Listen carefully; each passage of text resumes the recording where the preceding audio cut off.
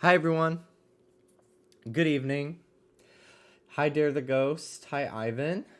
Tortuga. Eric. Hello. Hello, Red, aka Rouge. Hi, Flo. Hi, Jargon. Hi, Smaphoros. What's up, everyone? Hi, Damien. Hi, Tortuga. Hi, Nappin. Hi, Huntober. Hello, Alex. Hello, Max. Flo, what's up? Kiwi Swan. Cruelest Girl. Congratulations, me a VIP on Salandit. Amazing that you saw it. Made notice that it was shiny. Hey, cybernetic cephalopod, how's it going? Hello, hello. Hi, Pixie Sylveon. Hello. Hi, Toasty. Hi, Rattan. What's up? Amy. Hi. Um, what's up, everyone? My dinner just got here. We had quite the day. Really nice little day. Dallas's sister and his brother, one of his sisters and his brother came to visit, and his sister brought her daughter, Dallas's niece. She's 2, and she has a baby coming in January. And we just wanted to hang out. They came to see our place because none of his siblings have been to our new place. And honestly, didn't even come to our old place because we didn't have anything to sit on. It was anyway. So much nicer having them over. We cleaned a bit this morning, and our apartment has never been this fucking nice and everything since probably since we moved in. I don't know. I don't know. It's very comfy having it be all nice and clean. But anyway, went to the mall. I got this sweatshirt at Target. I already have a hoodie in this color, literally the exact same color from Uniqlo. But it was so cheap at Target, and it's just a nice sometimes I don't want a hoodie. Sometimes I just want a sweatshirt. I like having options. So they had one in a lavender and then a pale green too. And I was just like, I'll get the red because I love wearing red for now. And then if I really want to, I'll get the other ones. We'll see. And then we came home because we were up late last night, and then we woke up so early to clean before they came to visit at 11 that we just knocked the fuck out when they left. We watched the newest Dracula episode. I fell asleep during the judges' critiques. I was so tired, and I could listen. I was just like, okay, so and so won. Great. They put who in the bottom? Great. Who went home? Great. After the floor show, I really did not need to see anything else, especially because I'm so over so much of the drama. Um, but anyway, so we watched that, and then I was asleep for 2 hours, and I took a nap that it's one of those naps that I tweeted that you feel like you aged afterward. Hi, David. How's it going? Hi, Broken Abyss. What's up? Hi, Big Slay. Wait. Hi, Connor. Hello, hello, hello. Someone outside has their music in their car pretty loud. But yeah, our dinner just got here. I was gonna make dinner tonight, but I just was like, no, I'm not doing that. We got bento again, and I got orange chicken over udon with red bell peppers, green bell peppers, and green beans, and then we split pork dumplings and stuff. So very delicious. Gonna pick at this. I was gonna use chopsticks because I like using chopsticks for stuff like this, but I was just like, I don't. It's too much. It's too much focus when I'm trying to talk and everything on stream. So I'm gonna pick at this while I run around in Scarlet Violet. So let me switch over to the game. Real quick. It's the last time I got it, it was really good. So I'm very excited to get it again.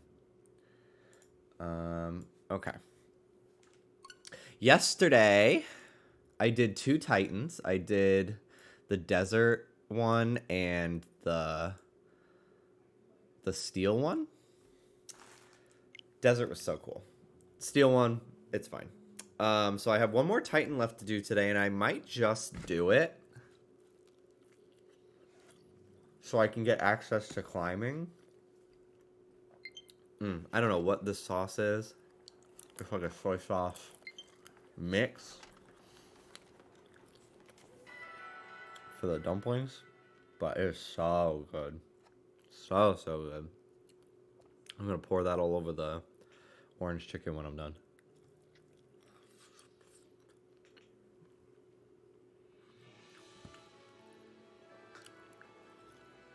Okay.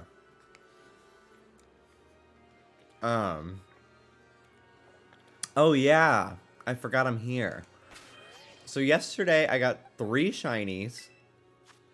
So quickly, I got Finizen, I got Go-Go as well, which were ones I was looking for, and I found them. I had a Finizen Outbreak, so the first 30 spawns in an Outbreak are full odds, which I'm trying to keep all my hunts that in this game.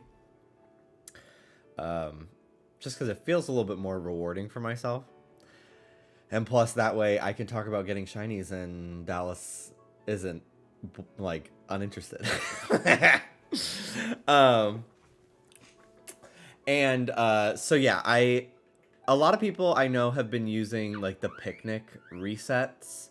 But honestly, at least for the ones in the water, like Finizen, just swimming far away real fast and then swimming back, I reset the spawn so much faster than like doing the picnic method.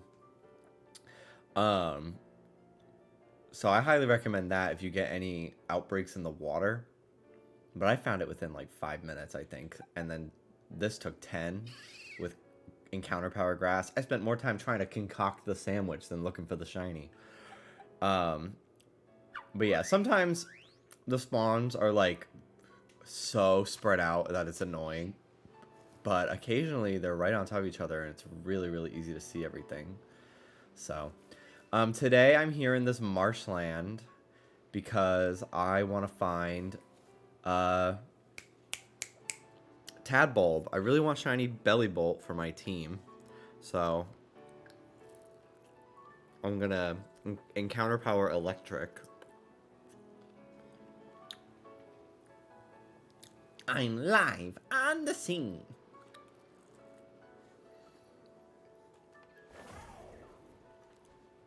Anyway, so yeah, I'm gonna encounter power electric and just like take a peek at the Tadbulbs and do their thing. And then I also got a shiny Fletchling yesterday, which I'm surprised that I saw. Hello, Anne. I said hello to you. Are you so happy now?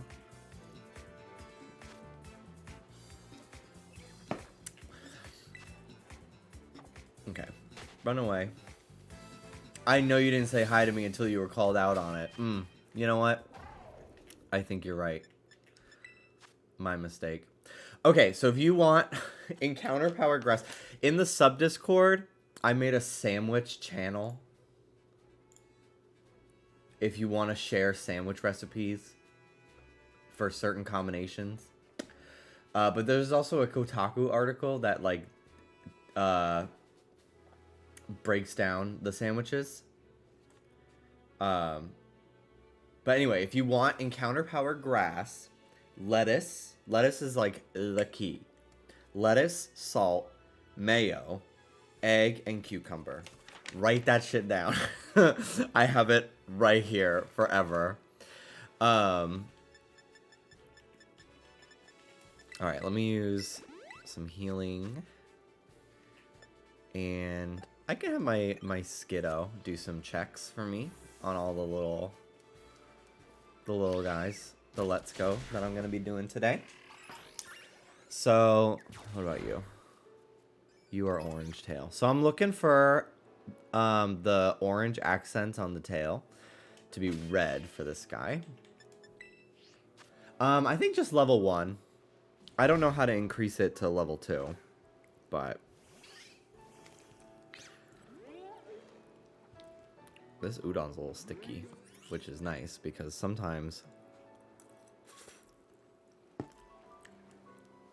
the sauce is so liquidy that when I'm slurping the noodles, it goes all over the fucking place.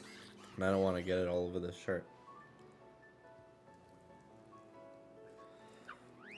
I would really like to try making udon and like some other dishes with that like use noodles that can be served cold too, because eating this as leftovers was so yummy the other day.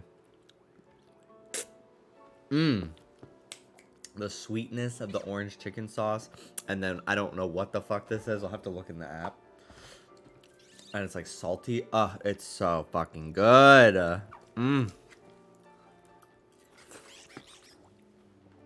Yeah, I think the bird is also too big. I think I've decided that it is too big. Although, I think I might have just caught a big one. Because I've seen smaller ones. And mine might just be on the bigger side. Okay. I think it's the avocado sandwich. Yeah, I need more avocados. Okay. I'm gonna go shopping then. I wish I could fly directly to this place. It was so annoying to get here.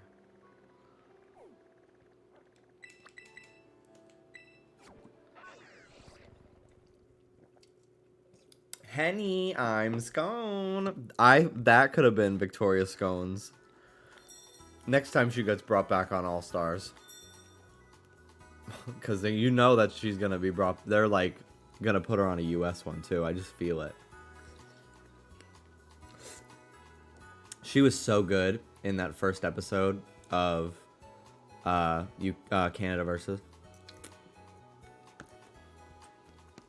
Weird how you can only fly to some Pokemon centers. I thought you could fly to any of them after you've been to them for the first time. But maybe I'm wrong. Victoria's mother. She is mother. She's so good. It was really a strong showing for every single person, I think. That first episode of Canada. I'm dreading the judges every week, especially Brad.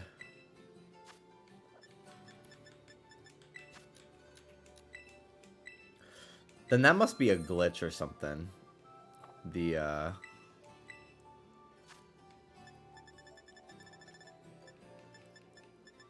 What's on the avocado sandwich? I should see. Can't believe avocado sandwich Cerebi. I can't believe this is where I'm at. Excuse me.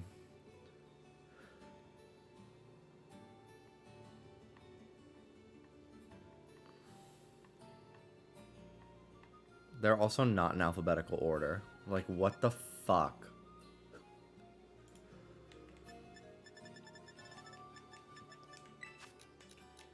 What the fuck, Cerebi?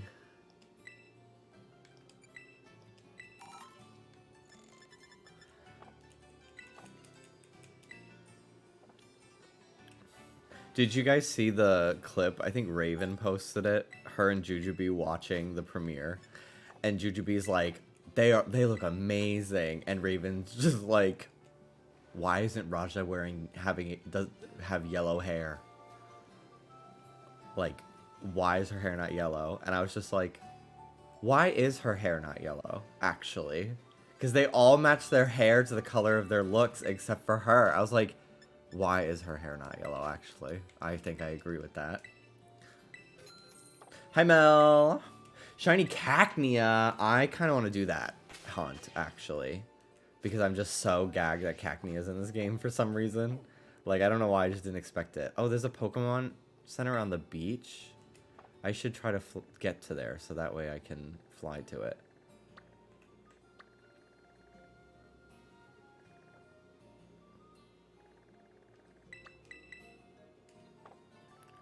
I'll fly from here, from the lighthouse. How you doing, Mel? Yummy, yummy, yummy, yummy. This is what I'm talking about. It sometimes the sauce that's on the noodles gets all over me. I'm gonna go get a napkin.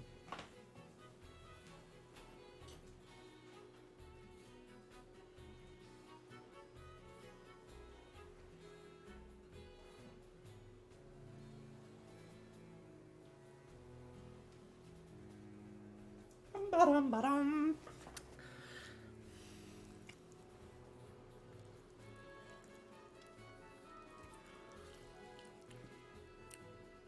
I heard Ed Sheeran before I got this first shiny. Like the song came on.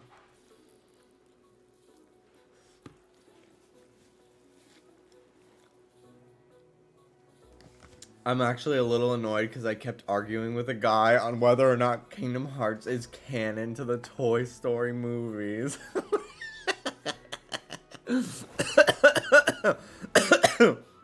Holy shit. I don't know why that's so funny to me. It is. The creator confirmed. What the fuck? Because he believes everything he reads without fact checking. Okay, actually, I'm not as good. I'm just as bad as him.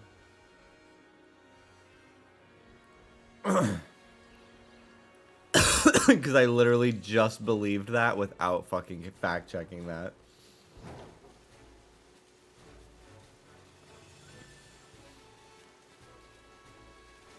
That would be so funny though. Of all things, Toy Story. There's so many fucking movies that Kingdom Hearts has like inserted itself into. I thought my computer froze. No, that was the game this time. The flying is so bad. It would have been cute if it actually was more like you can glide, but you get like one or two like Smash Brothers recoveries. Like that would have been cool to me. More useful, especially with how much you're like ascending. But I guess they want you to use the climbing. I gotta teach this guy. When does Skiddo evolve? I should look that up. When does Skiddo, the Pokemon, evolve? 32. I don't know if I want Go-Go. I don't know. I love Skiddo. It's so cute.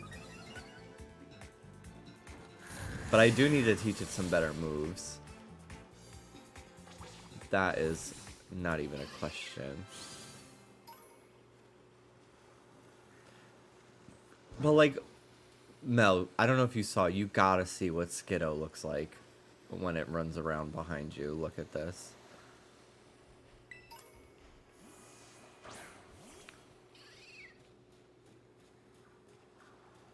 It's so cute. It's just like real life baby goats. Like, I don't want to get rid of him. I want him to stay Skiddo. Eviolite Skiddo meta. I didn't know Shellos was in this game. Gastrodon, Storm Drain Gastrodon strikes again. Oh my god, Storm Drain Gastrodon, but it's not even a fucking... It like changes its type. Oh my god, that'd be so annoying. To be like fire with Storm Drain. Although like... To like give it resistance to grass or something.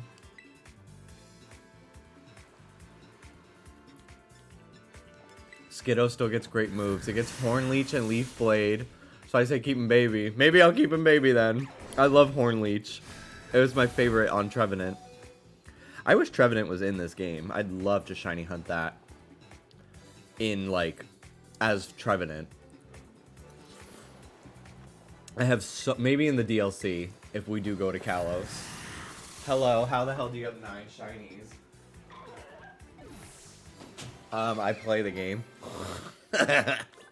I don't know how to answer that. Like, I just hunt them and then I find them. I've put 30 hours into this game. So, Sandy Gast! Oh my god. I can't believe he's here too.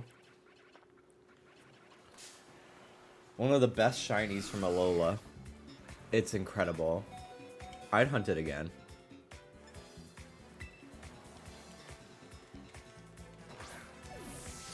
Most of the clips that I've of my shinies have not been super exciting, but I think the Finizen and Girafarig and Cyclizer are worth posting. I might post them. I want to post. I thought about maybe making like a highlight YouTube video with a bunch of shinies. Because I think that would be good content to post on my YouTube channel, my main YouTube channel. Look at this fucking noodle, baby.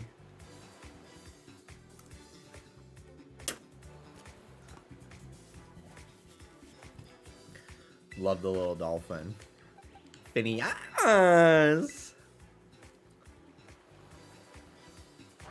I would let them ruin Kalos. This game is fun, though. Fun, even though it sucks ass. Yeah. Like, I really think that if they just fucking fix via a patch, at this point, all I'm really asking for is to make the frame rate more stable. Never drop to like below 28, please. I can't. Make the frame rate more stable. Maybe fix some of the lighting, because the lighting in this game, like the shadows glitch, and stuff like that. Like, can you work on that? And then add Overworld Shiny Sparkle, please. There's so fucking many glitches. I retweeted a compilation today. Oh, I forgot. It can't obey me. I really like this, actually.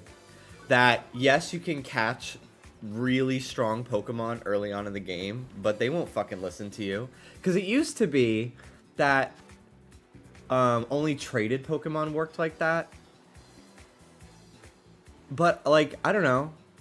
It makes complete sense to me, and I think it's, like, a great way to balance difficulty and, like, make it so you can't just go to the end game area and catch a level fucking 80 thing. I kind of wish almost that your own Pokemon would start to disobey you. I think that would make going over-leveled a little bit less of a problem. Like, if it does happen, I don't know. That could get really fucking annoying, though.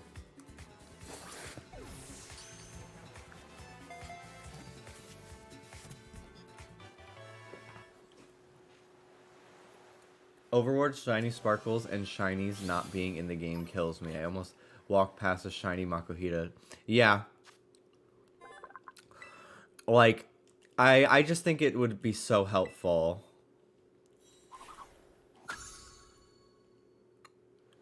That might make gym battles really annoying.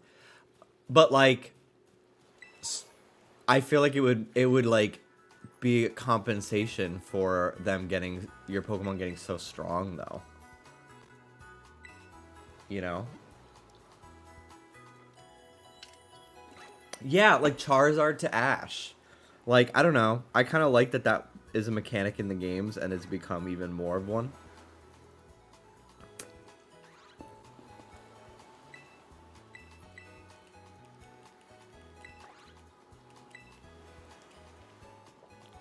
Because, like, if you do a handful of raids in this game, which are really easy at the beginning of the game, and you just feed all those candies to your Pokemon, they get so strong so fast.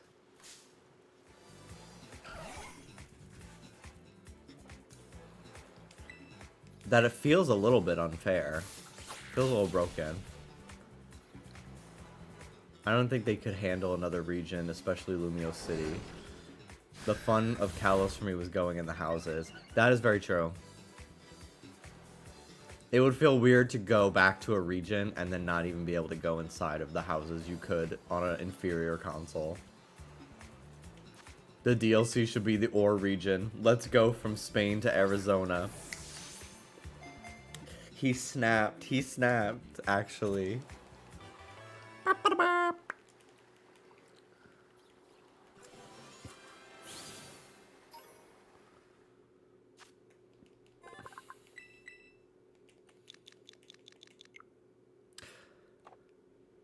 A recently published research paper states that this form of Shellos is gradually decreasing in number. That's so weird because this was the one that was in Sword and Shield. Like, and how many fucking people bred them for competitive? Like, that's so odd to me. I would think it was the pink one. This is the better one. Just saying. Kaskaroffa City already looks like Agate Village. As does most of the fucking graphics in this game. They look very on par for GameCube.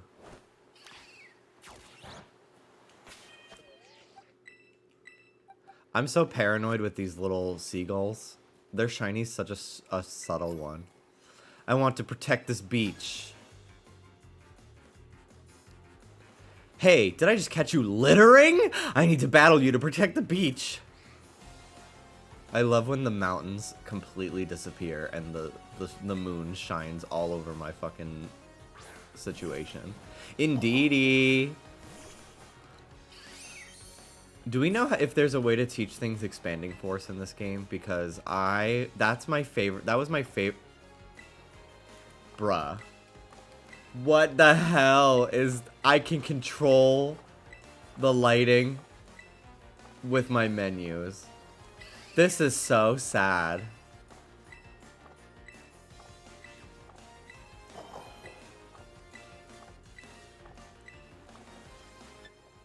Is this the first time that's happened to you, Jimmy?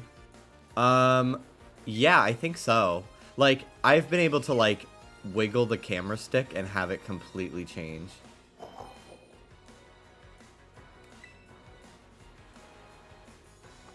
What the fuck? But anyway, that was one of my favorite periods of the Sword and Shield meta, was Isle of Armor, because legendaries were still not allowed in VGC, like, ranked, and there were so many fun, like, everyone's using fucking Alakazam with Expanding Force, with this Indeedee, because it had Psychic Terrain. I don't know, it was just very fun.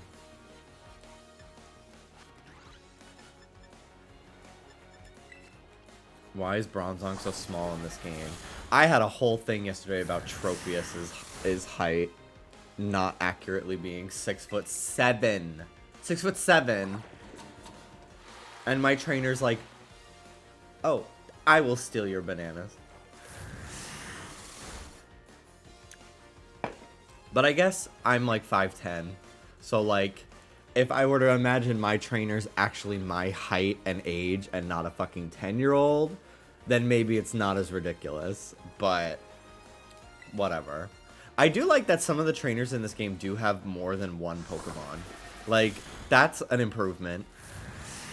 I wish it was more frequent, but I feel like it hasn't been since Gen 4 or 5 that trainers had more than one Pokemon.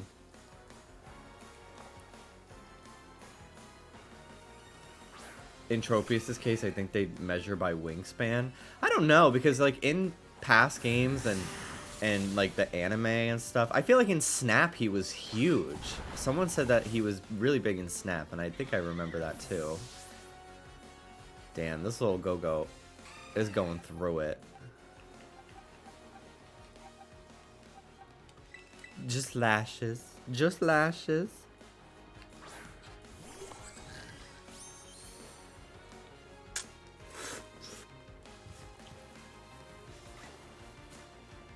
I don't really know why there's 2 different egg hatching scenes. It's really odd to me that they did it like that. It's really weird. God, the lighting.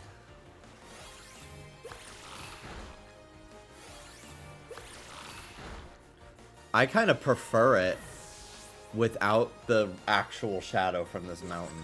Because there's so many really tall mountains in this game that, like, most of the time you're fighting in this, like, everything's in a big shadow. And it just kind of looks a little ugly. Like, I would be fine if, like, it wasn't that realistic in terms of lighting.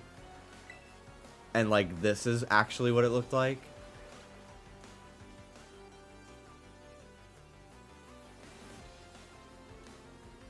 This looks much better. That Gyarados is like, hello.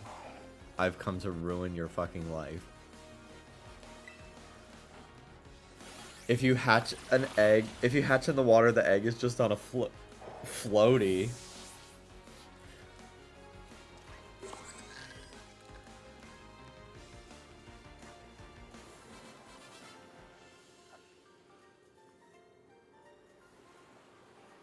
Sorry about that. Seems like I was mistaken.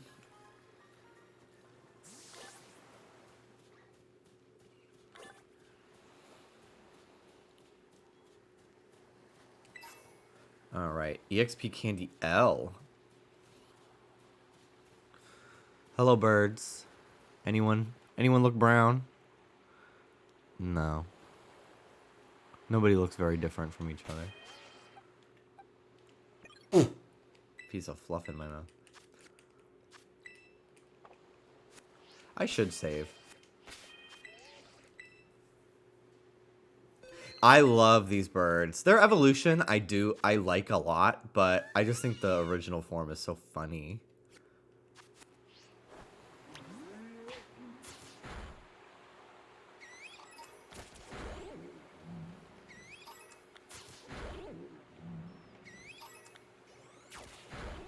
Got him.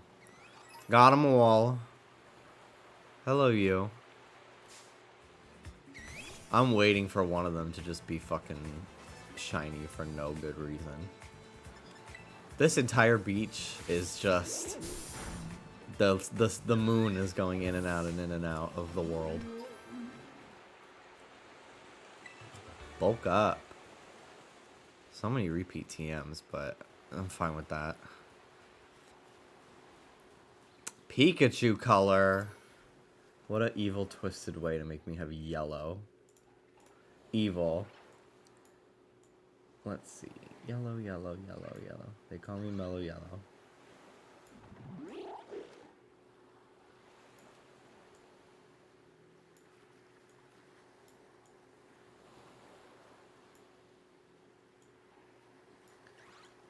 We'll do the cool, like, dark yellow moment.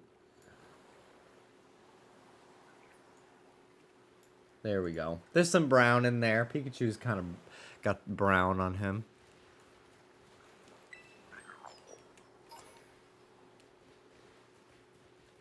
Alright. McDonald's layout. Dehydrated piss.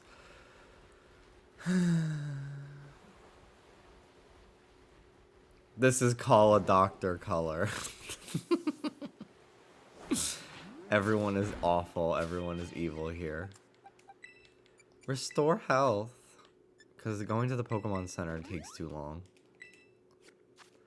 Auto heal. I wish it worked with status conditions and revive. I don't understand why it doesn't at least do status conditions. I get maybe revives because it's like, well, maybe you want to save your revives for your stronger stuff. Can I not? I can fly to that Pokemon Center. I thought for a second I couldn't. Pincurchin's here? Oh my god. Wait.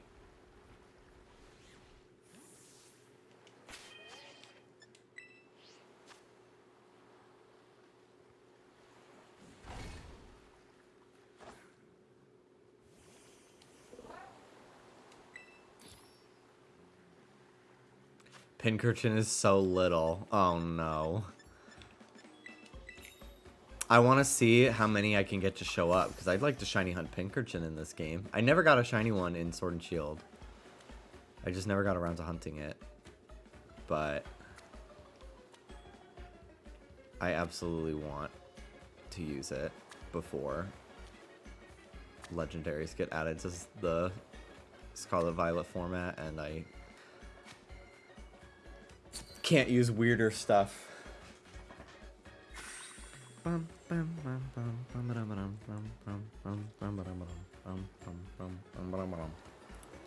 Every time I use these salmon, they clip through the sandwich. Every time.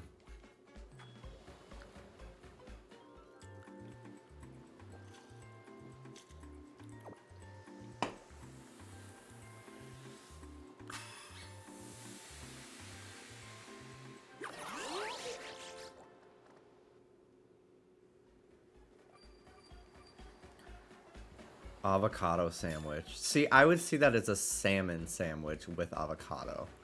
Like, I feel like the meat always is like the deciding factor on what the sandwich is, and then like any vegetables or fruit you put on it are the toppings. You could say it's a salmon sandwich with avocado. Oh god, I forgot it. All of these guys are gonna fucking show up now. Oh no. No Pinkerton. At least they don't fly away when you get close to them. They don't fucking care about you.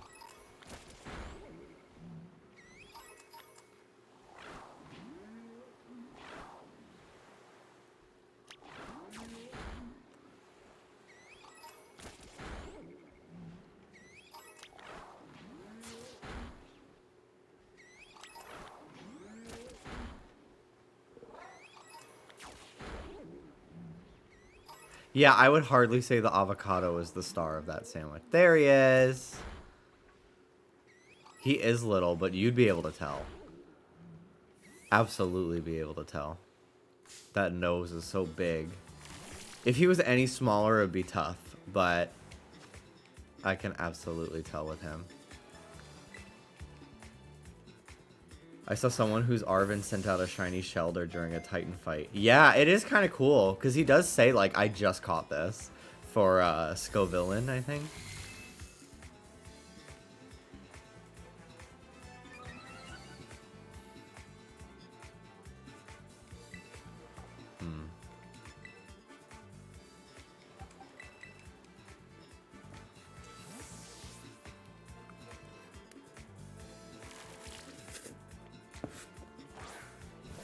I might put the rest of my food. I didn't really eat much, but I also had the dumplings. So I might put the rest of this in the fridge and have it later.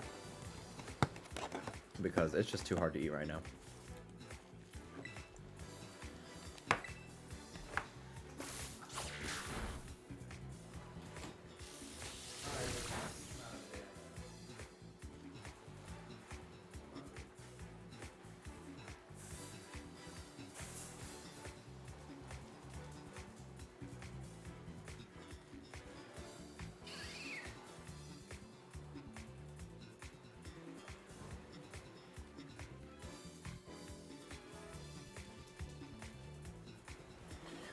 Okay. I love that the plushies for Pinkerton is basically life-size. I know. He's so cute. Hey, Rube. Hi, Ruby. Hi, Ruby. Hi, Ruby. Oh, you're so good today. You're so good today.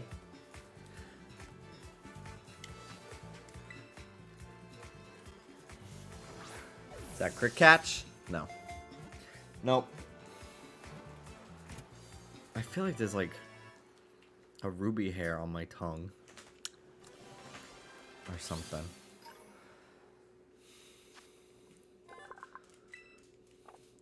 It uses it. Wait a minute. This Pokemon generates electricity when it digests food. It uses its 5 hard teeth to scrape seaweed off surfaces and eat it. It only has 5 teeth. Oh my god. That's funny. That's funny.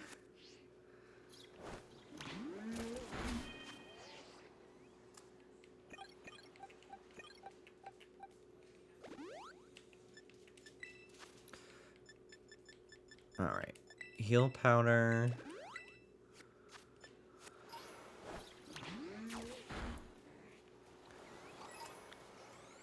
Okay.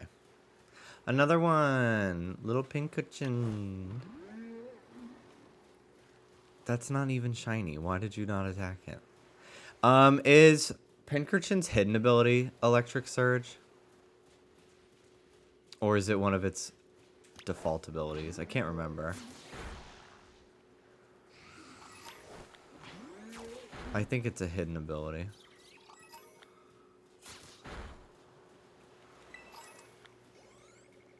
There's another one.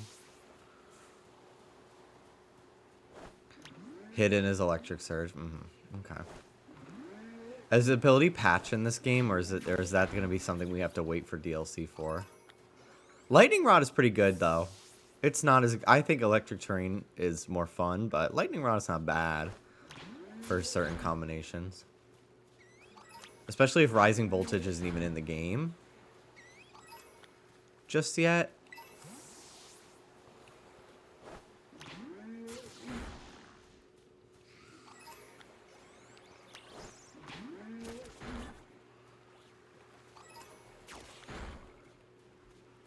Hello. Excuse me, Ruby. Don't eat my headphones, little baby.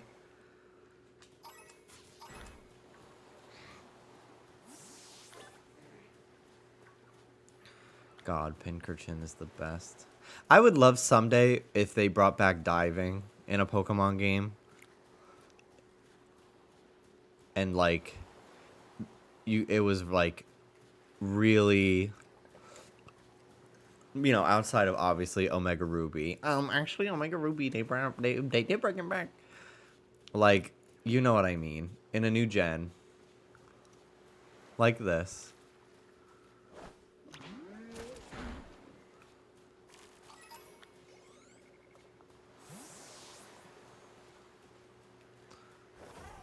So many Wattrel.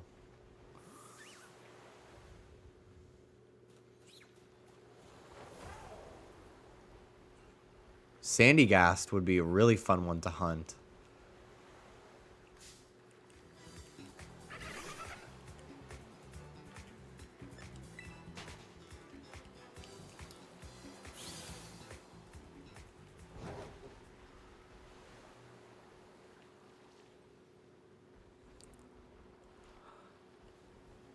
I have a shiny Clamperl in a ROM of Pokemon Ruby on my old fucking laptop that I used in high school. And I wonder if I were to get that save file, because I have the epilogue like operator thing where I can like write save files. Like I can back up my saves from my GBA and Game Boy Color games, and then I can also import save files onto them. I wonder if I like got that save file, put it on a cartridge, and then traded it to like another version, or just like put it on a cartridge. I wonder if I could do all that. Like I wonder if I still have that file. This shiny Clamperl has been trapped on a computer, left alone for like over a decade. For sure. Ruby, what are you doing out here, Missy? What are you doing out here, Missy?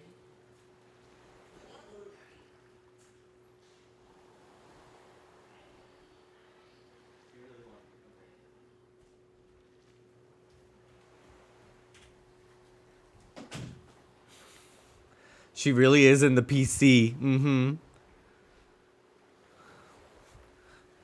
I think that Mac is still on OS X Lion.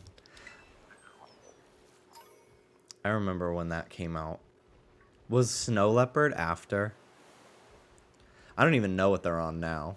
I haven't used a Mac in... Like, regularly. Like, I have a Mac Mini that I backed up my broken iMac to. So I have an option to use a Mac now, but... I use it so infrequently that I don't... Like, I don't know. I've been using a PC for, like, 5 years now. 4 years. Like, as my main computer. How much more time we got? 20 minutes. Okay. I think we're done playing around on the beach. I would love to hunt Sandy Gast with encounter powered ground. I think that it would be like the only thing here. Because I don't know if there's any other ground types on this route. Palmy. Okay. So we're going back to the swamp. Because we're looking for Tadbulb. I should put something on the screen that says current hunt, actually. Tadbulb. Let's go swamp. Let's go swamp. God, it's such a fucking annoying shiny. It like it just does not change.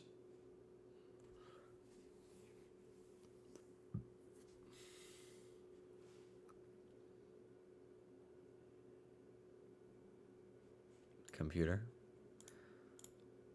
All my fucking shit minimized just then.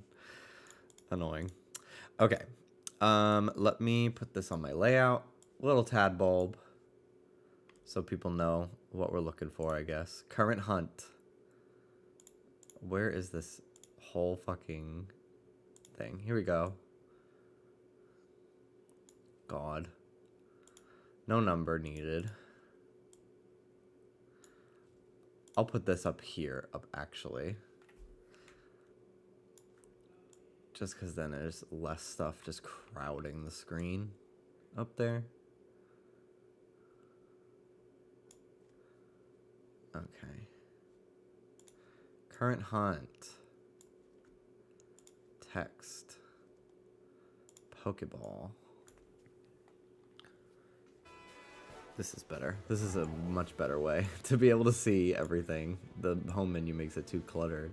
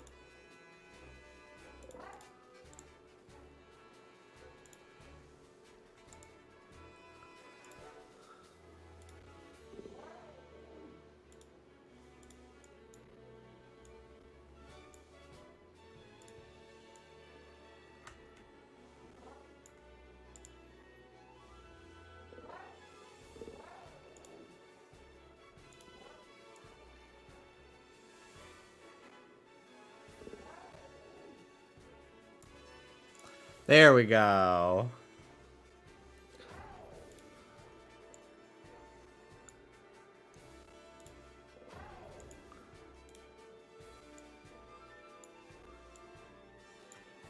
Cute little guy hanging out up in the top of the screen. So that way you all know what I'm looking for. Okay.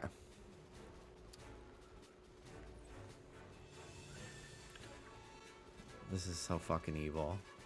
I need to also reopen my capture program because the audio's crackling a little bit right now, and it's annoying me because I can hear it. Most people can't tell when it's crackling, but I can, and it's dumb. Okay. Tadbulb, where are you guys, little buddies? Damn. Flamigo. What's your Terra type? What is it? Fighting, flying? Bug? What the fuck? I'm out of here. Bye-bye.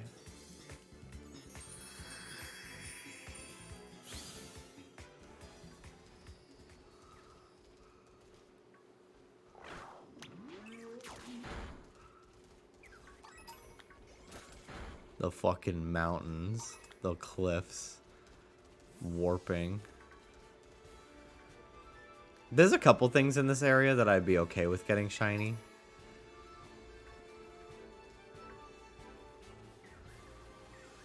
But obviously I want my target.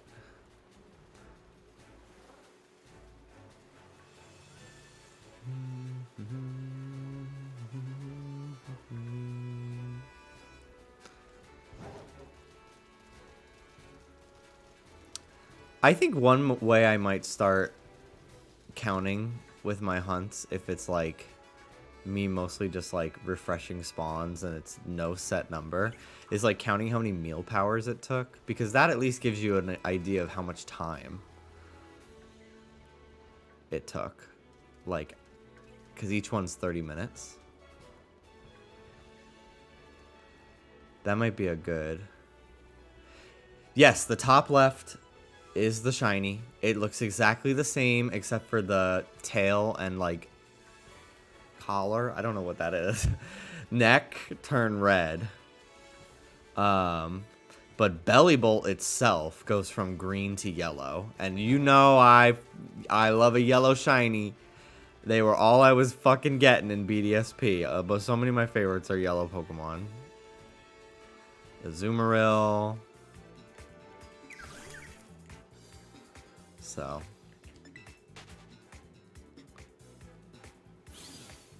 God bless. I mean, it's not too bad. Like, if you use the Let's Go method, you can check them. But thankfully, in this area, it's possible to like, walk past them a little bit and, like, tilt the camera, and you get a pretty good look at them. This is the best place to do it. Thank you, Josh, for recommending it to me. Because I was trying to do it in the river.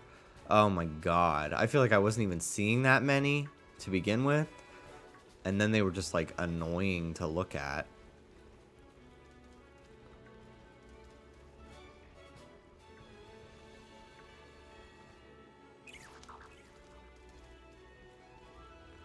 This game needs overworld sparkle so bad. Yeah, it helps that this area is brown, too. Like, I think it'll really pop next to just, like, the flat brown dirt. I think I'll actually be able to notice it more than I think I would. Especially because so often they're, like, next to another one. So you can compare. Who's your favorite shiny? Oh my goodness. I got a lot of favorites. It's hard for me to narrow it down. There's just so many Pokemon to begin with. Azumarill is definitely one of them. I really like Bisharp and Whimsicott. Those are two of my favorites. Just favorite Pokemon in general, too.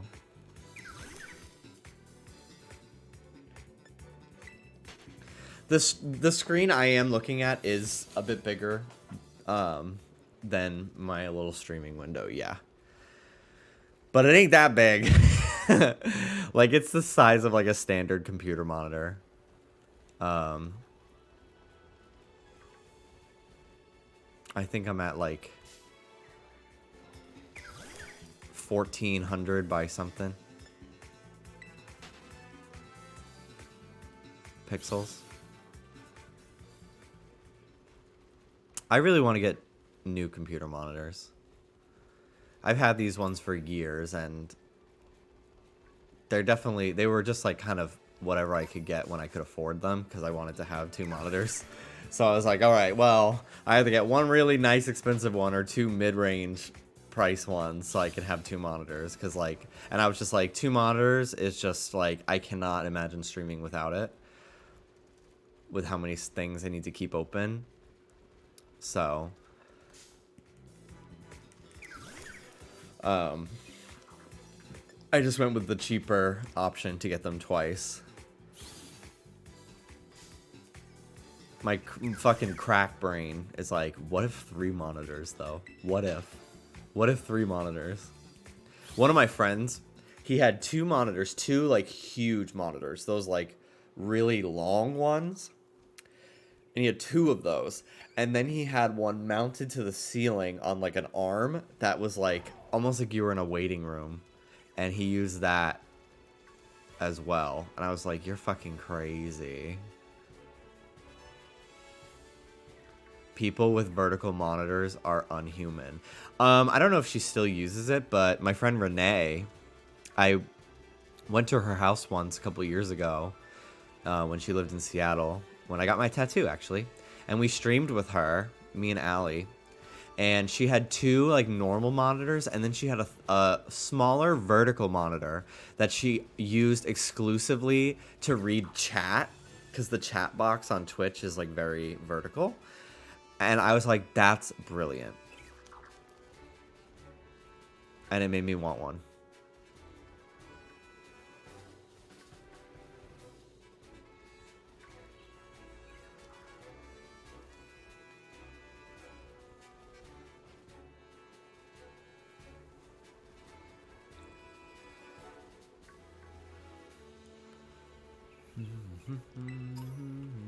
Where are we at?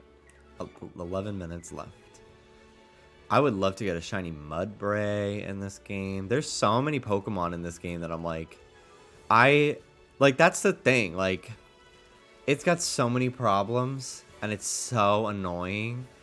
Because, like, I know despite everything, I have no plans to stop playing this game for a while. And I'm like, I wish that that could be even more of a pleasant thing to think about.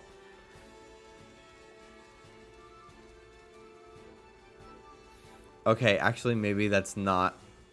Maybe that's very human after all, especially now that we live in the age of vertical videos, which I'm not used to because I don't have TikTok or watch YouTube Shorts. Just watch Mel have an entire character arc about vertical monitors. Mel just Zuko'd the fuck out of themselves with vertical monitors. How wonderful. The lighting on that really got me for a second. Dreadnought almost looks better low poly.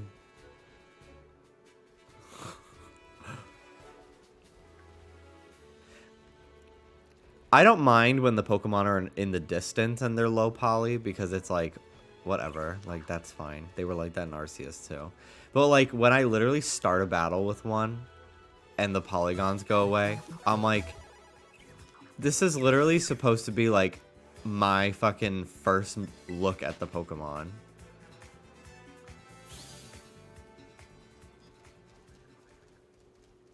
Like, why would it be low poly? Because like when they go low poly, when they are low polygon, sometimes they like don't, their animations don't do everything. Like I fought a Floatzel, and normally Floatzel like opens its mouth and screams at you, but when it drops polygons, it just like does its whole fucking antics, but doesn't open its mouth, and it just looks weird.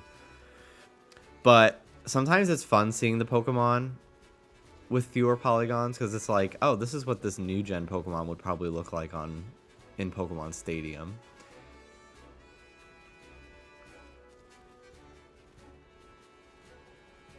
What a fun little throwback. Is Pokemon Stadium on Nintendo Switch Online yet? I'm so excited they're adding those, especially Pokemon Stadium 2. Because Dallas and I so often when we stream together, we do those like randomized teams. And we really want to set one up for Battle Revolution. Either I like hack in a Living Dex to like a copy of Diamond and scan the save file, or like maybe somebody's coming up with like a mod that I can run on Dolphin maybe. Because it's starting to get to the point where like every time we're like kind of getting bored, because you know there's only 252 Pokemon, and each time we're using 6, and we try not to use repeats each stream, so it really really starts to cut down after like 3 battles. You can't transfer anything to it, which sucks if you want to do the actual campaign. Yeah. Yeah, absolutely. Which I'd love to do someday. I do have the cartridges, though. So.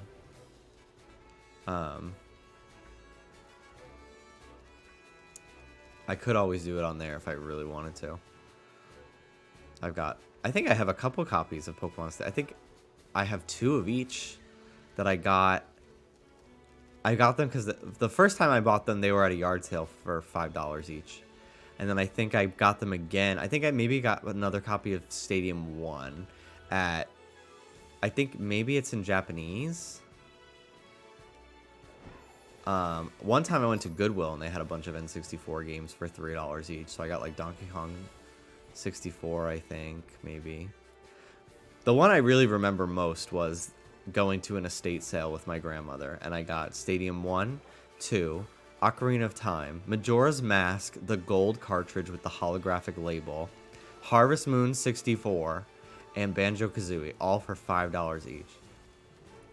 I miss going to garage sales so bad. Nowadays, I feel like a lot more people know what they have. So the likelihood of finding a steal like that is unlikely, but you never know.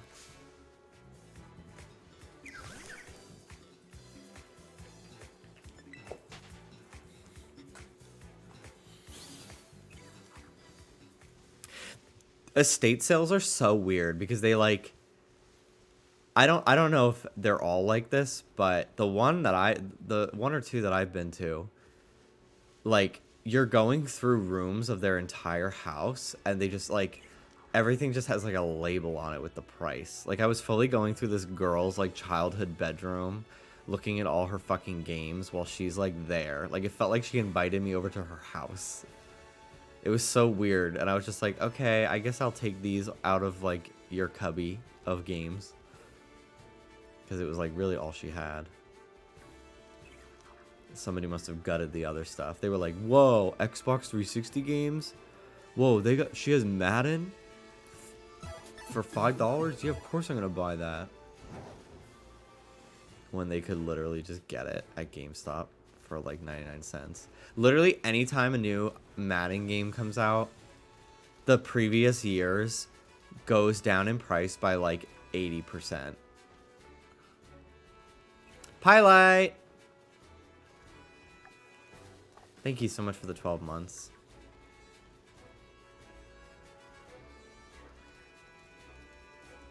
I want to do some Christmas builds in Animal Crossing soon. In Happy Home Paradise. Because I didn't really do any last year.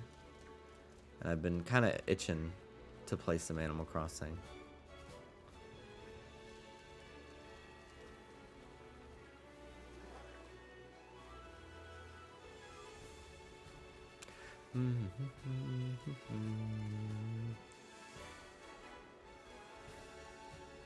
Found so many Madden games at five below. Or 5 and below. At the 5 and below. Is that a different store from 5 below? In like different countries? Bro, God. When I worked at GameStop, we had to send out the old sports games to shred in bulk. They were worth less than a penny each. Yeah, I remember one time when I was like a little kid, one of my friends, their like original Xbox broke and they bought a PS3.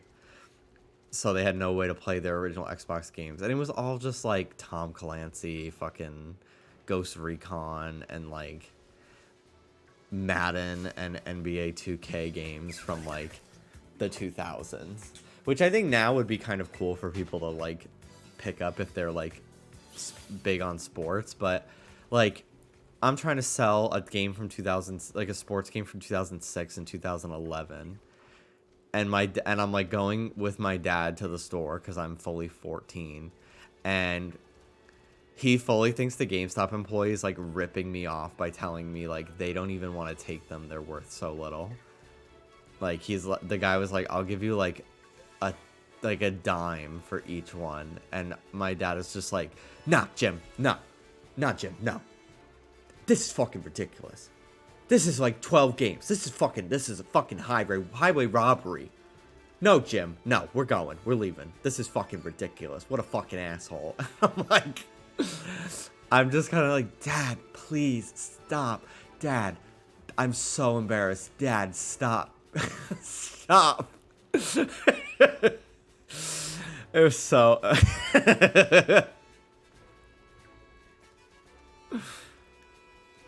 One time, my dad took me to GameStop.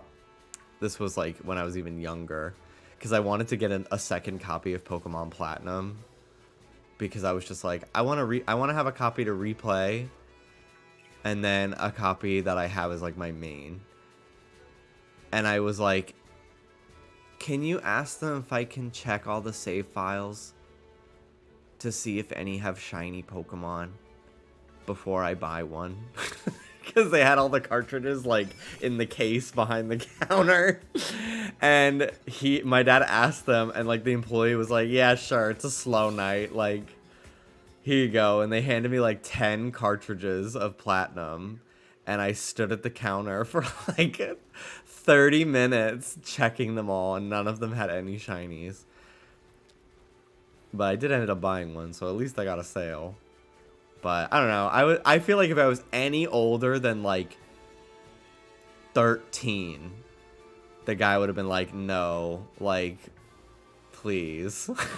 Don't ask me that. Don't ask me to do that.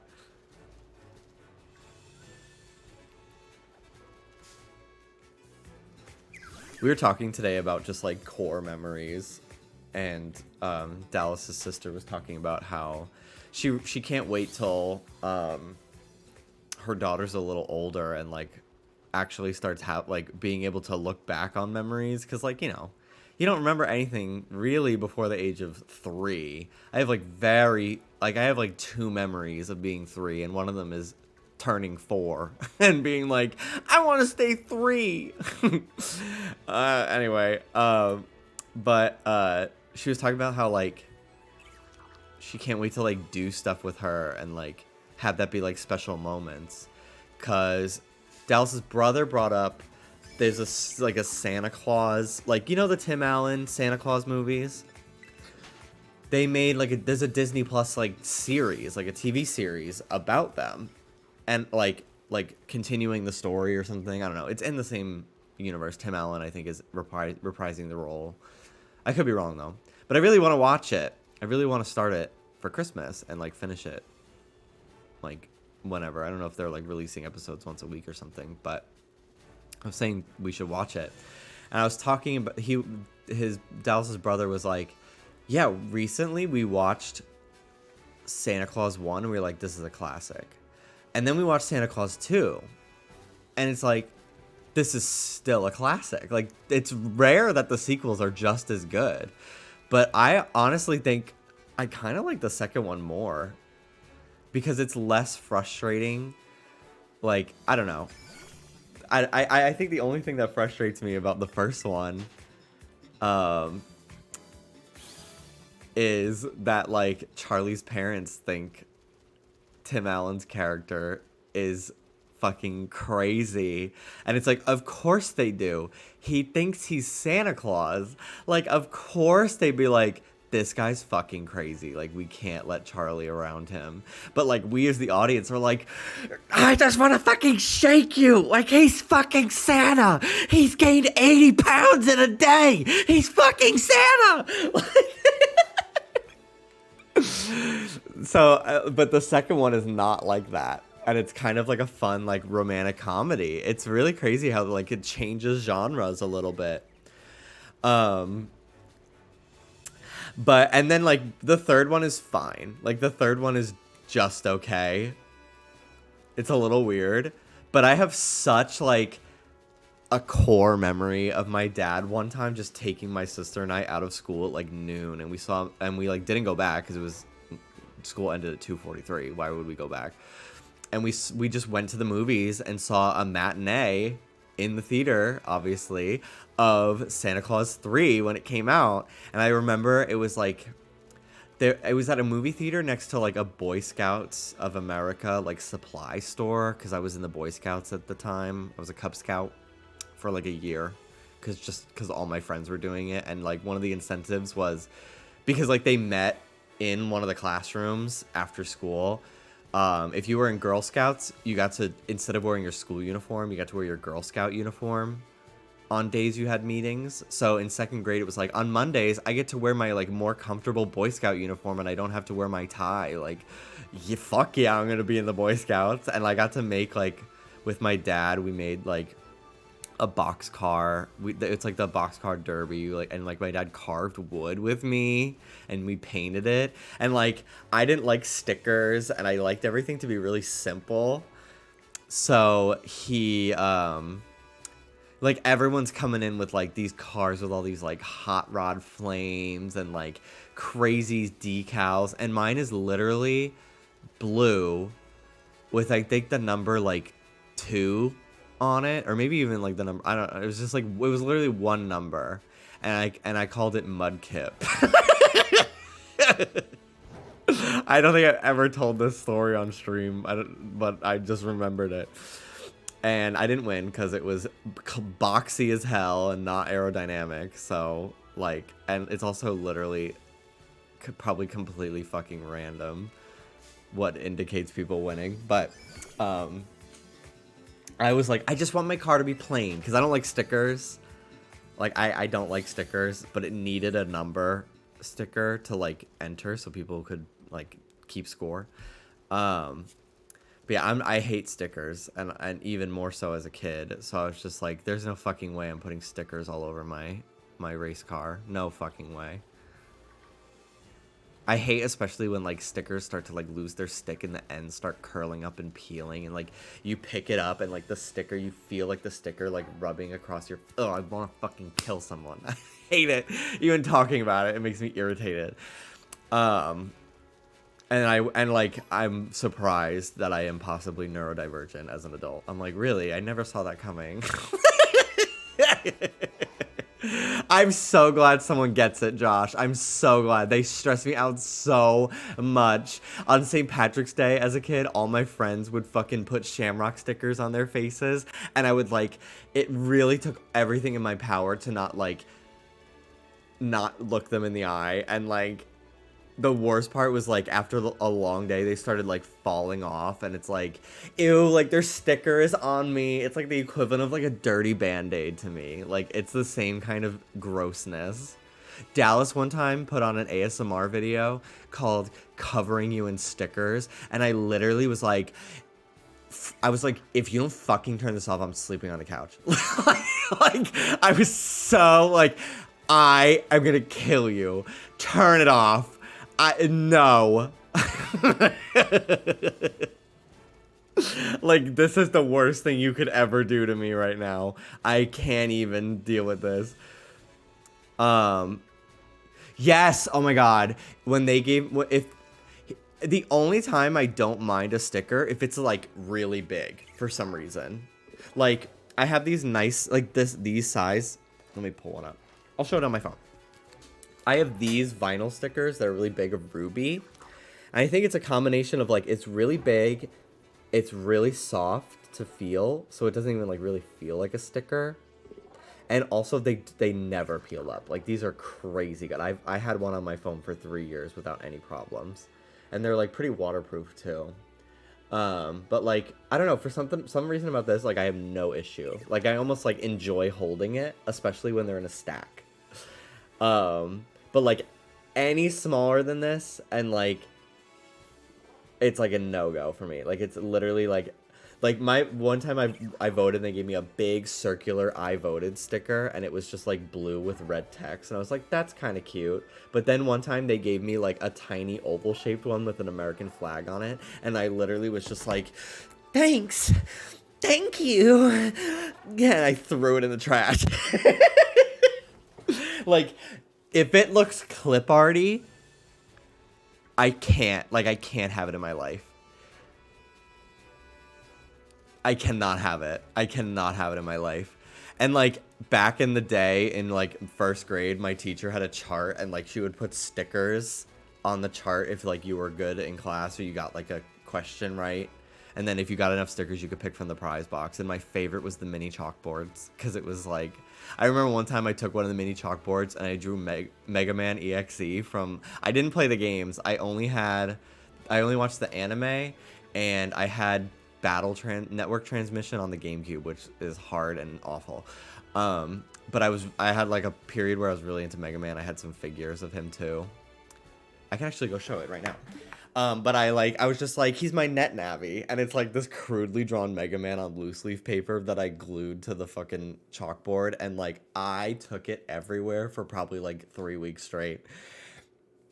Anyway, I have a couple Mega Man things, but some of them are broken. Like is he up here? I got this guy at Barnes & Noble. I got Zero from Barnes & Noble one time, and he's really cool. And then I have a D-Arts Mega Man where the leg broke off.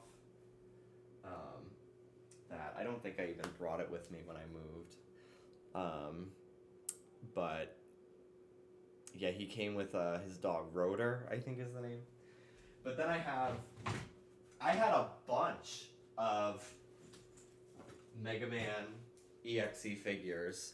I had blue Mega Man, red Mega Man. He's missing his arm. I think the arm fell off in my suitcase, but I'll look for it later. But I had blue Mega Man, I had red Mega Man, I had Guts Man, and I had Bass, who had like a cloak, and I was like, this is the coolest thing ever. I have no idea who these fucking guys are. But my mom was like, yeah, okay, KB Toys shopping spree for your birthday, whatever. But yeah, his like limbs come off and you could replace them with like a sword.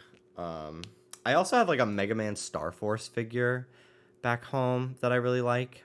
I've never played those games, but it was like really cheap on eBay, and I was like, this is such a cool character design. Maybe this will get me to play the games. When I was a kid, I don't have it. It's back home. But when I was a kid, you know those like coin machines? It's like gachapon that they have at like the grocery store, the pizza shop.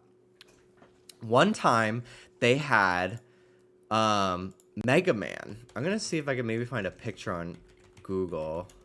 And it was outside a hardware store near my house, and they had them outside. And like normally it's like, you know, those fake teeth or like one of that's like a rubber bouncy ball, but this one had Mega Man. Coin machine figure. Mega Man coin machine figure. Let me see if I can find it. It's like so fucking like cheap looking, but I loved it. And I remember going to Target to get school supplies, and and it was so small, and I kept throwing it up in the air to try to hit the ceiling of Target, and I would get so close. I don't know if I'll be able to find it. It's like such a specific toy. But next time I go home, I'll grab it. I also have these. I think I only have Mega Man. Maybe I have Proto Man.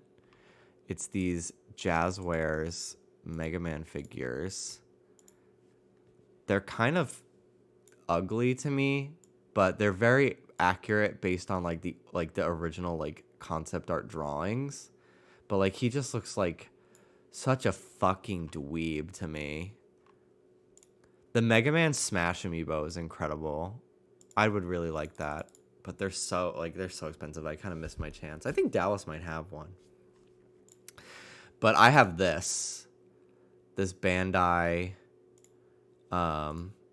Mega Man figure, and this is more the Mega Man style that I really like, where he's like a little bit like leaner and like very Astro Boy looking in design. But yeah, one of his legs came off, so I'm gonna have to like do some emergency surgery with super glue on the joint and put it back together. But yeah, I wish I was more into Mega Man. The only Mega Man game I think I've ever beaten is Mega Man X on Super Nintendo. I really want to play the Battle Network games when they come to Switch. I think that would be a cool stream, even just playing one of them, because I've never played them. And yeah, I use a Mega Man song from Network Transmission on GameCube all the time. This song.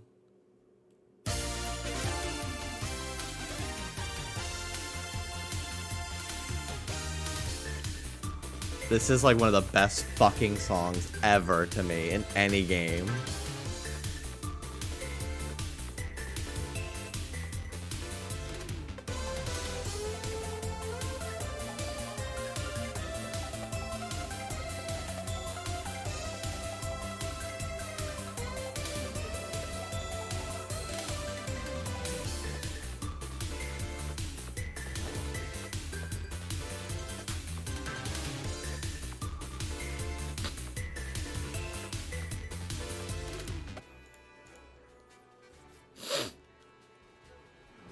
Mega Man games have amazing music, yeah. I think Mega Man 2 is like considered the best soundtrack of any Mega Man, or maybe it's Mega Man 3. If you heard that Mega Man song, there's literally just the Seinfeld theme. No, if you have a link, send it to me on Discord. I'll pull it up on stream.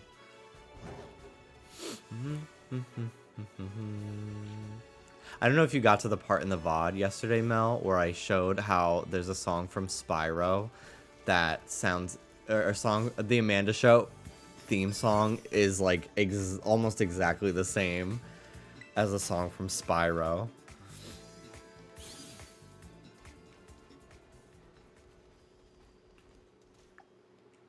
Okay, we gotta cook. Jesse, we need to make sandwiches, Jesse. One of these days, I'm gonna set up a picnic, and a shiny's gonna run into frame and then disappear forever because I fucking put a table out. And it's gonna make me cry.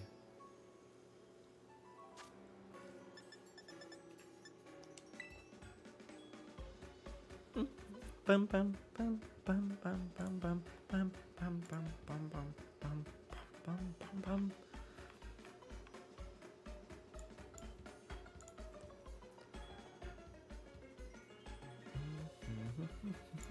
I kind of want to try to freestyle this sandwich.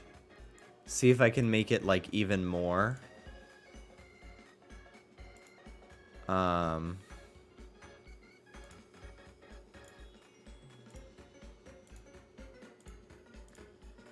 Powerful. So I'm gonna make that encounter recipe. Hamburger, rice, curry powder. Let's see. Okay, for encounter. Salt, mayo, egg, cucumber. And then what is the ingredient that brings you the most? Electric. And I'll just add a ton of that. There's yellow bell pepper. Okay. We're going to make a detour here.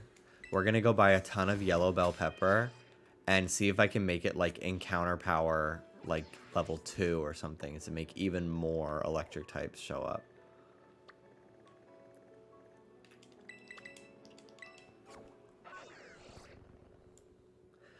My Kingdom Hearts Tamagotchi arrived in the mail. It's so tiny. I never had a Tamagotchi as a kid. It was just like slightly before like I would have been old enough to really understand them. But they made a comeback in like 2018. I'm sure they're still like popular with a lot of people. But they were like they were like $40 ones that like you could connect and like play with other people. I remember my friend Allie was trying to get me to buy one, but at the time I was like really scraping by each month to get with money, and I was in another I went from one long distance relationship to a longer long distance relationship, which I mean it worked out, but like what a fucking silly thing to do if it didn't, you know. So I was like, I need to spend money on bus tickets or flights. I don't remember who I was dating, but I was like, I cannot drop $40 on a fucking Tamagotchi. I did end up getting one of the like keychain ones with like 2 buttons on it that they were also selling. And I remember being so annoyed because I couldn't turn it off. There was like no force quit option that I could find. And I didn't have the right screwdriver to take the battery out. So I basically just like wrapped it in like a sock and put it in a plastic Ziploc bag to muffle the sound and like put it in a desk drawer and just never thought about it again. Because at random times during the day, it would just like make noise. I was like, this is so annoying. So I was really glad I didn't end up buying like a really expensive one after all.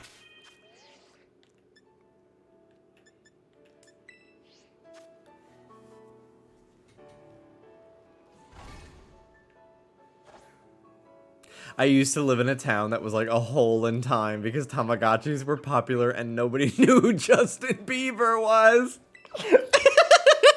What the fuck? Did you live in like an Amish country that just happened to allow Tamagotchis? Okay, let's make this sandwich. Okay, encounter power. Egg.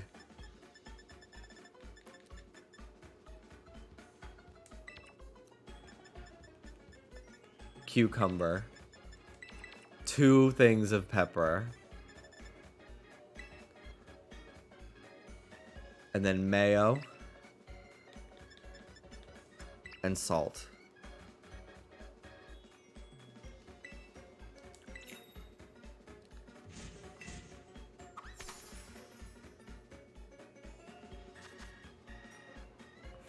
Okay. Let's do pepper, cucumber, egg. Pepper.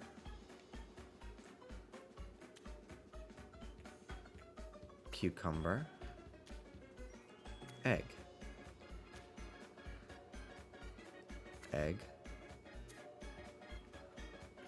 Pepper. Cucumber.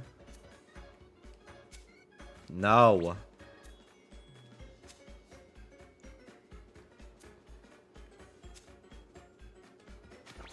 God.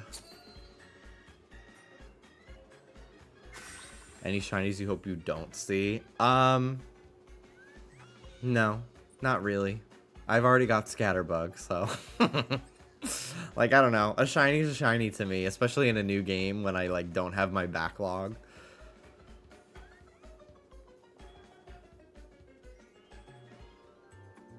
And there's no Outbreak shinies with, like, boosted odds. Like, the same way in Arceus where, like, even the first 4 spawns were boosted. So... like, I'm fine with it.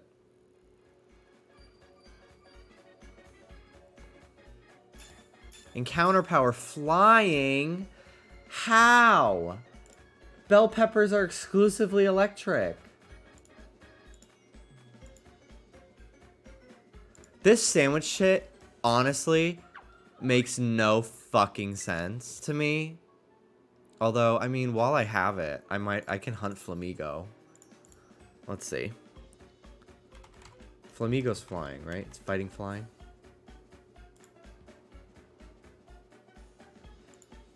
Let's get Flamigo. That one I don't have to fucking look too closely. I've already got the power, so...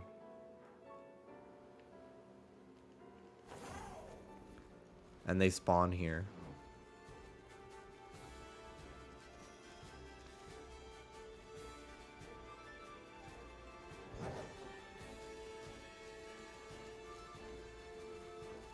How did the lettuce work but not the bell pepper? I'm telling you, this shit makes no sense. I bet it's fucking glitched too.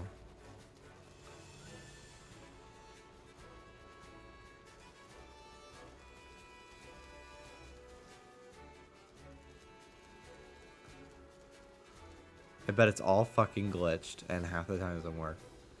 I would not be surprised at all. Yeah, absolutely not. Okay, suddenly there are no fucking Flamigo.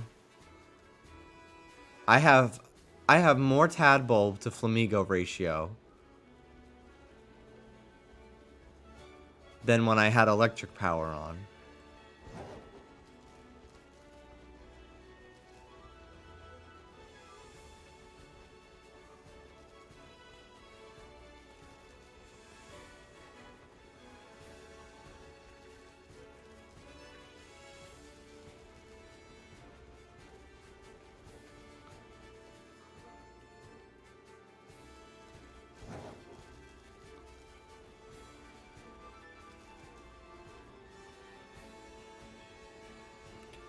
Maybe it was electric after all and it just said flying. Wouldn't put it past this game. I know, right?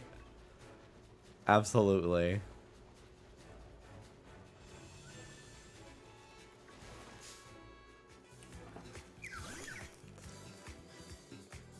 He really needs a fucking floaty for a puddle. That's so dumb. Why is it coded like that? Any little thing of water, they bring out the floaty. Doesn't want to get his little toenails wet. He just got them painted.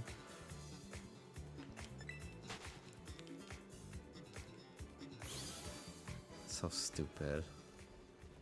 That's fucking dumb.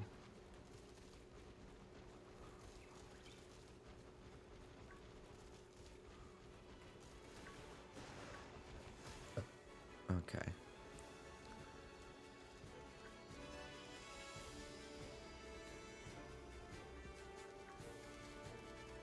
Just toenails. That's it.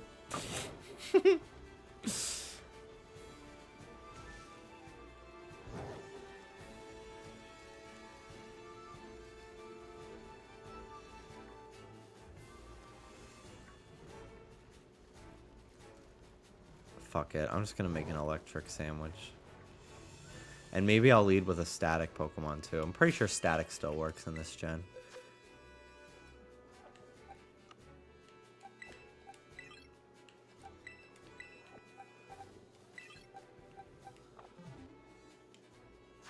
I'll even evolve my Flaffy into Ampharos. Ampharos!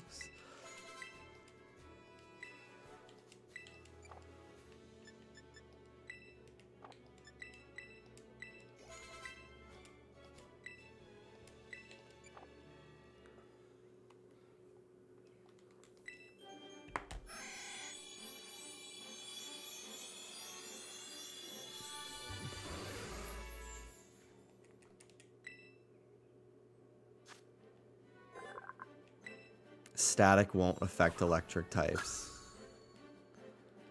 Do you mean paralyze them? Because yes. I'm talking about getting them to spawn more. If they took that away in this game, I'm going to be pissed. But, like, obviously, paralyze will not affect electric types. That's not what I'm talking about at all.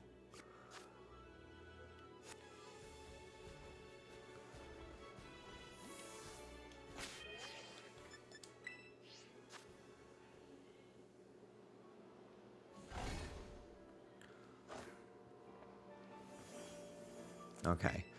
Electric sandwich it is. Okay.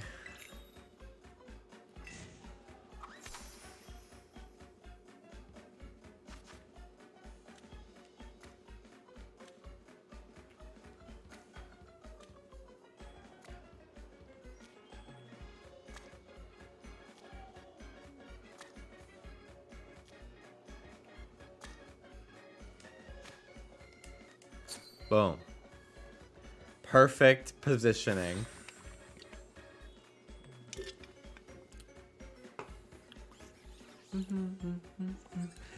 Oh my god, I didn't even talk about this. I did my Genshin dailies today before my stream this time. And I pulled Heizo. And he's so fun. He's like a fucking airbender. He's so fun. And it's going to take me a while to get the things I need. I did one pull, and I got him. Which, like, he has a high ratio, but I was surprised it wasn't a weapon. But I I don't have. I'm not gonna be able to. Uh, what's it called? Ascend him for a while, which was a little bit of a bummer. So I like compensated by giving him really like I leveled up a ton of artifacts and I ascended his weapon twice to like level fucking 45. I think I got it to before I ran out of Mora. Like I went out of my way, I did a fucking shrine twice and got so many of those like mud ball looking things to ascend the weapon. And it's the only time I've ever done higher than a level 40 ascension for it. And like he, despite being only level 20, was keeping up with like my level 45 characters with great weapons. I also got Thoma, yeah, Thoma, whatever the fuck you say, but I haven't tried him yet. But I was so into Heizo. I was like, he's so fun. Like he's a melee attacker. Like I was not expecting that at all. I didn't know what he was gonna do. But with like magic, he's literally just a fucking airbender. It's so sick. I like no character in this game has felt as good to play as him, except maybe the Traveler with Dendro.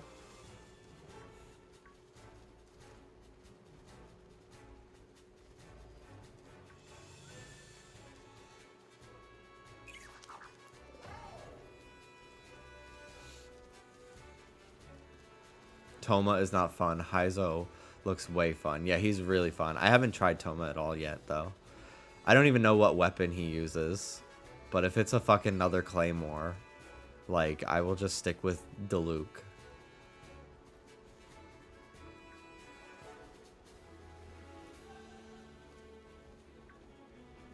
It's Toma. Totoma. Spear. Then I'll stick with Zhanling. I don't even need to use him. Heizo always talk about being a lawyer. He's like, there was a thunderstorm, and he was just like, it appears someone just lied in court. I was just like, okay. I love that this thing is actually the Terra Pokemon is invisible again. Cool. It really fucking baffles me. Like, I've said it so many times, but it really feels like everything, every single thing in this game is broken in some way. Everything. It's like almost to a point of parody.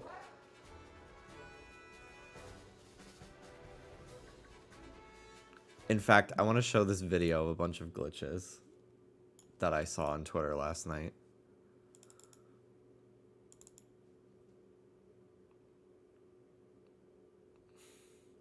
Our Uber Eats person tonight also was named Garfield, and it was like, Garfield's making one stop along the way, and I was like, yeah, John's couch. He's fucking eating our food. Dallas in his stream did not find it that funny when I went and told that joke in his chat, but I figured you freaks would probably at least go LOL.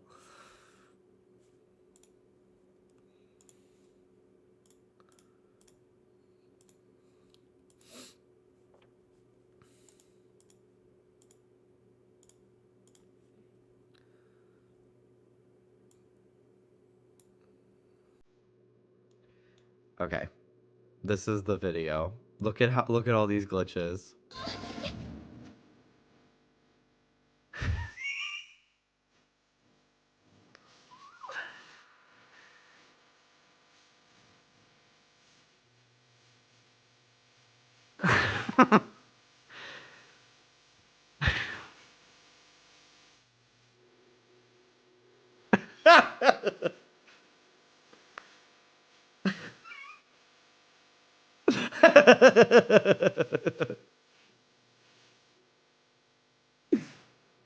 The just the Psyduck appearing for a millisecond got me more than like any of these fucking glitches. I do love the giant Delibird that glitched too.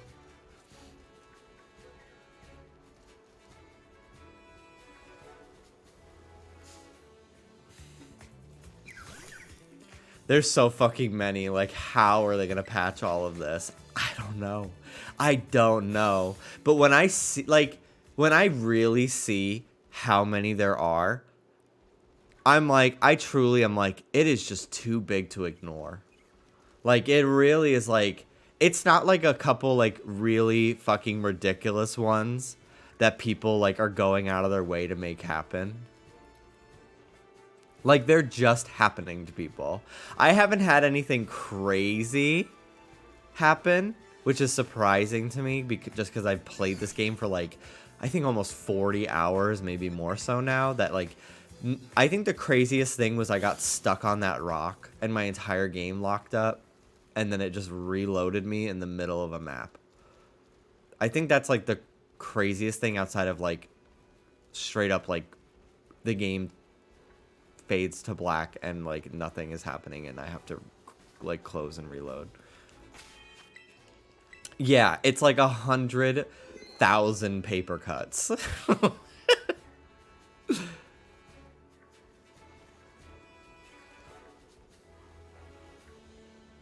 That like it has to be fixable, but it's gonna take like months, I feel like, of patches. That's why I'm like, at least a statement acknowledging that they're working on something is like, to me, the only fucking option. And clearly they're not caring. They're like, new Squishmallows are out today. And I'm like, okay, great. Good to know.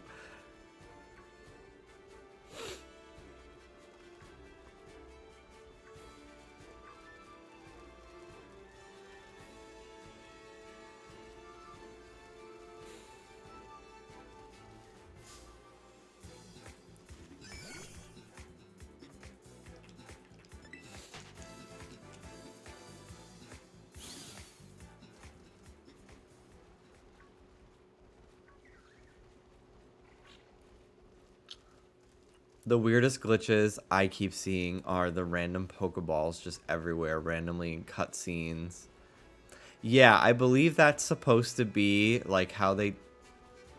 Did something just fucking glitch in front of me? I hope that... I think that's supposed to be like how they, in the debug mode, determine like... I imagine it's for the animators as well to know where the center of a room is.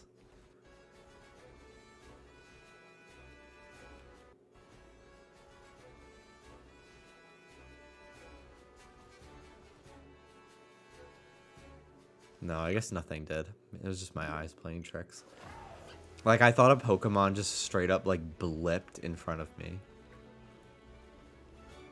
Also, can I just say that I fucking hate how in the MCU they went with calling the snap from Thanos this, like, catastrophic event that like, stole people's loved ones for 5 years and got rid of half of the fucking population.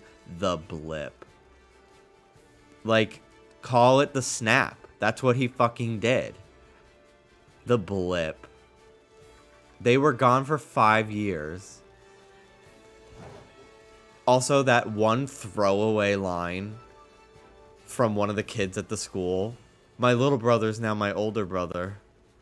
I can't, like, it, at the beginning of Spider-Man Far From Home, it literally threw me in a loop for the, like, next 20 minutes of the movie. Like, I could not stop thinking about how, like, confusing and horrifying that must feel. Like, that is so fucking weird to me. It's, like, I hated it. I like, even now, I'm, like, getting out, like, my heart is racing thinking about how fucking scary that is. I don't know why. I think it's because I have a younger sibling that it's like, I cannot imagine that.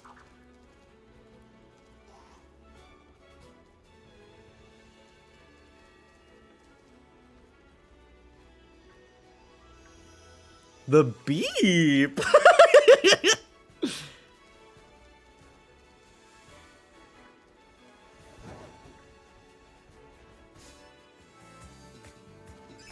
I'm gonna keep stepping on these little freaks.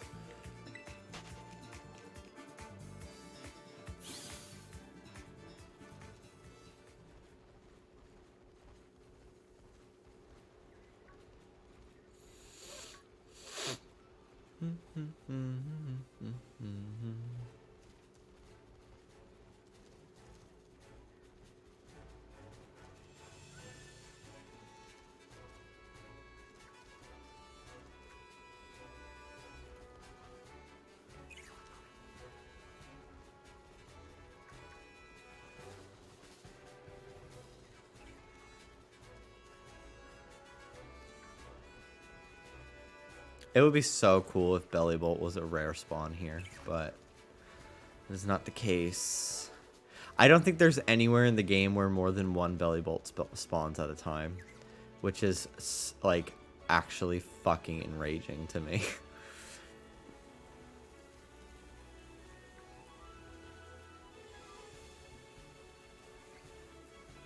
I get why it's not called the Snap, but at least call it something cooler like the Erasure. Alright, world ends with you. Reel it in.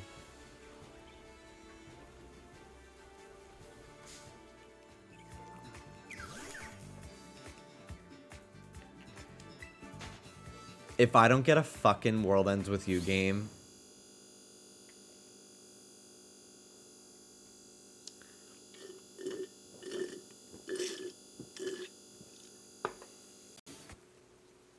if I don't get a world ends with you game that explains what really fucking happened and went down in Shinjuku, I'm gonna riot.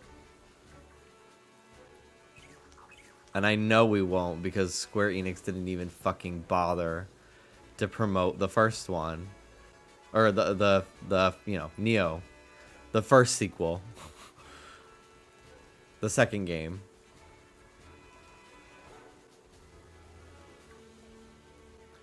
But I could, like, there's never been a sequel that delivered everything I could have wanted, had balanced giving closure to old characters while really developing new ones. And, like, I honestly can't go back to playing the original games, like, gameplay. The new one is so much better.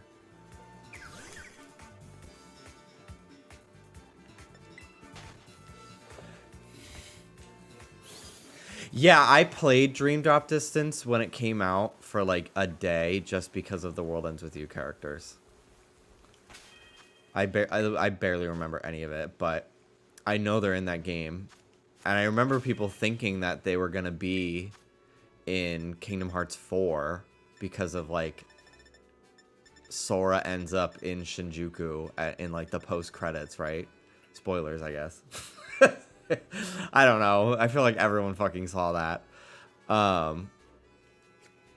But I guess it turns out that it's like not connected at all, which kills me because like if there's any fucking game that like I could like if there's anything that Kingdom Hearts collaborates with that I could see becoming canon, it's World Ends With You.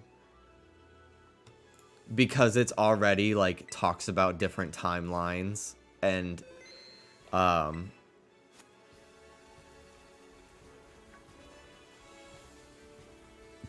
dimensions and stuff like that in the actual game, so it wouldn't be weird to me.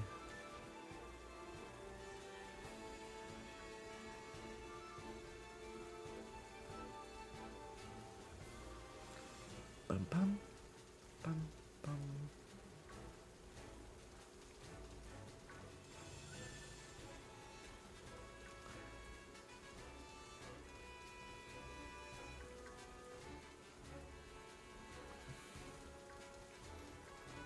Just tilting the camera to me to check them is so much easier than like let's going each one.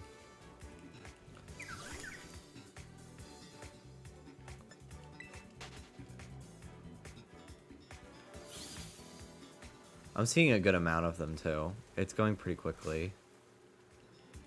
I feel like if I don't get it today, I'll definitely get it this week.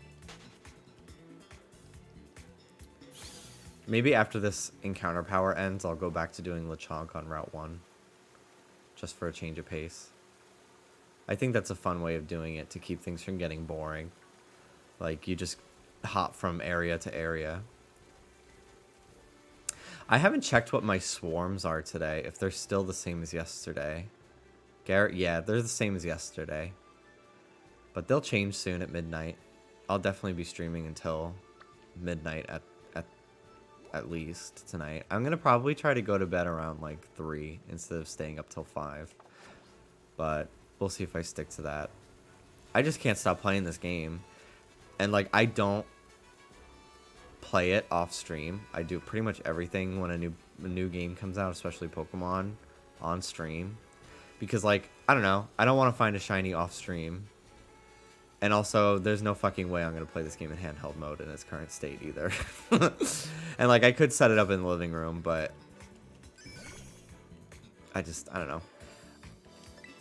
Everything's so new, like, I don't like want to experience and react to like anything in the story off stream. Especially now that I'm planning on uploading all my VODs to my archive channel, which I should really take a break in a few minutes and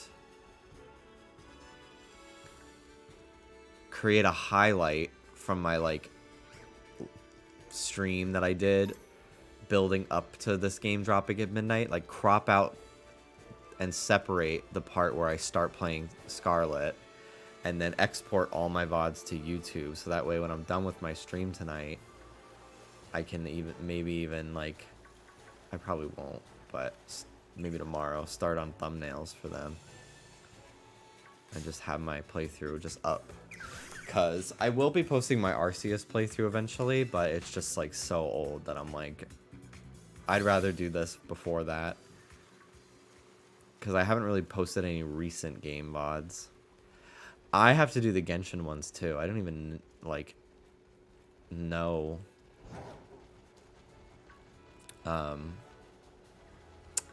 what to put for the thumbnails, honestly, in those. Because it's like, I don't really do much story for a lot of those streams. I'll have to look at the titles and see which streams I'm doing what. And maybe put the characters I pull, if I do any pulling. I know it's called wishing, but I'm just so used to like any other gacha game being called pulling. So I still call it pulling. Even though it's Genshin. It's not technically what people call it.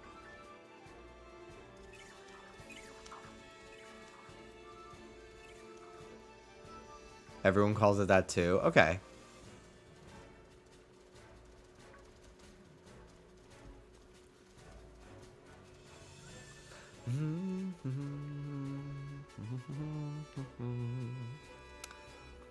Also, you can get pretty photos in-game of the places you explored, since that's mostly what you do when you play. That is very true. I didn't even think about that. It'd be easier to get like high-quality pictures of a lot of the characters if I take the screenshots myself, too. Okay, goodbye. Oh, hello, Shadow. Okay, goodbye, Shadow. Hello, Shadow.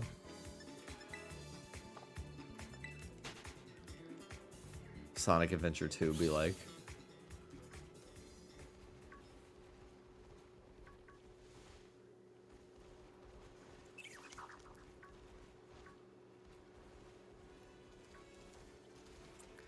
Well, here's to Gen 10. Let's make this one even better.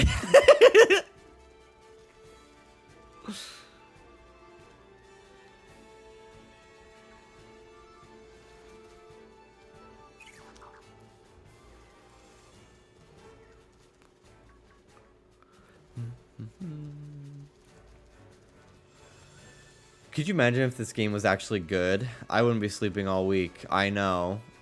That's what makes me so sad, because it was like, ugh. You could tell that there was good bones. That one's so fucking little. Why is it so small? Like, it looks smaller than the other ones.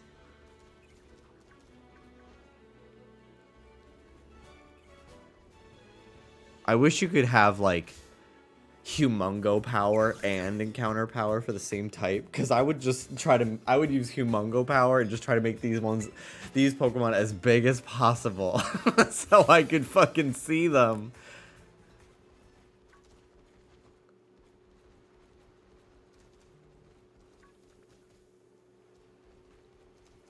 Yeah, Gen 10. Gen 12 is going to be a fucking PowerPoint. And by the time we're on that console, inflation will be so bad that we will be paying $80. I didn't know Zangoose would be here. That's fucking crazy.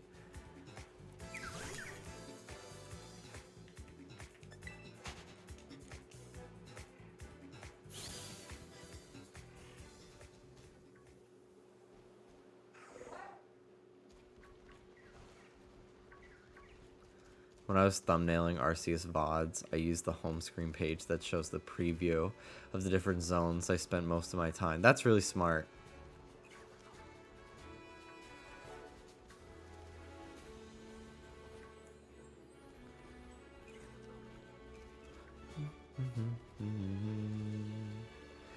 It's getting to the point where I've done so much hunting that I'm like, okay, I'm gonna start turning the in-game music off and playing my own fucking playlists. Especially since now I don't even have to fucking worry about a shiny sparkle that I'm gonna, like, not hear. Like, I can have it be the most annoying, hard to fucking concentrate, non-invasive background music ever. I can have lyrics, bitch. I can fucking do one of those Spotify streams where I don't have the VOD, have the audio.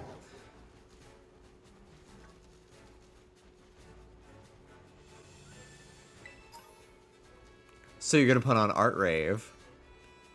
So you're gonna stream unreleased Gaga. You're gonna stream some unreleased Lana. Cool. Love Serial Killer.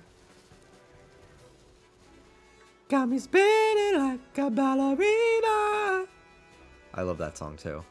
Queen of Disaster. It was really big on TikTok, like early pandemic.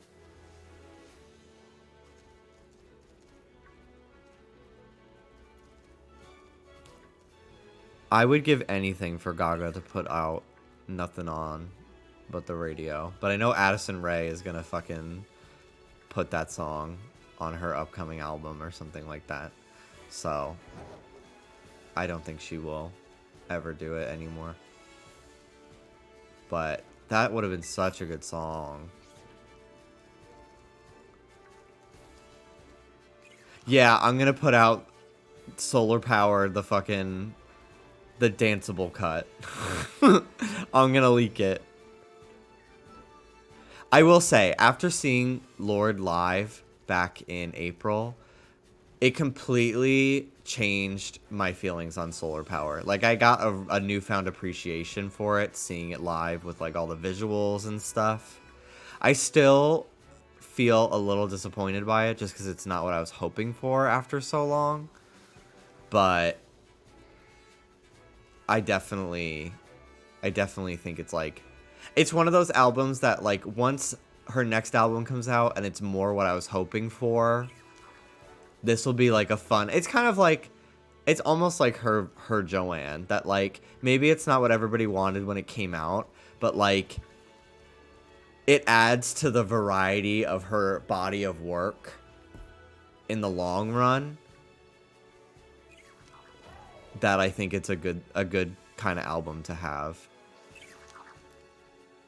Her Blue Banisters. See, I'm just gonna believe you. I still have not listened to that fucking album or Chemtrails.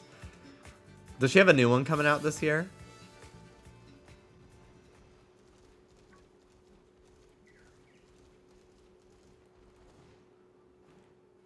Or is Blue Bannister still like her latest release? Random shiny Rookity! Congratulations! That whole family, elite shinies. When I was hatching in Sorted Shield for one, and I got one like within 10 eggs, but it didn't have the hidden ability. So I kept going, and I got another one in like the 40 eggs. So I was able to keep one small and then have one as Corviknight. I love that Corviknight's in this game.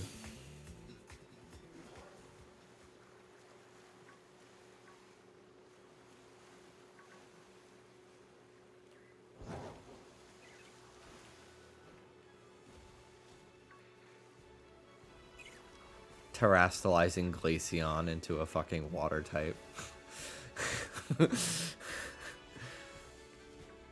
So it's actually fucking usable.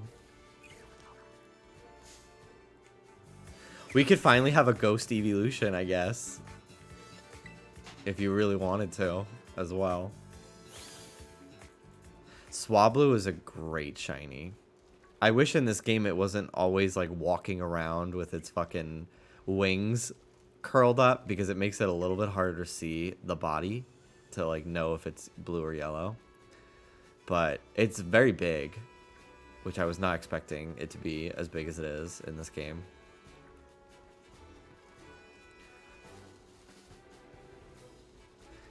Yeah, you just need 50 shards. You can have any fucking ghost evolution you want.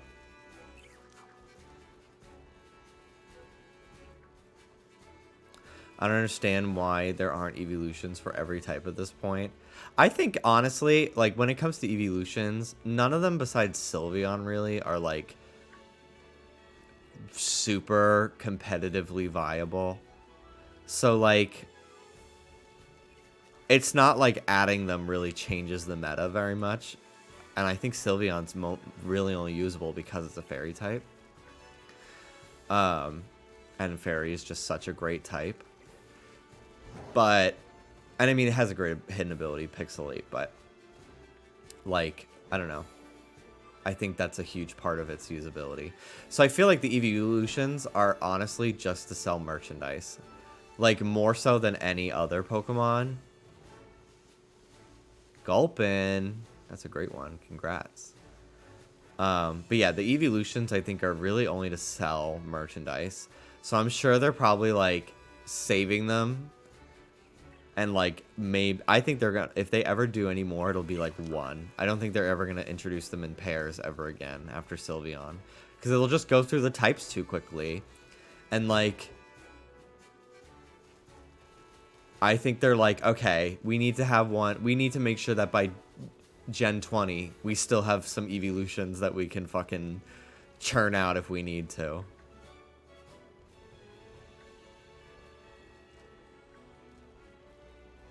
Like, the evolutions are a fucking cash cow. For sure. God, the shadow on that one really got me for a second.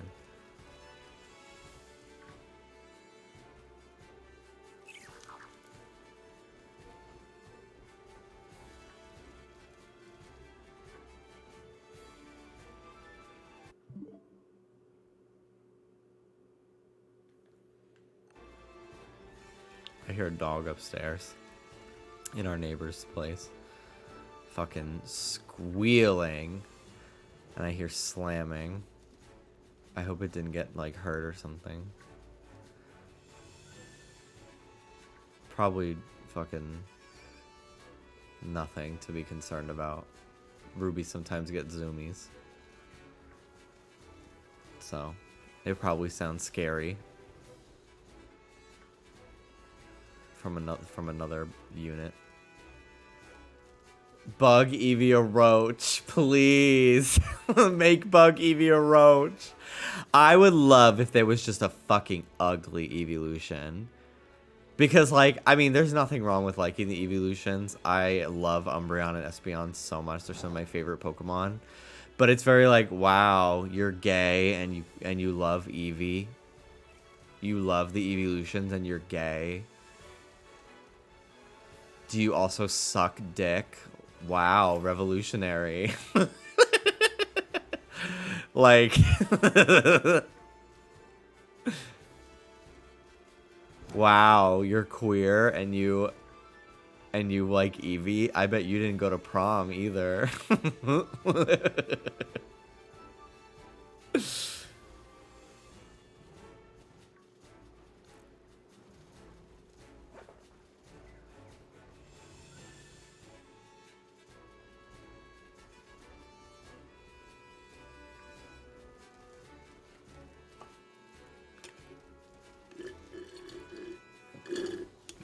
The grip Sylveon has on trans people.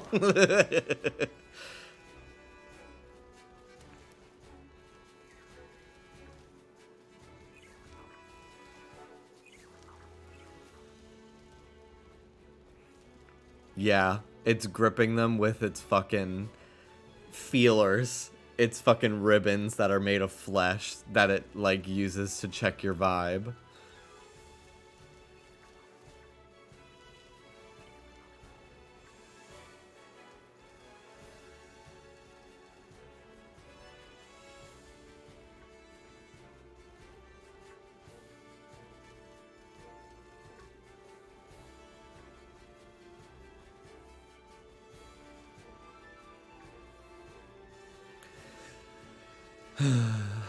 Okay.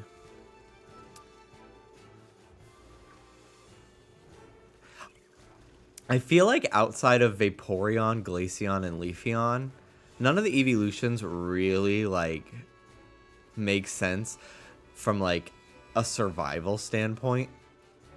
Because, like, the whole thing is, like, Eevee adapted to its environment. And that's why it can evolve into so many different things. But, like, really the only ones that really that it's like, okay, it becomes an ice type to live in cold climates. And I think Glaceon and Leafeon really exemplify that because they used to be like you evolve in a location. And then Vaporeon, it just like it almost like completely changes from a mammal to a fish. And then the rest are just like, I mean, what is being Sylveon going to do as a survival technique other than serve puss? Like, let's be real.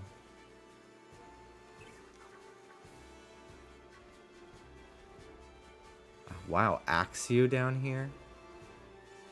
That's kind of cool.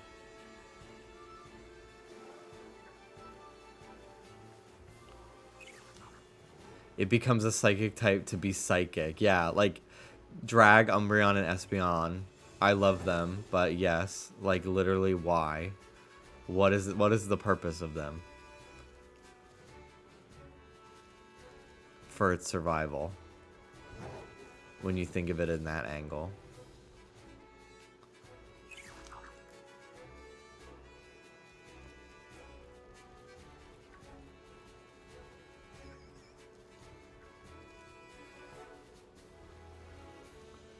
It becomes psychic to live on Long Island, duh. I'm the Long Island Espeon. Did anyone have a father? Okay, who here was birthed by your mother? How is there anyone in the audience birthed by your mother? Who here in the audience has eyes? All right, which one of you breathes oxygen? Okay, that really helped. That really, and just so you know, they have passed on peacefully, and all is forgiven. All is forgiven.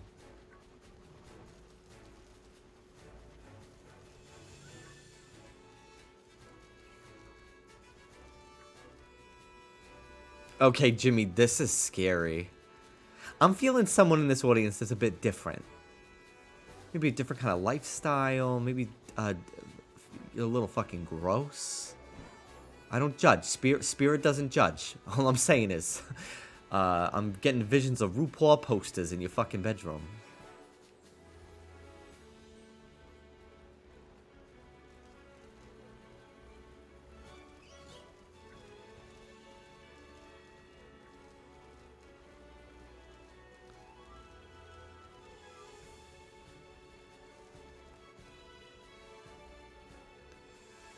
Now, spirit doesn't judge. But your mother's saying that from the great beyond, she does see you trying on her heels when your father's not home. Just so you know.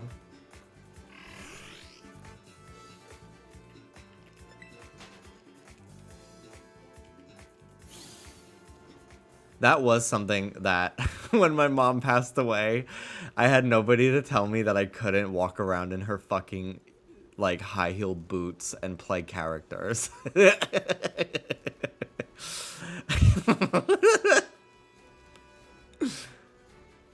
Because she didn't need them for work anymore.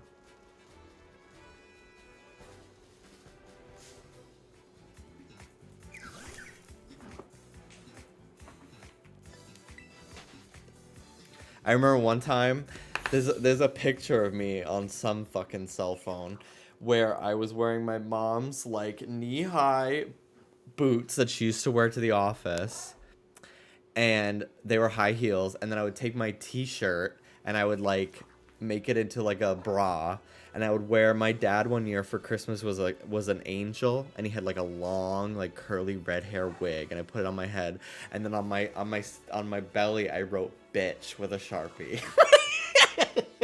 And I like role played as this fucking like mean girl like bitch and just to like make my sister laugh.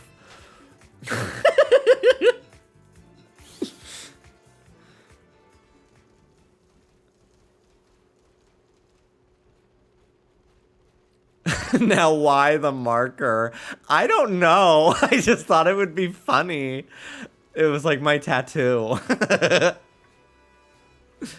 Again, yeah, I don't know why coming out to my dad was such a fucking like, I just never saw it coming. Like, I get like, is this just a thing he thought weird kids did? Like, because yes, I literally looked like one of the fucking the quick drag mini challenges.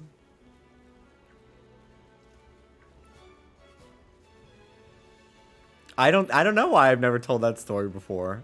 I told two stories today. I told the boxcar derby from Boy Scouts and this one today. One time, I don't remember this story. It's just one that I was told by my mom and like my mom's friends when we were like reminiscing on old photos. And I guess one time I was at the mall with my mom and her friend, and then like her daughter, who was one of my lifelong friends. We grew up same age and everything since we were in diapers. And I guess like there was a ball pit and like a kiddie play jungle gym, very FNAF security breach, moon man, sun and moon guy. And I really wanted to go back to the ball pit. So when my mom wasn't looking, I just got up and fucking left. And like they had no idea where I was. I think it might have been the Palisades Mall, which if you know, you know, you know. It's fucking enormous. It's like the size of like a fucking like small town. It's fucking huge. And they found me, obviously. But like I can't even imagine what was going through my mom's head. Like, she probably thought I was fully abducted.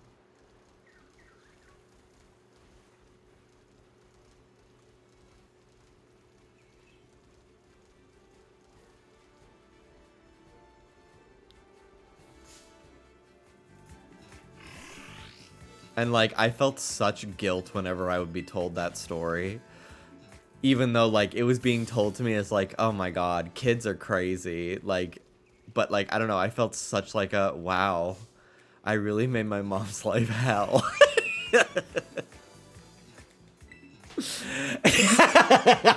My favorite story of yours is when you used to do the Mario Party pose when you'd play basketball. Yes, I would literally, we'd be running down the court, and if, like, our team scored a basket, I would go... And I, or like, so if I scored a basket, I'd be like, And there was one era where I had a poster of like a bunch of Pokemon anime art, and there was a picture of Mewtwo with his 3 testicle fingers going like this. And for like half a year, any chance I got in a photo, I would go like this.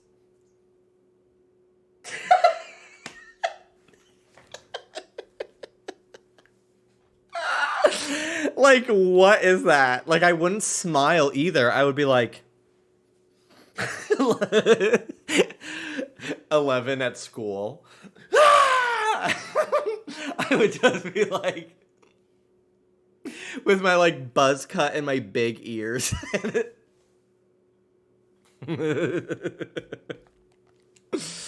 Hey, Ashley.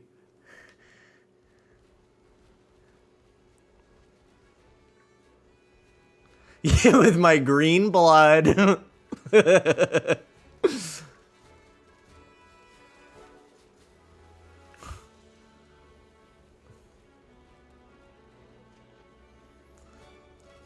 Yeah. I've told this story a lot lately, but if you did not know, one time to get kids to stop picking on me in one of the many basketball summer camps I was sent to, where I would be the bully, or the one being bullied by everyone, I tried to get them to leave me alone by like, I don't remember if I was trying to make them feel bad for me or like afraid of me, but I told them, I was like, I have green blood. I had a full body transfusion with a dog, and my blood is green. And then they just made fun of me for being weird. Like, it completely backfired.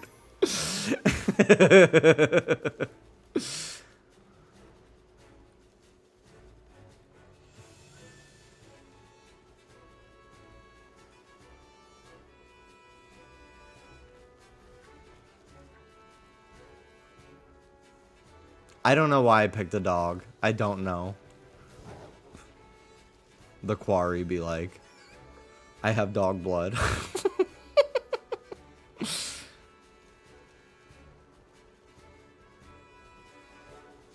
Sounds like a certain webcomic plagiarized you, TBH. Really? What webcomic? I don't really read any webcomics. The only one I ever really read was like the Nuzlocke comics for Ruby version.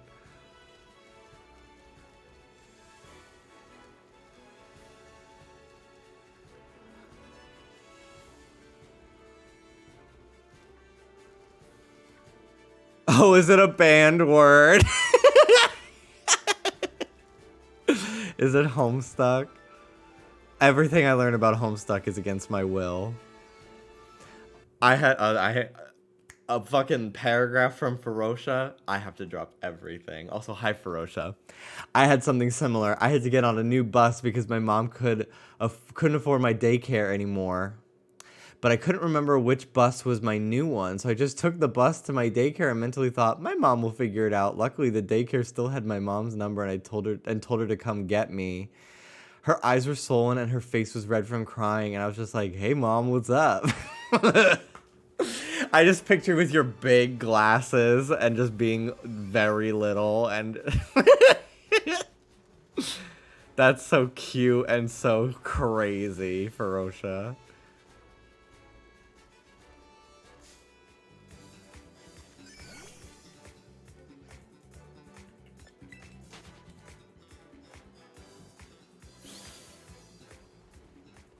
I thought there was a shiny Flamigo over here, but I didn't want to say anything.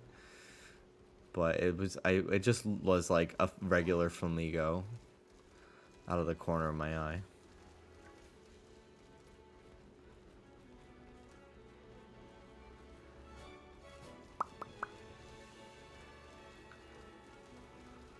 She was distraught and told me she was going through the 5 lifetime stages of grief. God. That's so scary. I can't. That's another reason why I'm like, I could never be a parent. Like, I get freaked out if Ruby sniffs something on our walk. I'm like, she probably breathed in toxins. She's gonna get a fucking brain-eating disease. Like, she's done. Like, She's taking a while to eat her food. Something is wrong. We need to go to the vet now. I can't imagine a human child. At least at a certain age, they can start telling you when things are wrong.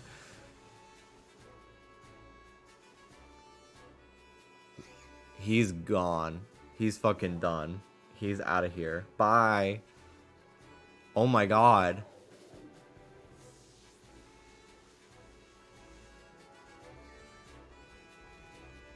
Sherman.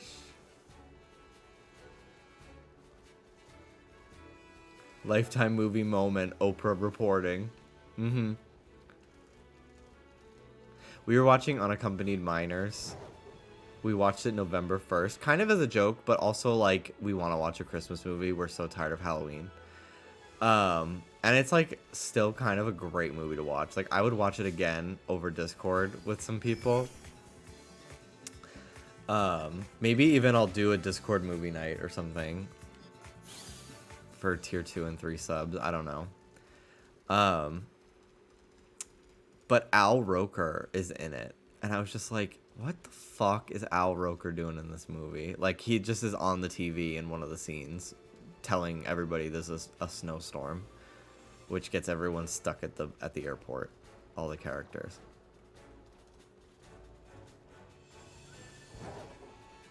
There was some other thing recently where, like, one of my local news anchors that I remember, like, watching in the mornings before school was in a movie. Or like a TV show. I think it was Mary Calvi from CBS 2 New York. I don't remember what she was in, but I was like, what the fuck is Mary Calvi doing in this? Or maybe it was someone I thought sounded just like her, but it ended up not being her. I think that might have been the case. I remember like asking Dallas to rewind something to see their face. Maybe that's what it was. Isn't Jon Stewart in Man of Steel? Because he's like on the TV. I think he is. Does he have a new show? Finally? That would get me to start watching like late night TV hosts. He's like the only one that could do it to me. I also think he's very attractive. He was on an episode of The Nanny where Fran is dating him and it's going really well, and then she goes over to his apartment and she's just like, why doesn't he have a photo of my like uncle? And then they like they find out that they're related. She's like, oh, must be friends. And then they like show up at like a fucking, I think a bar mitzvah or a wedding or something at the synagogue. And they're like, what the fuck? And like they had kissed. And Sylvia's just like, oh, let me get a picture of you and your cousin. And they like are like blah, blah, blah, blah, blah, blah. Speaking of unaccompanied minor, I had to fly a lot because split custody. One time my parents chipped together to get me first class, but I ended up on the same flight as the Red Wings hockey team and they kicked me to the back of the plane. That's so fucked. I hope you got a refund. Probably not, though. Airlines are so scummy like that. Especially back then before you could complain on Twitter.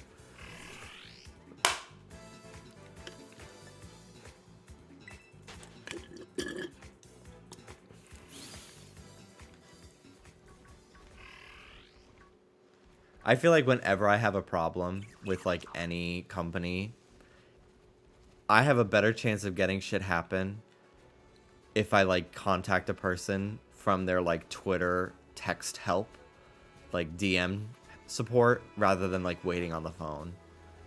Because like the phone lines are always busy, and I can't imagine there are really that many people calling like fucking, I don't know, IKEA customer service the middle of the day on a weekday. I really can't. Well, and it's not even like holiday time or something. Like, I really cannot fathom the calls being swarmed right now.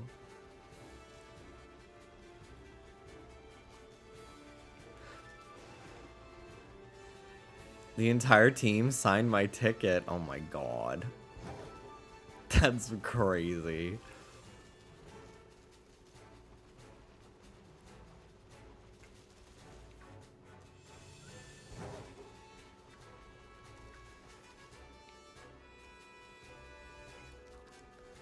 Look at that Goomy.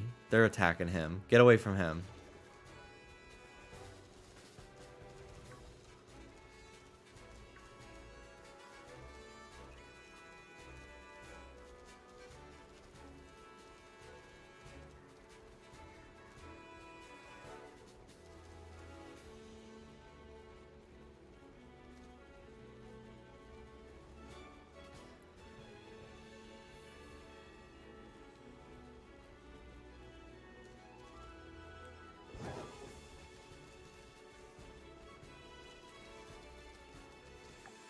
I gotta make another sandwich.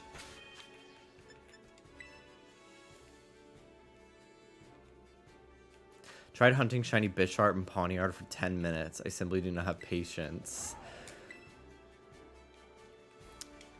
You're just not one of us, huh? Not one of us. Not one of the shiny hunting girlies. Sorry.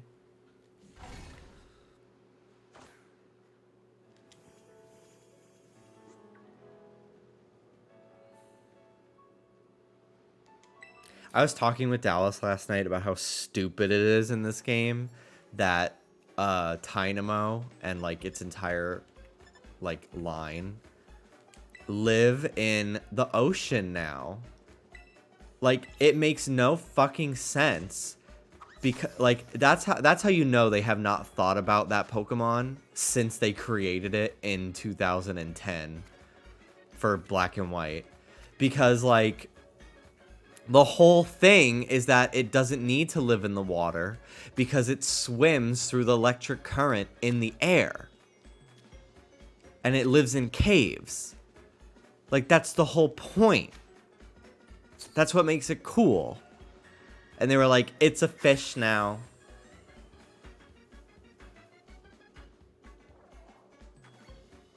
That's an ugly sandwich.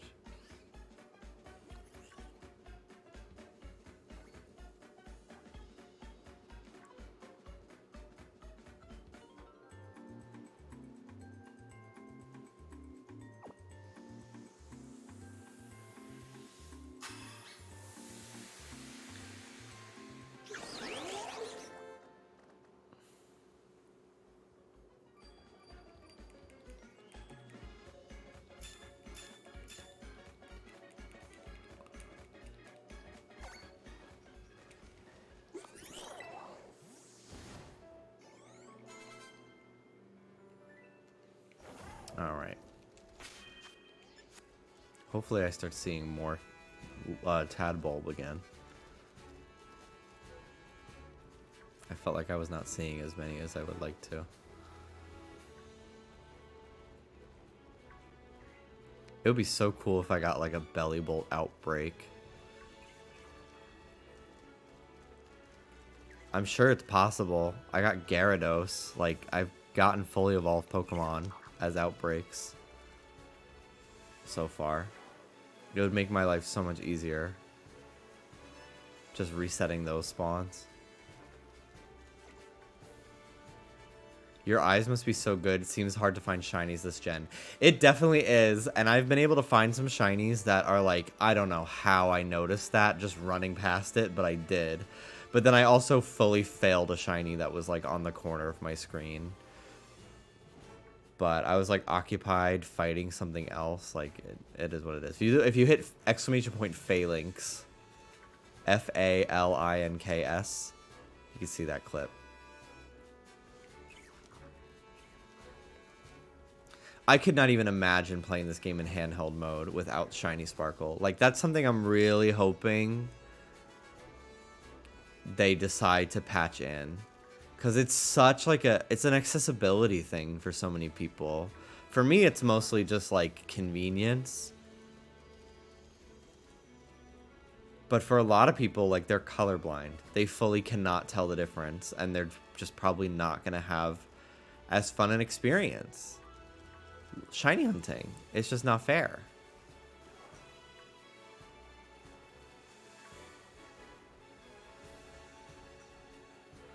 I'm so glad that if I were to fail shiny, it was something like Phalanx, which is not even a fucking, like, Scarlet Violet new gen Pokemon.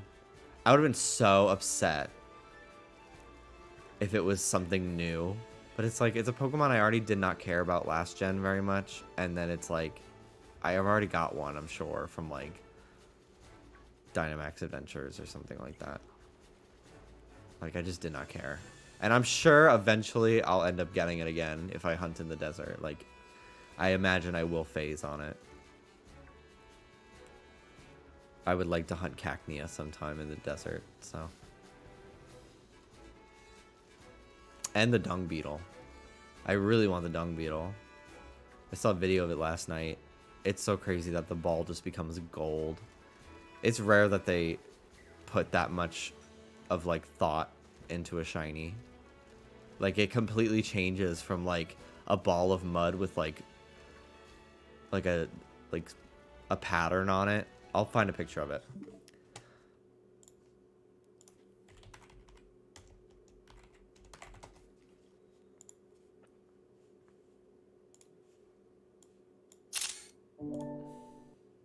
So, like, the body changes a little bit, but the big, like, ball of mud, it, like, goes just solid gold.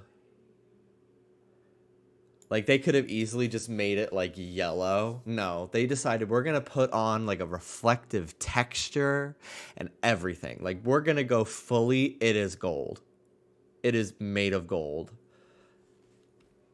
It's very cool. It's a very cool shiny.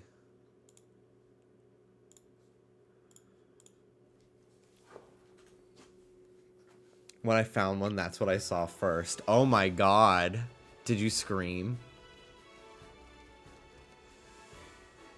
Target really fucking came through. This sweater is so cozy, but it's not, like, heavy. Like, it's light, but it's so soft. And, like, I've been getting kind of cold during my streams lately because our apartment, the air conditioning actually works. And I've been like, ooh, it's chilly outside, and shockingly, and it's actually cool in my apartment. Like, I want to feel cozy.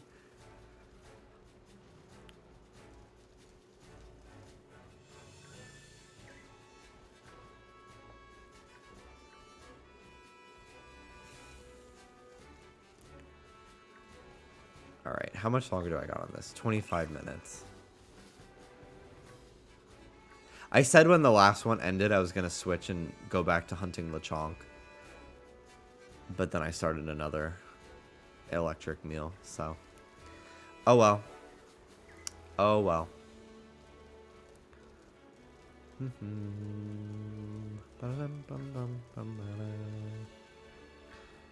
Alright, I think I would like to change the music in this game for the remainder of this hunt.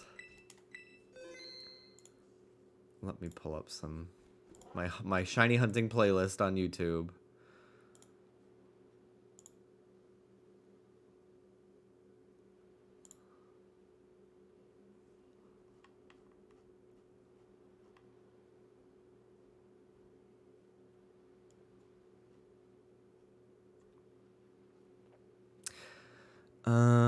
Let's see.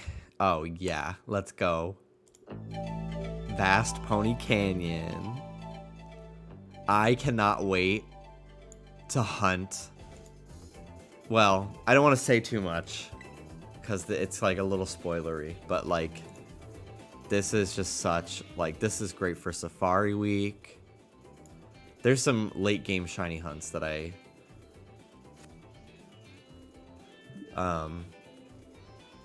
can't wait to hunt in this game.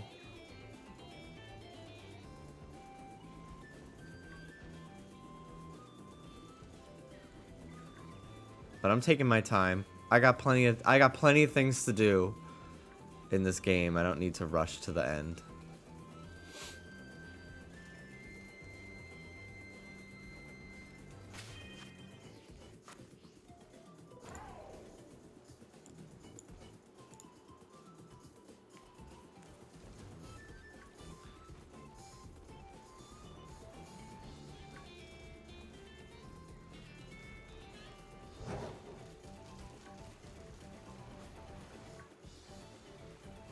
Nothing. Jimmy, I live vicariously through you. I've never in my life caught a shiny. I feel like, I mean, especially in a game like this where they're all just showing up in the overworld. This and Arceus, it's like you've never been more likely to find a shiny even without like boosting your odds with like the sandwiches that make shinies more common, or the shiny charm, just because so many Pokemon are spawning. It's unfortunate so many of them are so small that most people won't notice, or like they can't tell the difference between some. But I feel like it used to be when like the games were random encounter, it's like, well, do you play the entire game with repels?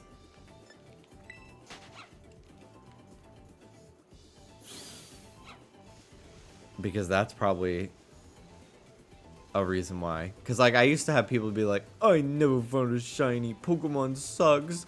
And it's like, so how much of X and Y did you play? And I got to the second badge and stopped.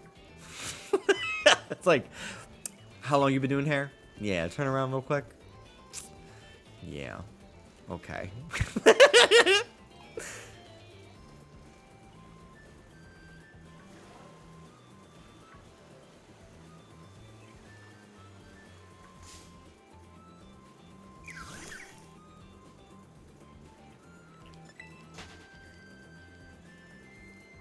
I got my first, I think it was a 3-star yesterday. It was Larvitar. I was just like, ooh.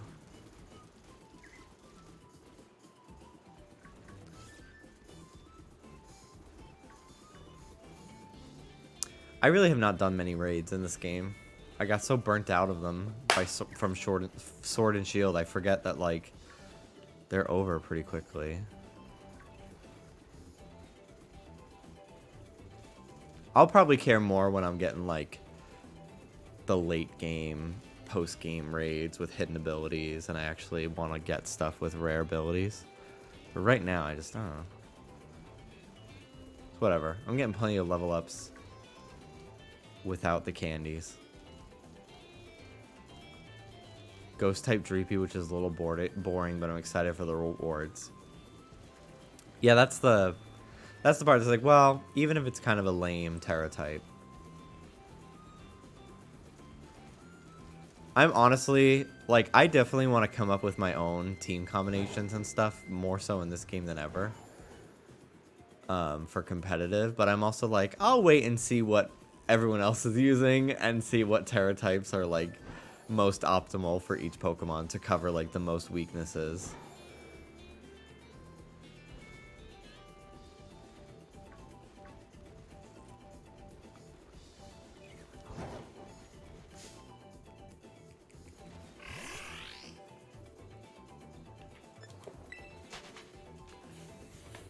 These raids need to drop more than 2 shards. Oh, you fucking know that in the DLC, there will be a way to, like, buy shards. If you get 50 shards, it allows you to change a Pokemon's Terra type. That's it. It's not really a spoiler. I feel like I look like Choodle.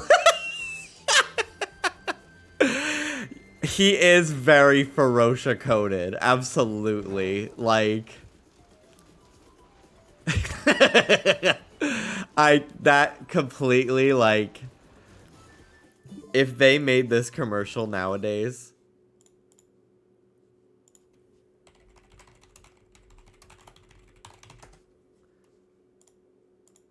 You would be in it with Choodle.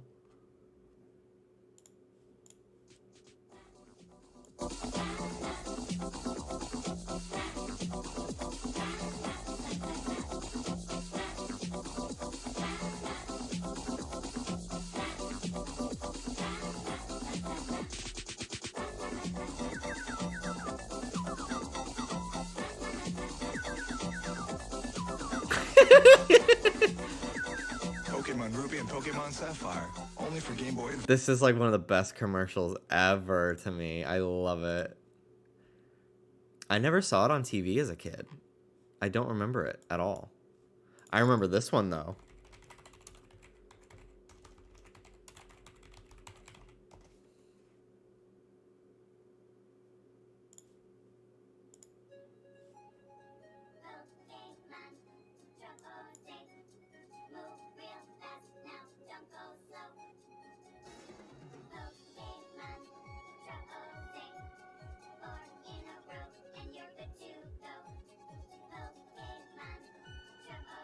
I still think this is like one of the best puzzle games ever.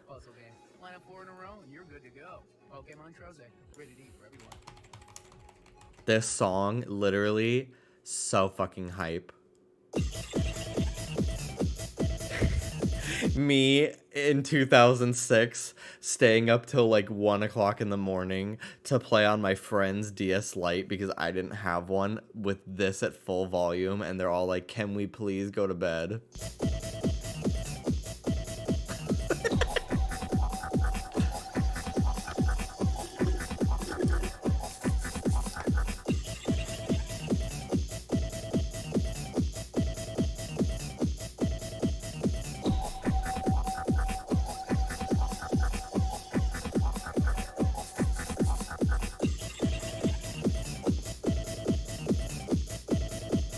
It's like, it's such a short loop, but I love it.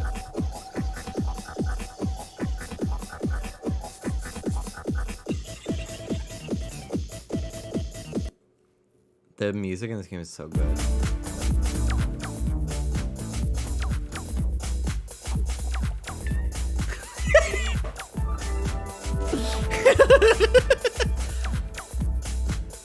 Sounds like Diddy Kong taking damage in Donkey Kong Country.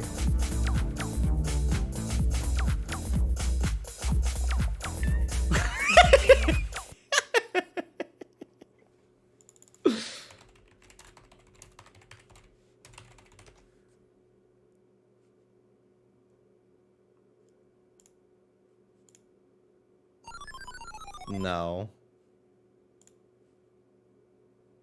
Okay.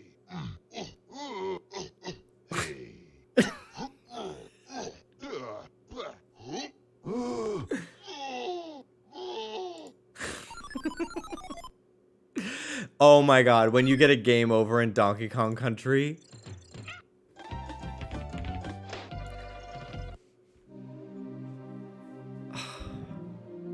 Oh. I saw this screen a lot as a kid.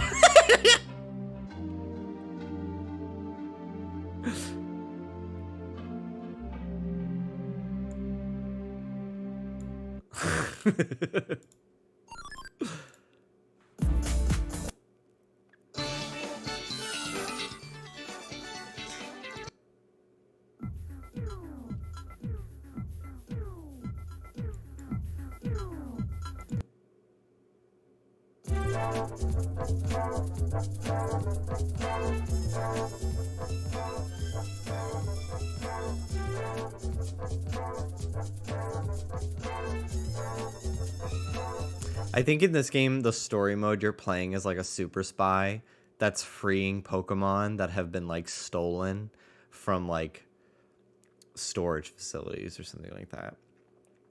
I think James Turner, I think this might be one of his first games that he worked on, or like one of the first ones he was like the lead art director on, and you can totally tell.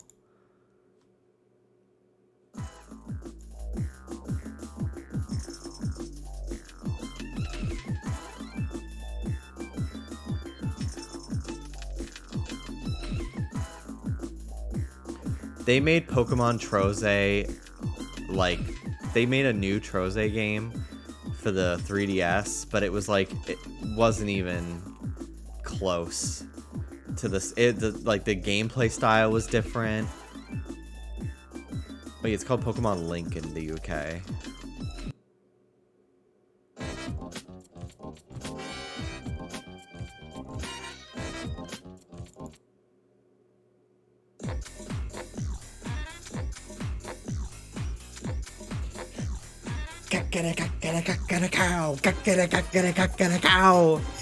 Category is Butch Queen Realness. Category is serving puss. Tens across the board. What category are you walking in? What category, bitch? What category, bitch?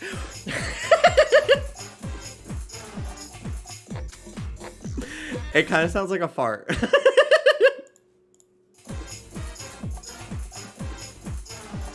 This sounds like Pokemon Coliseum.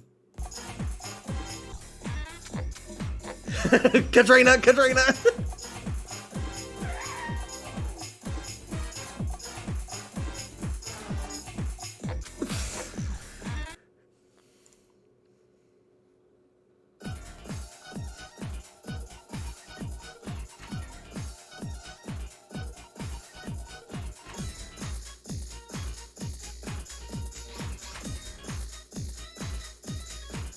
Oh, bitch.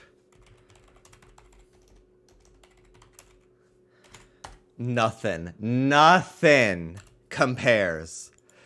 The most, like, sleeper hit fucking Mario game ever, and also the music.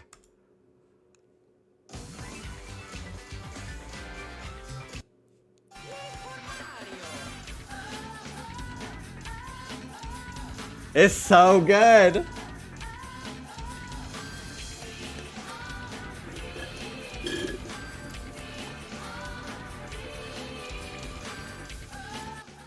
I bet drag shows in Pokemon universe are insane.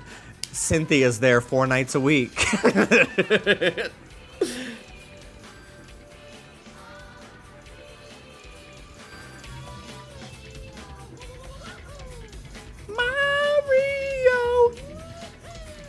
Mario! Yay for me! Mom! Yay for me! Cynthia is a big tipper. Cynthia's on the damn stage. It is her show. It's cabaret.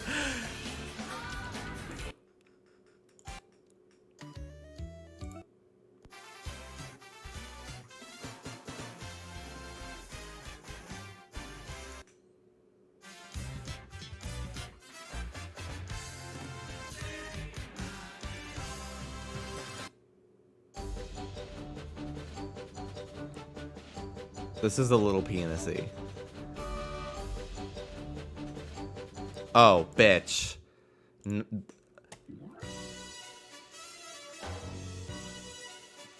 This is fucking crazy, this one.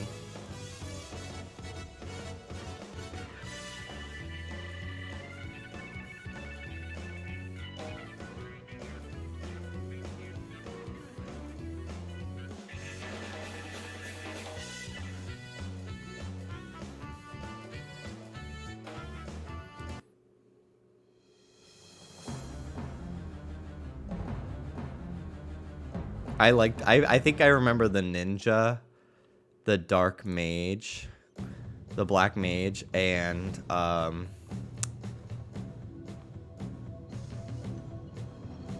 don't remember who else I played a lot as. I really liked honestly, all the Final Fantasy characters in this game were so cool to me. This is like one of my favorite character designs ever. This fucking black mage. This is the best song in the game. I thought she was like a Nintendo princess, the white mage. Like, I was like, what game is she from?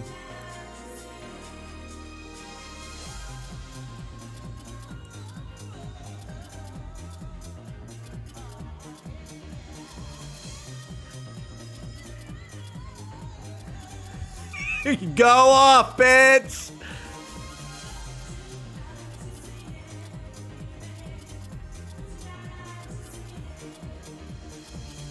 This is Sherbert Land, if you wanted to look it up.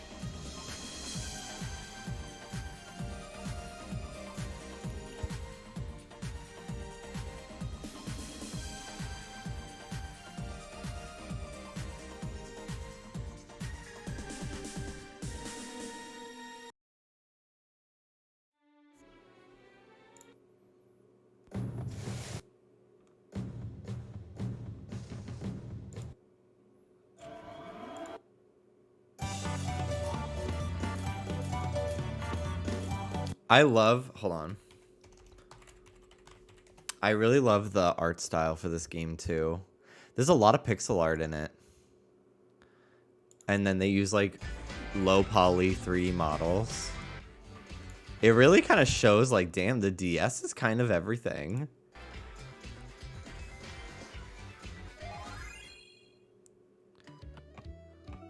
Like, this looks fucking great. For the DS.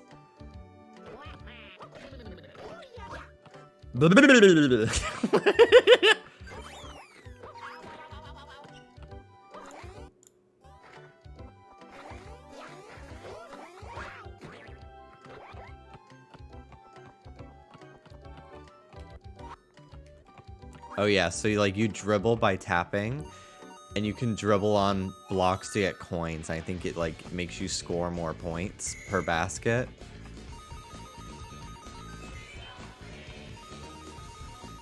So like you could just stack up coins and like score, I think like, let's see how much they score.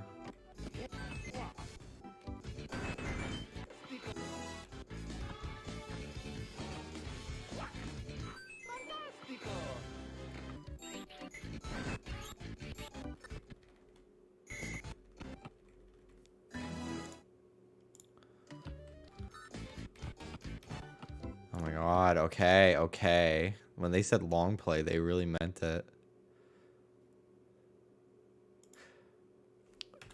Oh yeah, this is the specials.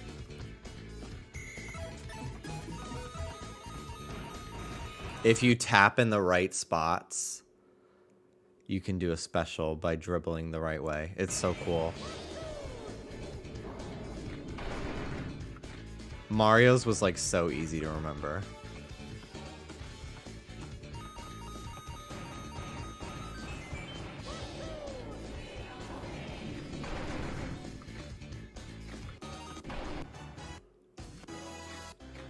Like, look at how many polygons that model has. That looks like GameCube. Like, just under GameCube. It's crazy. This was such an insane game to me.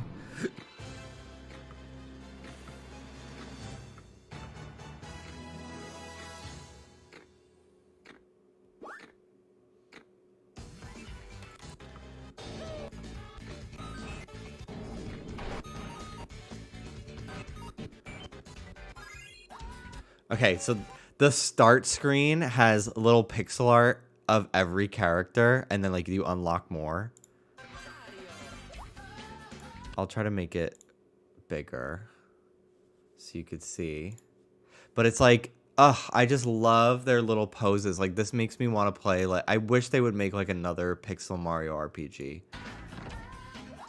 And I love the art up here.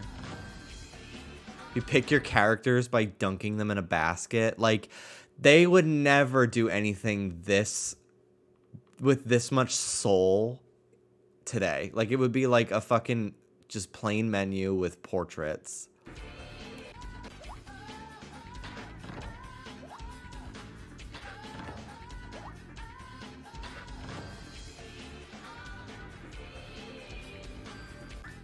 Mario games are sterile now. But yeah, then this is like the tournament.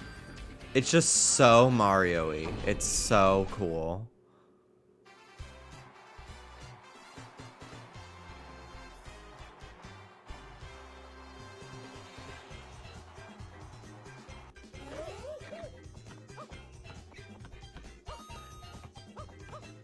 You can fully, like, punch people in this game, too. Like, fouls are not a thing.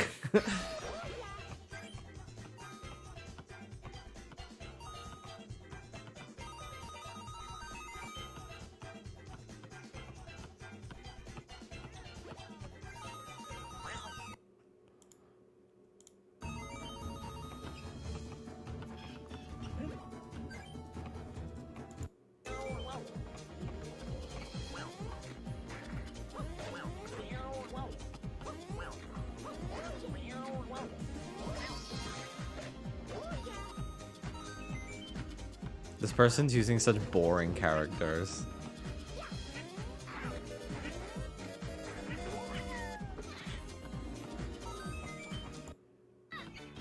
Yes, they're using the Final Fantasy ones.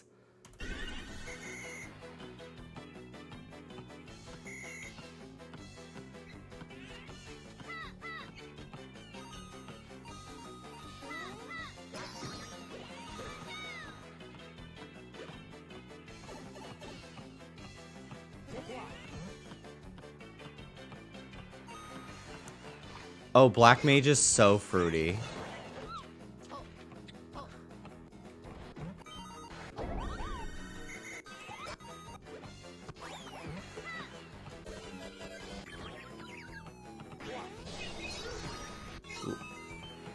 His special.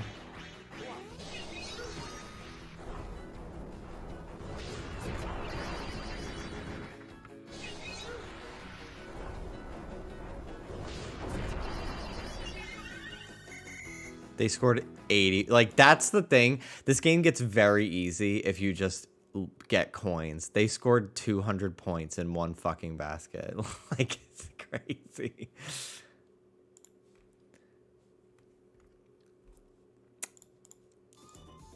Final Fantasy games, I feel like the old school ones are very queer and they don't even realize it. And now it's almost like they're games for straight people that, like, but they're like, I don't know. There's nothing queer to me about that what was it, 15? Like, that aesthetic to me is so ugly, and like it's like queer people trying to be straight. So it's just awkward to look at, those character designs and everything.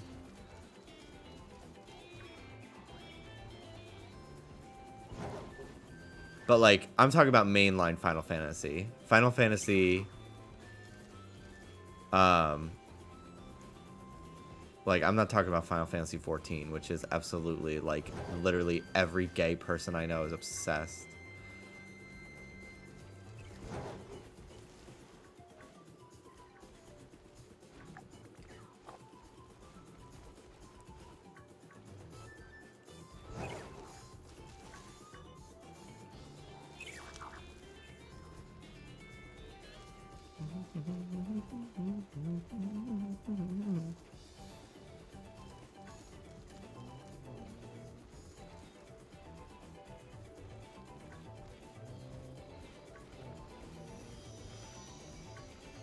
The Terra Pokemon. If you did not know what that sound was, it is not a shiny. The bug type, Terra type, Flamigo that's supposed to be here despawned, but the sound effect is still going as if it's there because game is good.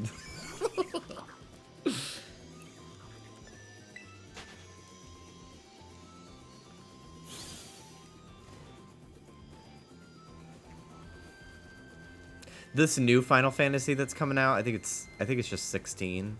Like, again, it's just like where, like, I don't think I'd ever play a Final Fantasy game just because they're so long and like so RPG. But like, I love the idea of watching Mel play like 8 and 9 now that they've played 7. And 10 as well. But it's like, what happened to the color? What happened to like the cute little characters? And like, everyone just looks the fucking same. They're the same like anime looking boy. It's so boring to me. It's so modern game.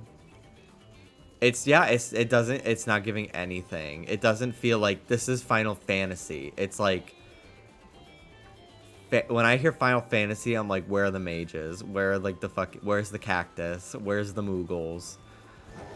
Everyone looks like they could be like porcelain dolls. Like, I don't care.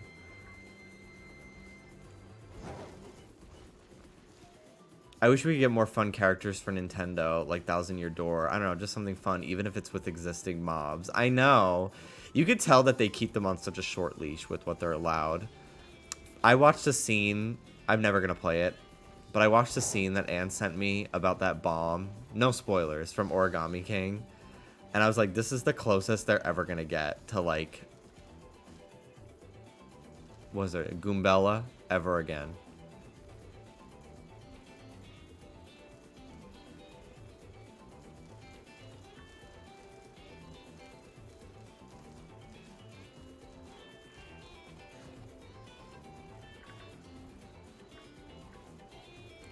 Honestly, I'm kind of okay with Fawful never coming back. Like, I feel like those Mario RPGs, like, I don't know. They kind of got very stale to me. Like, I didn't even care to pick up any of them after Dream Team because I hated how they looked and I didn't care about the story. The minute they added 2 fucking Marios, I was like, okay, you jumped the shark. You don't know what to do now. So you're just putting Paper Mario in there. Like, the only thing of worth, I feel like, from that game was a couple screenshots of the 2 Peaches breaking out of prison together. Because they were like, I could just slip through the bars. I made a paper.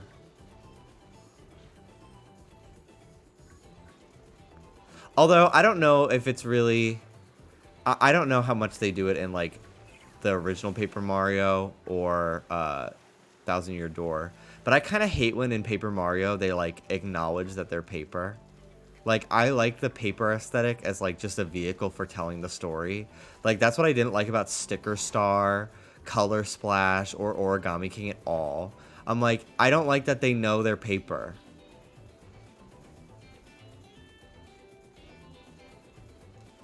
Like, that's not the point. I've not even played these games, and I know it's not the point. Because, like, I'm pretty sure Paper Mario is called just Mario Story in Japan, the N64 one, because it looks like Yoshi's Story art style. Like, it's literally just, like, there's nothing paper about it. It's just the way the game looks.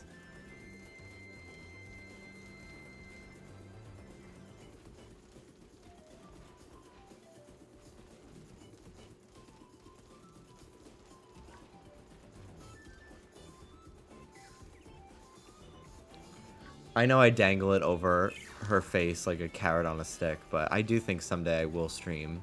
Maybe in 2023, after the new year, when I'm like bored of Pokemon, I need some more games to play. I do think I will make my way through at least the first 2 Paper Marios.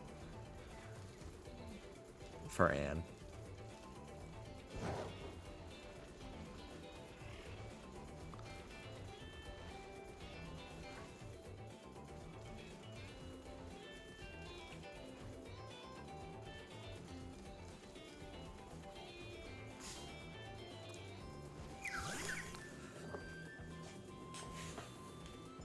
The moment they did this and devolved into only into meta jokes is when the series started to decline. And it sucks because it's probably like that's all they were allowed to do with any semblance of humor. Because it's like they're never allowed to let the Mario characters deviate from like Princess Peach is happy but she gets kidnapped. Luigi is always afraid of everything. And Mario is perfect and has no flaws. And is never afraid, never feels sad, ever. He is just a fucking face with a smile. That is true. I did play Later Alligator, so really, if anything, she owes me something. Hi, Ruby. Hi, Rube. Hi, Rube. Hi, Whoopi. Hi. Hello. Can you stop biting my thumb? I know, you're so excited that you just channel your feelings by holding my hand. I know, baby. No. That's not fair. Ruby! Ruby! You want the toy? No, she wanted to eat crumbs off my desk. I'm gonna put this soy sauce back in the fridge.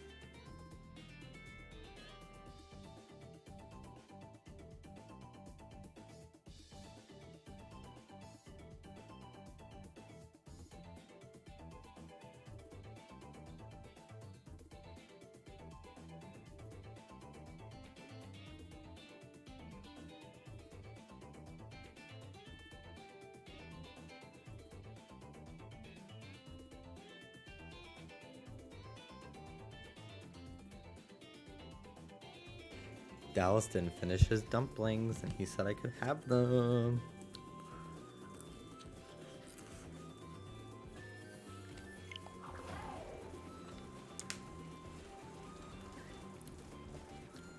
Ruby! Ruby! Hi, you. Hi, you. She's tilting her whole head. This is a good scratch, huh? She's like, yeah, I love you, and I definitely don't want to steal your food.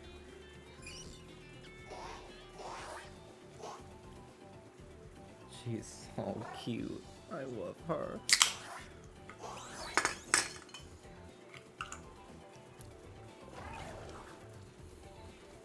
They're like, why is he idle? Is he dead?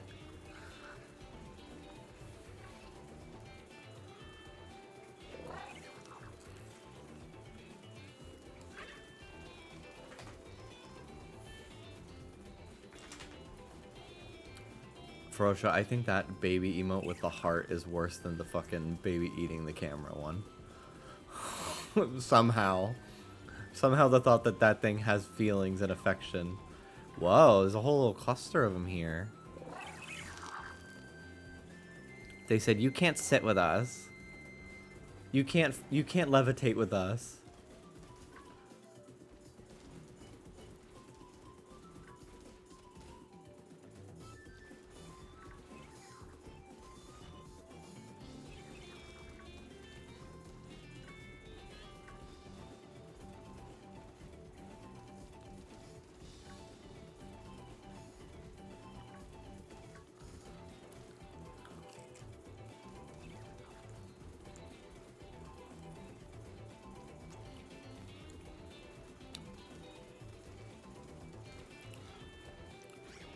Damn.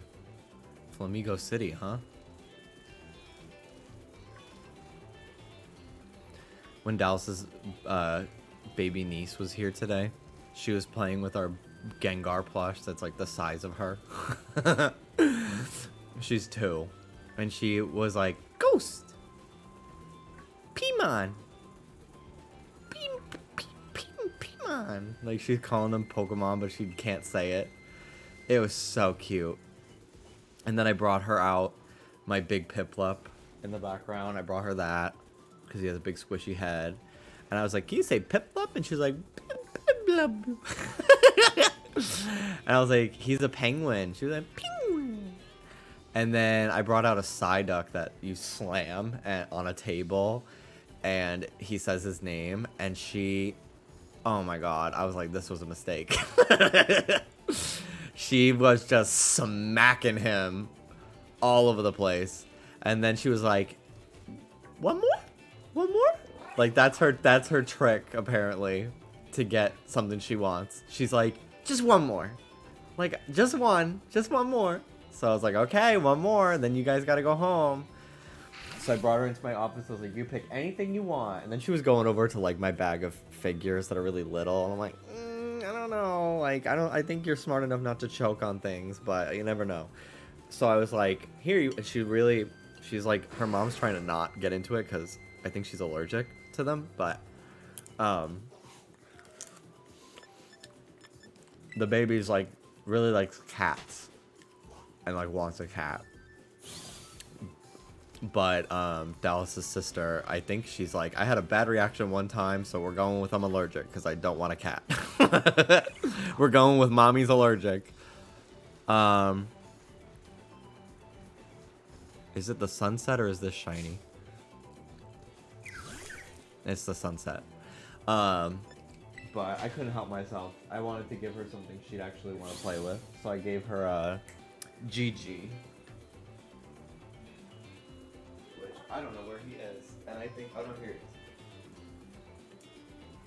Get away. I gave her Gigi from Kiki's Delivery Service.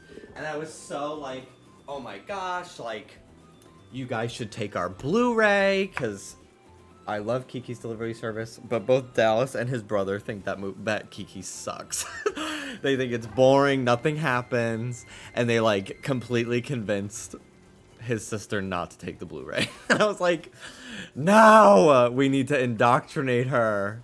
We need to indoctrinate the baby. Dallas thinks Kiki's Delivery Service is so boring. And like, I can absolutely understand that, like, nothing really happens of grand scale in that movie. I completely understand that.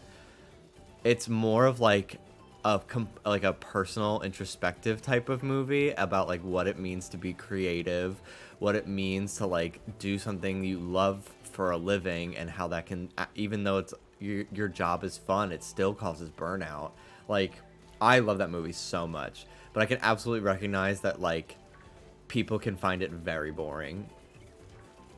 So, I was outvoted, and most other Ghibli movies have stuff that's like probably a little too scary for a 2-year-old. Maybe Ponyo. She might like Ponyo. But I think she might have to wait till she's like maybe 5 or 6, because Lilo and Stitch. There is movies that she apparently is like really cool with. Like, she loves Nightmare Before Christmas. Like, that's her favorite thing. We were at Target today, and there was a Jack Skellington. She was like, Jack! But Lilo and Stitch was too scary for her. Which is so funny, because when I was a little kid, I loved the movie, I loved the show, I loved everything Lilo and Stitch. But the ride at Disney World, I don't know if it still exists, but the Lilo and Stitch ride, which was apparently, according to Defunctland, I think like an alien, like Sigourney Weaver, alien franchise ride that they converted into Lilo and Stitch. And it's like, no wonder when I was 8 and my sister was 6 years old that we like left the thing bawling our eyes out crying. We also did not like the Bugs Life ride at Disney World, where like you're apparently like part of the ride is like you're being attacked. It's like you're sitting in a theater kind of ride, and part of that ride is you're being attacked by bugs, and like they squirt you with something that smells, and then they like have bees, like hornets, poking you in the back of like your seat or something like that. Oh my god, it was so fucking scary. Like, our parents took us out like crying. That's another one that I wonder if still exists. So many of those rides, I'm like, they must have had a very short shelf life. I don't know if it's just I don't care for the lines. I was very fortunate that I went to Disneyland in LA a few times, or Anaheim. Like 2, maybe 3 times. And each time I was there, it was with the YouTube network that I was a part of. That was owned by Disney. And they were considered Disney employees, so they got like free admission to the park. And because I was always with my more popular YouTube friends, they were considered like celebrities basically. So they had a tour guide that would allow them to like cut the lines, like VIP experience. And so I was always just like getting that experience by mooching off of my friends by coming along. So like I cannot go back to like the 3-hour wait lines for Disney anymore. I just can't. And like I went with Dallas. Plus like I don't need like Six Flags like King Ka. If you are wearing a ponytail, the G-force will rip the hair out of your scalp kind of fucking intensity from a roller coaster. Like, no thank you. But like I could use a little bit of like thrill, and I feel like most of the Disney rides are very boring because they're meant for children. And if there's any thrill at all, it's because the ride is like a minute long.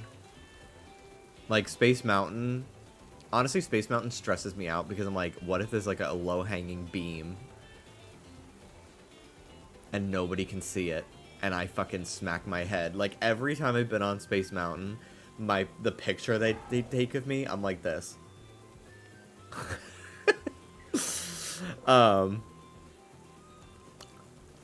But anyway, I'm just like, I don't know. There's no in-between with Disneyland.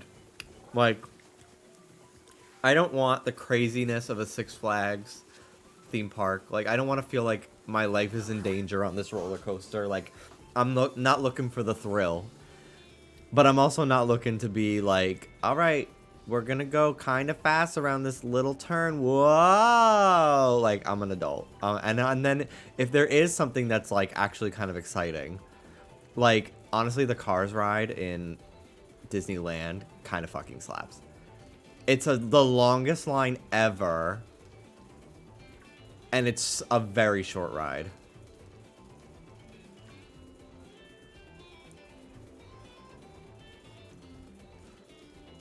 I remember when they changed, I don't know if it's still like that. Oh my god, I kind of hated when they turned Tower of Terror into a fucking Guardians of the Galaxy ride. I almost lost my laptop on that ride. I had my computer with me because I was like editing my top 10 Mega Evolutions video like down to the wire. And I like had to take some time and like upload it on the park Wi-Fi. It was so horrible. But I had my laptop with me and I didn't realize like if you're not strapped in, you will fucking like float in the air and potentially fall out of the ride when it like goes up and then starts going down. So I had my laptop just like in front of my knees, in between like my knees and the seat in front of me, but like not like being held anywhere. So we shoot up, and then when we start descending, my laptop is just like in front of my face, and I just went it was so scary. I'm like, I would have killed somebody if that flew out of the fucking ride. Because I was sitting in like, I think the second to front row. And it's like a big open thing. Like there's no glass. It's just a big open thing. So I was like, I'm glad my reflexes are sharp.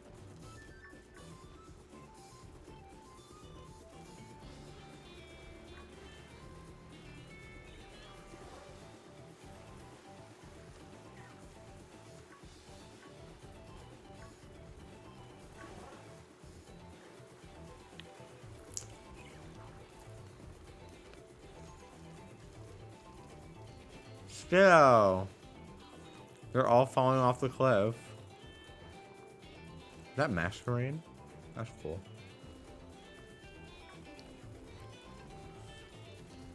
I see you got a dolphin. I also found a shiny today. Can't say because spoilers. Ooh, very exciting. Congratulations.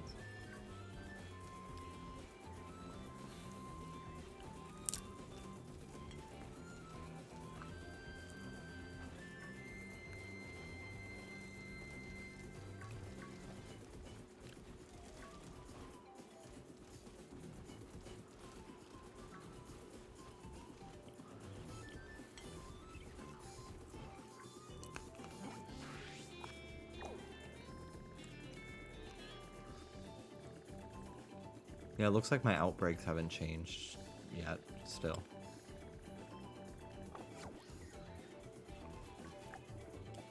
Alright.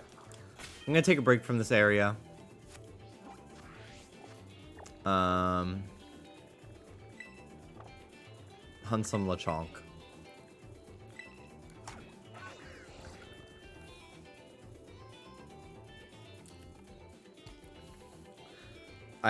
I remembered I had a dream. I was watching this stream and you found a shiny male to land it. I never really... I always think it's so funny when people say I was, like, in their dreams and I'm not, like, a friend of them. In real life, I mean. Because I'm like, I guess if people are watching me all day, I'm, like, a part of their life. And, like, of course I'd enter their dreams. Because I have dreams about YouTubers I watch or, like, TV stars that I watch. Like, they infiltrate my dreams. So why wouldn't I infiltrate other people's? I never know what to say, though, when somebody who, like... Even, like, unless, like, really anybody other than Dallas, like, if they're telling me about their dream, I have no idea how to react.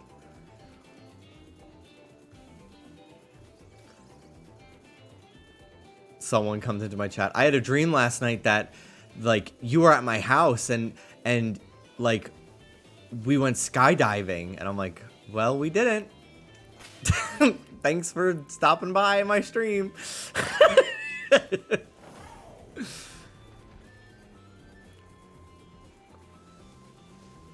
Like, I have no idea what I'm supposed to say. Also today, in the car...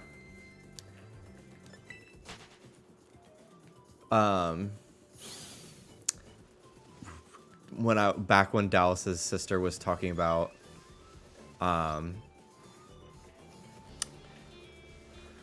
they were talking about the Santa Claus TV show. I was like, what I meant to say was, oh my gosh, I was just thinking about that show the other day, and I was going to say to Dallas, like, we should start it while we watch dinner. But the words in my mouth came, oh my god, I was just about to say something about that show. Like, this was, like, what introduced the topic of talking about the Santa Claus movies. Which is like, no, I wasn't. And I'm sure they were probably like, he's lying. And I'm like, no, it's not what I meant. I thought about, I'm like, I sound like a fucking annoying idiot. Like, oh really? You were just about to talk about the Santa Claus TV show Unprovoked? And I'm like, I can't fucking talk to people. I'm so awkward. Sometimes I'm like not. But I don't know. Sometimes I feel like I just am so fucking weird and awkward. And I thought about that conversation for like the next half hour. I'm like, hey.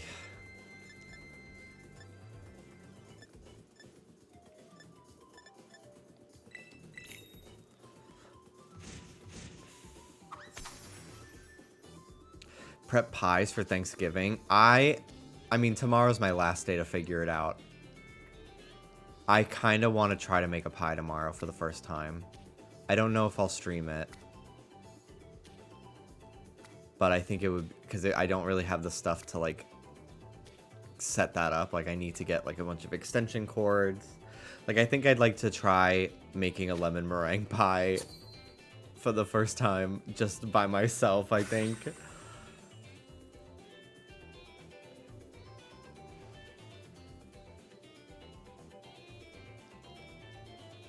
Like, make the crust or buy pre-made. I think I would try to make it all myself.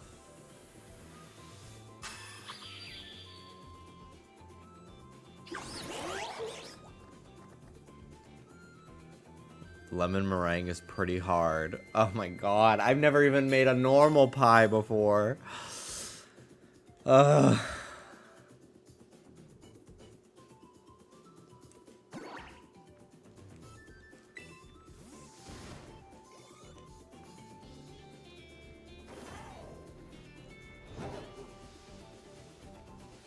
Now that I have a shiny fletchling, I don't even feel like I feel the need to like check the ones that spawn. Like I'm literally like, I'm just looking for the color pink or green or red. I don't even need to like look down at these tiny little fuckers. I don't care. Well, I think someone's already going to make an apple pie, so I feel like it's redundant. But I could ask Dallas to text his mom and see what pies are going to be there.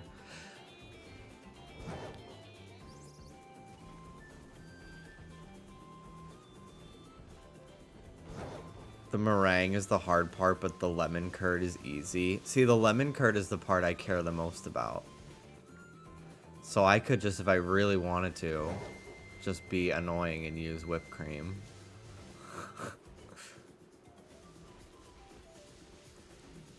Y'all are so boring. Where's the drama in Jimmy trying to make something easy? And that's why you're here. The idea girl.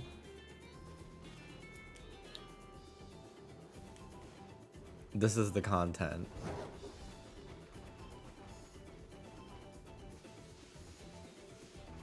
Lemon bars. I don't want to make lemon bars. I want to make lemon meringue pie.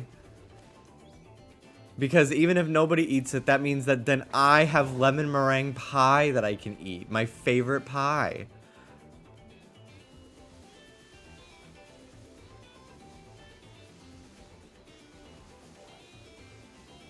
But yeah, maybe I'll make lemon bars. I don't know. It's not a very fall meal, but like, I'm sorry, bitches. You live in Florida. Fall never happens. You get like 3 weeks of like 60 degrees if it's raining out. It has to also be raining for it to be cold here. Like, you're gonna get what I fucking make. I'm sure nobody would complain. Dallas would tease me, but other than that, I'm sure nobody would complain. Also, I forgot to finish my story. I got sidetracked.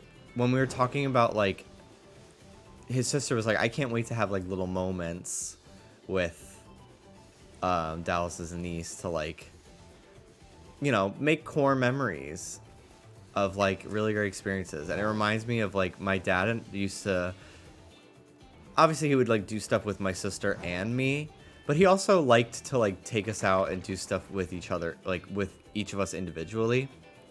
I don't know what my sister really got to do too much. But I know for me, we used to do these things called Big Boy Lunch. Where my dad would, like, take me out of school during lunchtime. It really stopped around, like, third or fourth grade. It never really went much later than that. Because you know, I'm a little older. The magic, I don't know if the magic would have been gone, but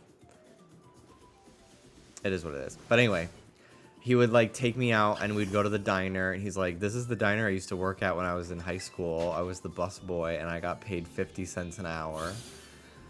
And then, and there was this diner, it's in Yonkers, it's called the Argonaut. And there's a train that runs around the front desk, like up above it. Above the booth, and it's so fucking cool, and like that was my favorite place to go because I was a train kid. Once again, so fucking clearly neurodivergent, it's not even funny. Like everything adds up. But I was a train kid, especially Thomas the Tank Engine, and I like thought it was the coolest place ever, and I would get a grilled cheese and a chocolate milk.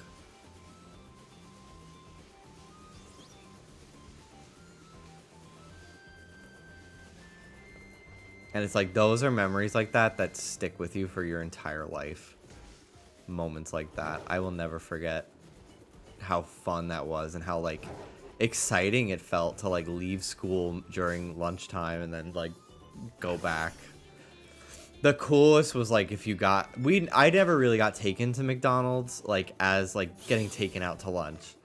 But like it was cool like the 1 or 2 times if like you came back from school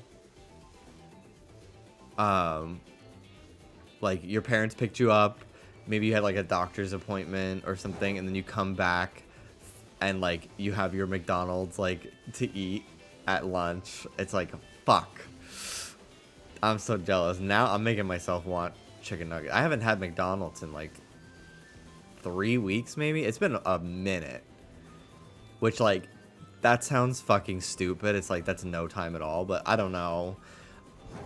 I fucking love junky fast food, and it's not great that I love it so much. And for a while, I was almost like just getting it to get it, because I was like, well, I want a snack, and we have nothing, and I don't feel like making anything, so I guess I will order 10 chicken nuggets, a large fry, and a large soda, and potentially 2 apple pies.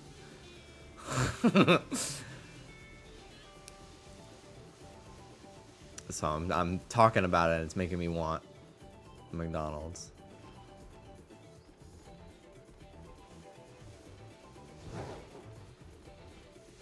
McDonald's, your heroin. The McDonald's, the empty McDonald's drink cup sitting on my desk is, and Dallas coming in here is Walt seeing Jesse's fucking meth pipe, crack pipe, every time he came to his house. Just disappointment.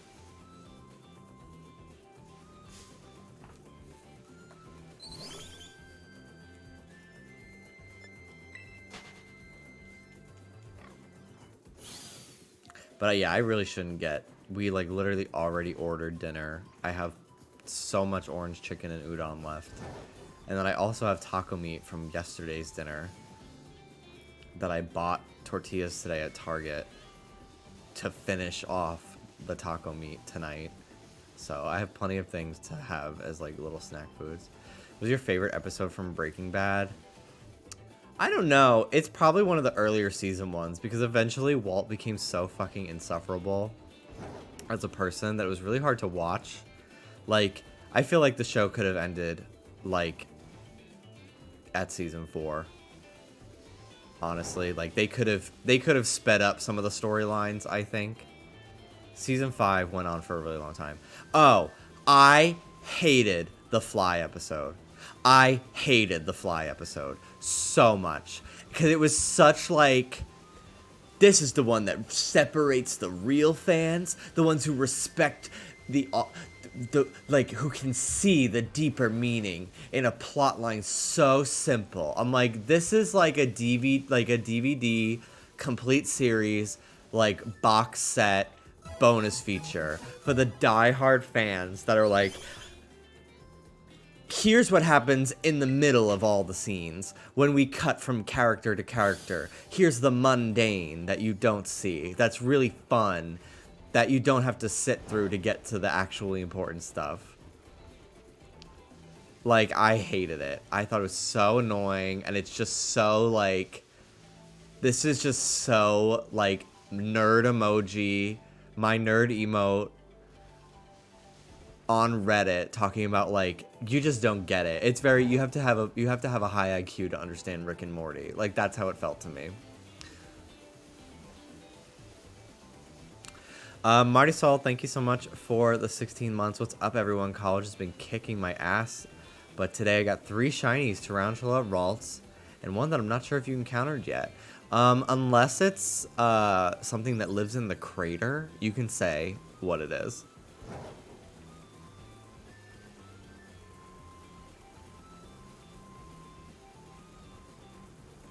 Because I've seen every Pokemon, including those Pokemon. Citadel. Oh, I love Citadel. One of my favorite Pokemon this gen, for sure. Cititan's cool. I really like Cititan, but Citadel, man. Yellow like Tadbulb's head. This is so this is the color. It's not gonna change.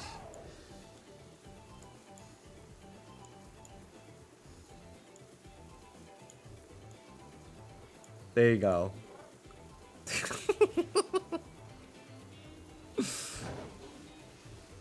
Very wonderful.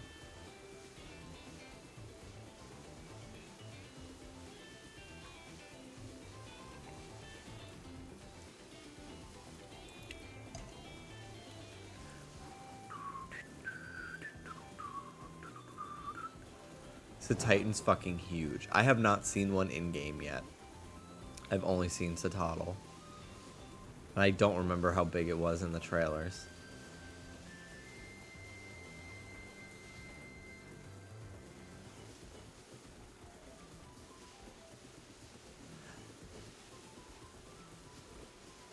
I feel like we're gonna get a patch this week that like maybe fixes one of the 80 bugs in this game. Like, it'll probably be like, oh, your mouth actually moves when you eat sandwiches. Like, it fixes that bug, and it's like, this meant nothing to me. I really can't believe, like, if any other game company put out a game in the state that this is in, and, like, went 5 days after launch without fucking any sort of statement or apology or, like, promise for patches, like, they would be done. Done. But it's Pokemon. They're too big to fail. So they're just like, okay, we're just going to keep tweeting about the Squishmallows that we put out today and fun promo videos about this game and pretend nothing's wrong. Otto, thank you so much for the 9 months. Art Simone.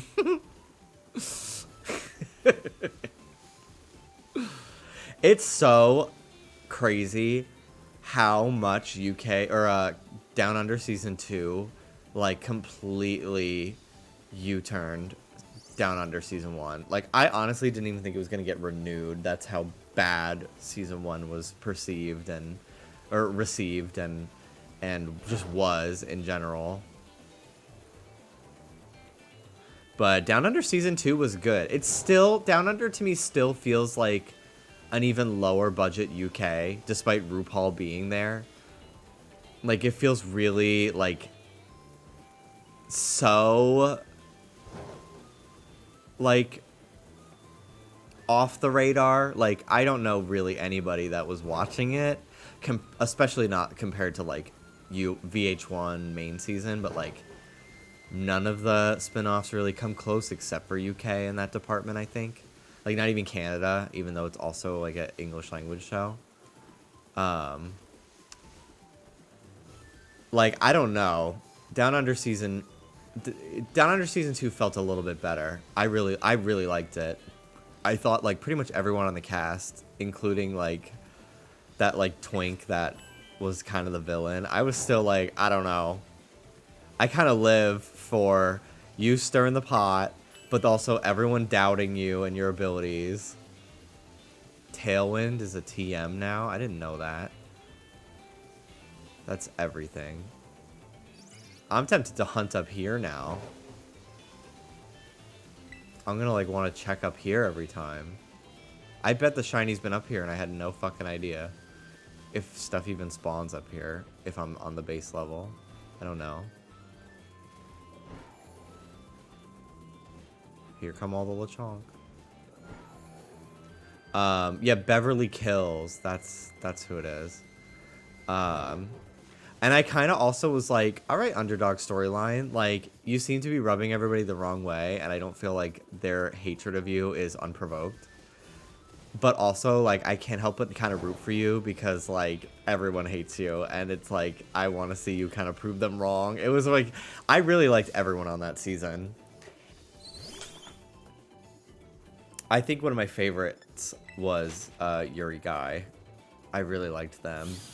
I was like, I want to have your energy, like their look in the confessionals. I was just like, I want to be like that. I want to be this like kind of grungy looking queer person with that always wears black tank tops tucked into jeans.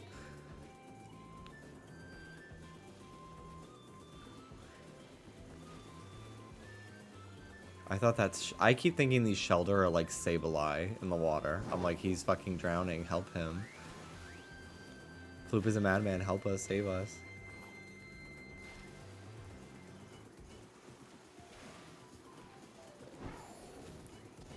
I did it. Substitute.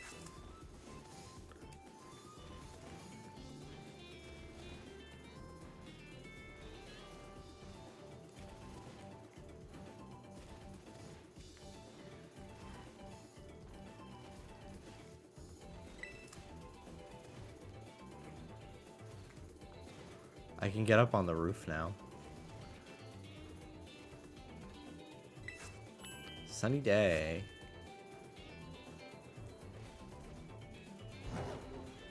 I do not want Down Under versus the World personally. I agree. I just feel like the production value, like there was parts of Down Under that I'm just like I really liked it as a whole, but there was a lot of it that's like, damn. Like, this definitely does not have the writing team for some of these sketches as the US season. And if the US season ain't funny, this shit is really bad. I just think that they need to be on productions that just have more budget. I don't fucking know how they even afford RuPaul, but I guess... I think RuPaul's husband is from Australia, so maybe he is like more inclined to want to be on it. I don't know. I think it's so weird they don't have guest judges. Part of me thought it was a COVID thing, but then season 2 didn't have any either, and I'm like, it's a budget thing, man. It's absolutely a budget thing.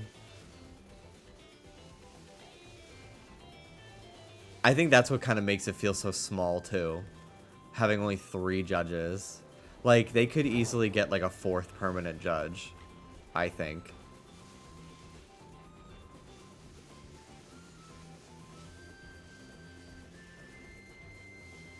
Okay, I can forgive this game for a lot of things, but can I just say how much of an imposter Bellybolt is as a person obsessed with frogs? How so? Is it because the eyes on the side are not his actual eyes?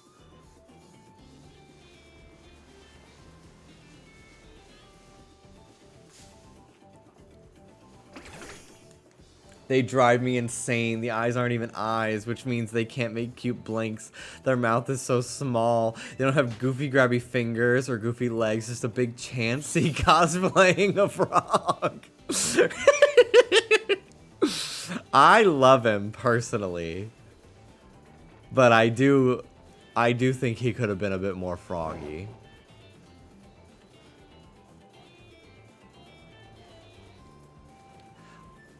Bellybolt and Tadbulb also look like Face from Nick Jr.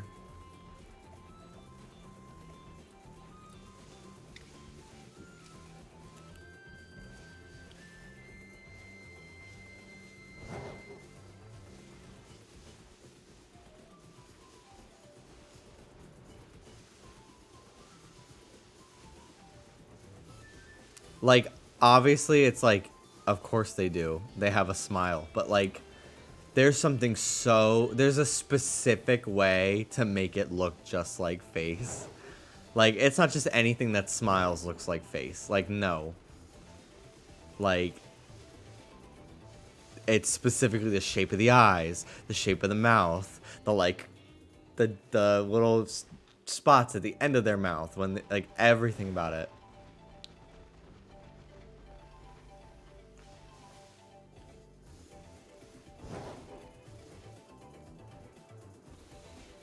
The face itself being on a solid color.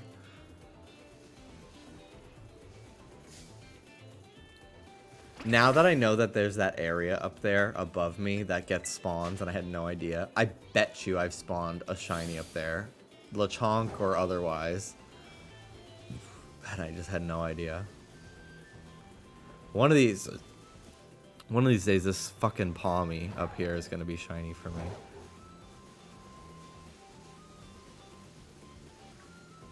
I'm really surprised I haven't specifically found a shiny on this route. For how much? Like even like a phase. It's always when I leave this route and I go to like where the Flamigo and Wooper and Psyduck are that I get something. I got Scatterbug and Fletchling out there. I don't know what the name of the area is. They're not called like Route 1 anymore, so it's very hard for me to remember. I don't like that everything is like South Province, Area 1. It's like, okay, this is so lacking originality to me that it is almost more confusing than not having a name. I think it's a big mistake to me.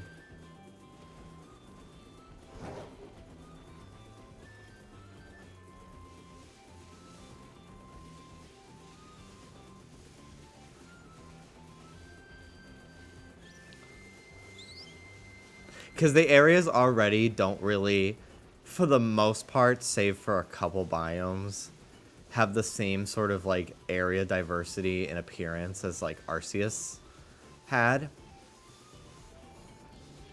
And like part of me is like, okay, there's only so many like different biomes they can do and also have them be on the scale that this game is.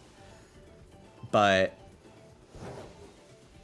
combine the fact that it's like I can't even tell how to refer to each of them differently.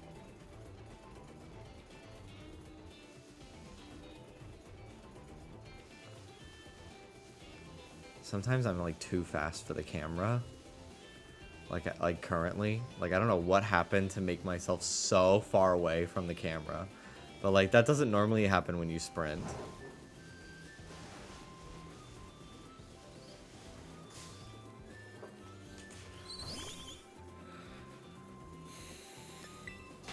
Hi, Ruby.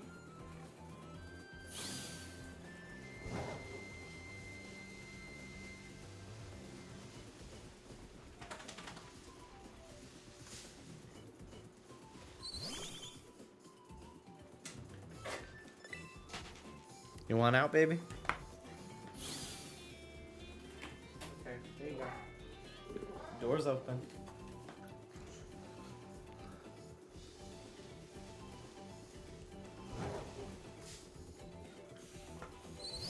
I really enjoyed, spoilers for Down Under Season 2. I really enjoyed that Spanky one. Because it kind of like, I don't know. I feel like Drag Race for a while now has been criticized for like, the bitch who just has the most money going into the season is the one that wins. Because she can pay for all the looks. It's like, it's really a criticism that is like, Drag Race is so concerned about like the polish element, and like Spanky winning was very cool because it's like it kind of shuts up that kind of crowd a little bit, which is, I just think it's very funny when people who are complaining get basically like whatever, even if I agree with them. Because it kind of is just like, well, I mean, they listened, and it showed that they are like, no, we still value being a good host and a comedian as well.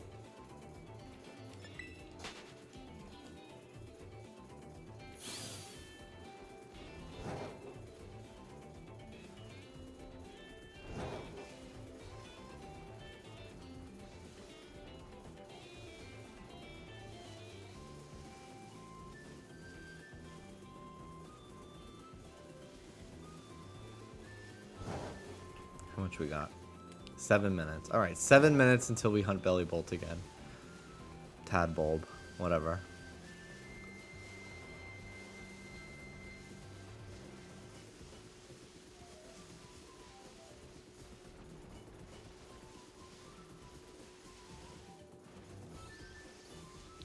I really hope that when I finally get Lechonk that it's female. I could do a Pokemon with, what was it, Cute Charm? Of the opposite gender. I think that would be a smart idea.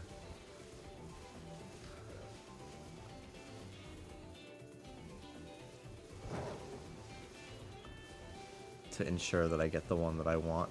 Because I just think the female Oinkologne is so much cooler. It looks more like a Pokemon to me than the male one. The male one in the face is very, like, no thoughts.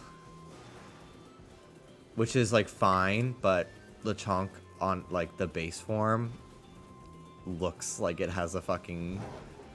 It looks like an anime character and fits with the franchise's designs.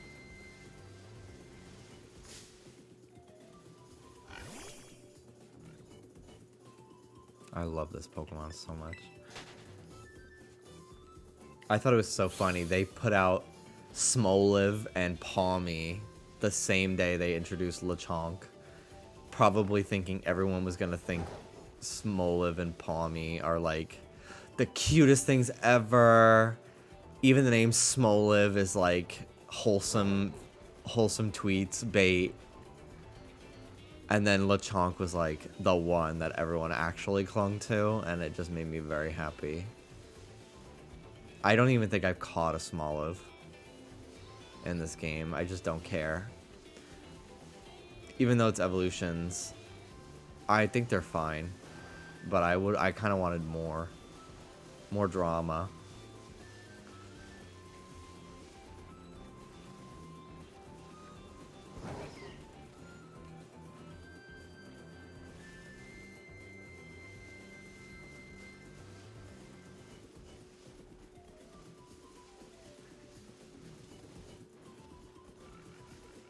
Smoliv has 2 evolutions. It evolves twice.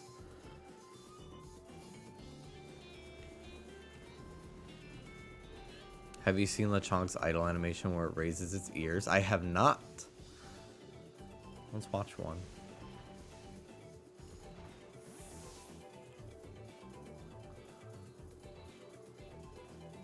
Hello.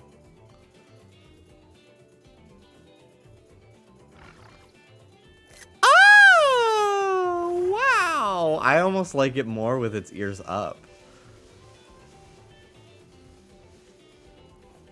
Oh my gosh, you want to know what I thought was... I like the movie Moana. I hate Lin-Manuel Miranda's music. I really hate his, like, writing style. Especially for rap. I don't know why. It's like, it's like so, like, theater kid and annoying to me. But I thought Moana was cute. But I will never forgive them for tricking me into thinking that Adorable Pig was going to be in the entire movie. He's fully in the first 5 minutes and she fucking leaves him. Like, I was just like... Is he going to be, like, stowed away on the boat? No. It was the fucking chicken.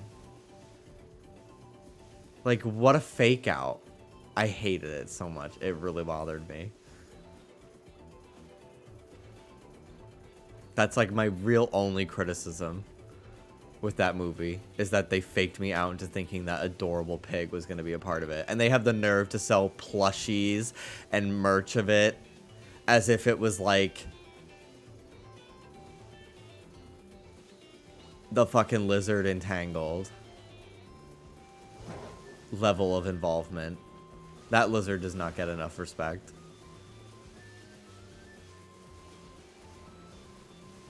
Tangled is so good. Like, talk about underrated. And, like, last true Disney villain, too. Even though Mother Gothel's, like... She is literally Mother, but, like... She's no Ursula. She's no Cruella de Vil. She's no Gaston. She's no Hades.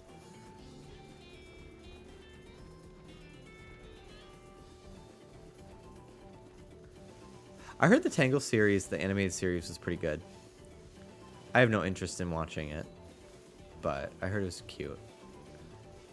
I'm sure if I had children, I would be way more up to date on all these Disney things, because I would be showing them stuff. Maybe if we start babysitting Dallas's niece. I don't see that happening considering they live an hour and a half away and his mom lives 5 minutes away. So, like, why the fuck would we? But I don't know. I used to go to my aunts and uncles' houses for, like, overnight weekends when I was a little older than she is. So, who knows?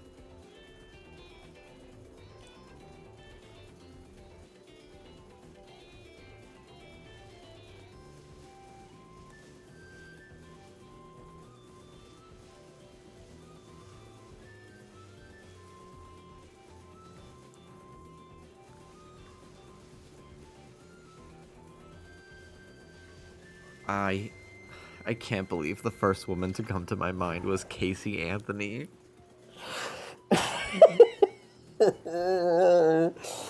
My Dahmer Animal Crossing house moment. It's because last night Dallas told me about how she, like, is still lying saying her dad did it. When, like, girl. Girl.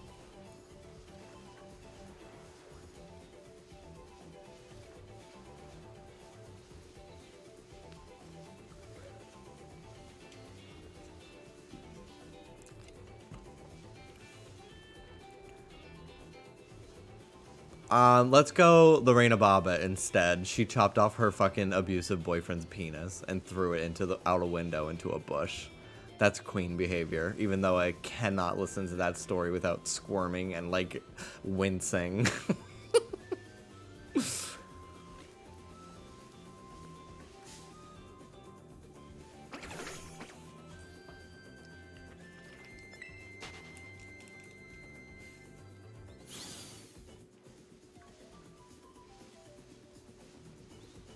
Piggies.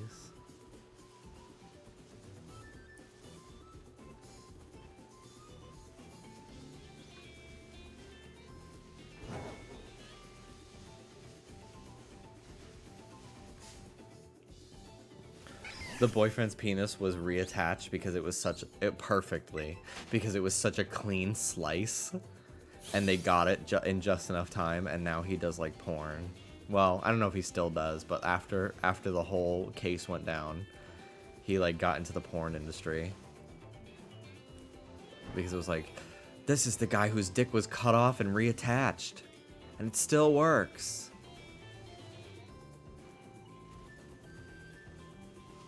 Halucha. Wow.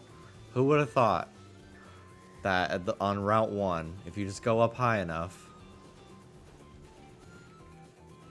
there's all these crazy Pokemon. It's kind of nice being able to jump high now.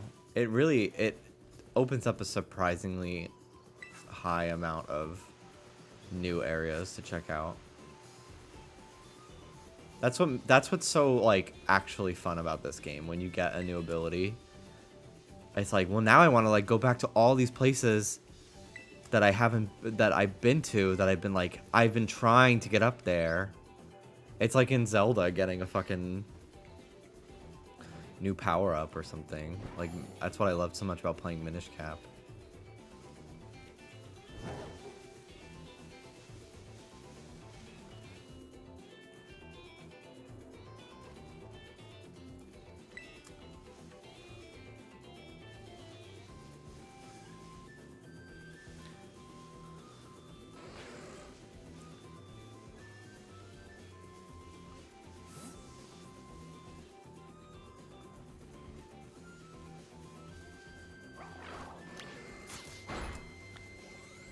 Fido fur. He does not have that. He has that? Fur? No meal power. Okay. Are you selling any that I can use?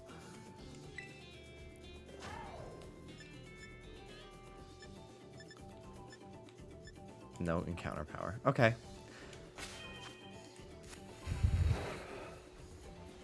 I've seen a lot of people hatching eggs right here,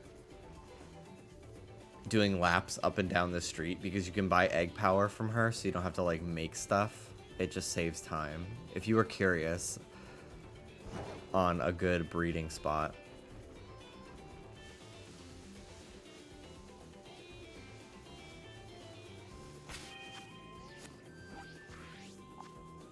I still don't have climbing. It's the last thing I have to get.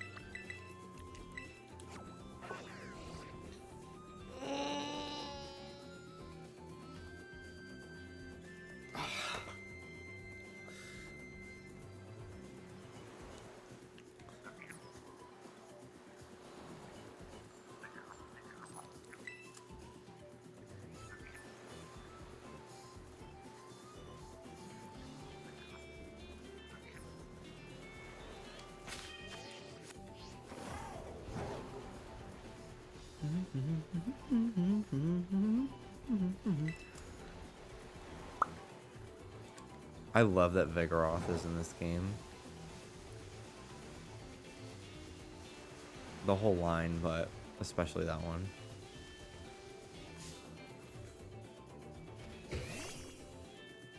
Anytime I see any Sinnoh Pokemon, I'm like, I wish you did not enter my field of view. I'm Sinnoh'd out. BDSP and Arceus being so close together. Like, if I have to fucking fight another Stunky, Starly, like, please save me from this. I don't want this in my life.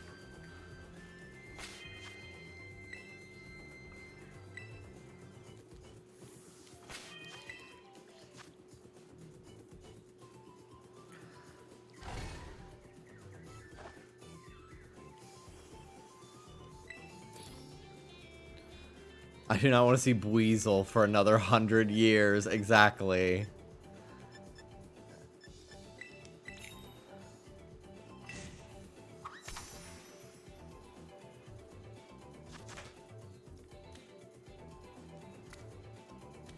Like, you're really gonna fucking...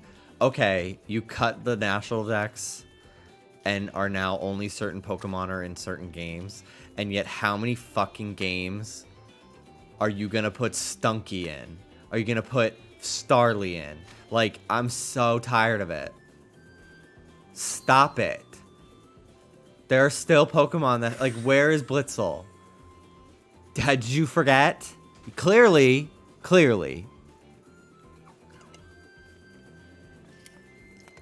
I still am in shock that they made 2 Alola games and forgot to put Oddish and, like, Blossom in there twice.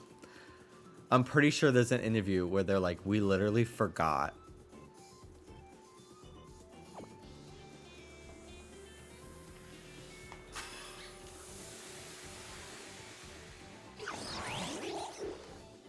Okay, but Charizard's new, like, textures, and I think he might have even gotten, like, a new model in this game, are lit as fuck. I have a picture of him. Hold on. I think an event in, like, early...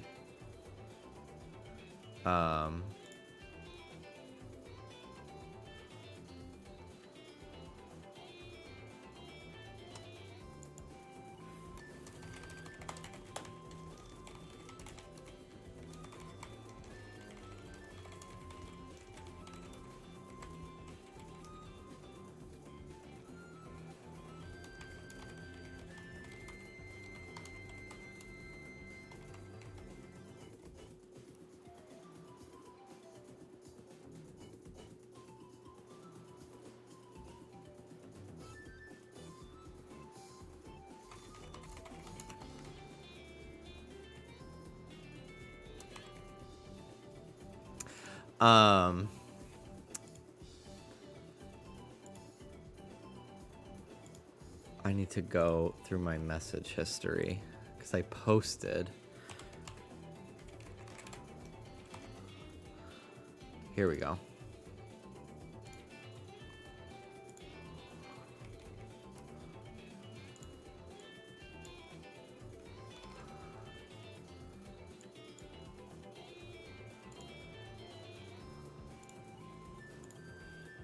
So it's mostly just like they changed the textures, I think.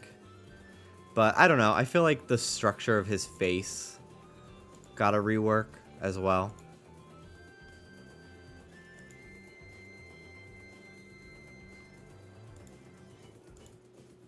So here, Sword and Shield.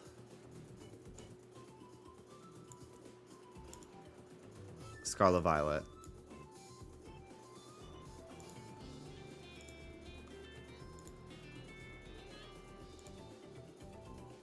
Like, he looks pretty great in this game. Sword and Shield is not a good looking game, but I kind of do love the cell shading on the actual Pokemon themselves. But this looks really great.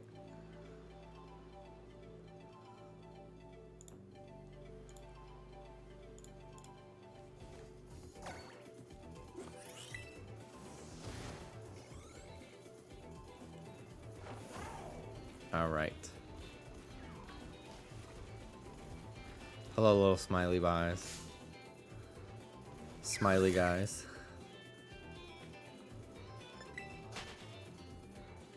Sky Battles ruined everybody's fucking favorite Pokemon. So many of everybody's favorite Pokemon for 10 years. I really hope they add Skarmory to this game, and if it's not already in it. Because the thought of Skarmory not fucking hovering, T-posing, essentially, is very slay to me. Like, I cannot believe they just didn't give a fuck for so long. The only one that I don't think it's weird is Xatu, because it's a psychic type. But, like, Swellow... So many Pokemon just fucking hovering with no animation. The slightest bit of tweening to, like, show, like, it's gliding through the air. But, like, they never flap their wings. It just really fucking pissed me off. So annoying. Yeah, Swellow was, like, the worst offender. It was literally, like...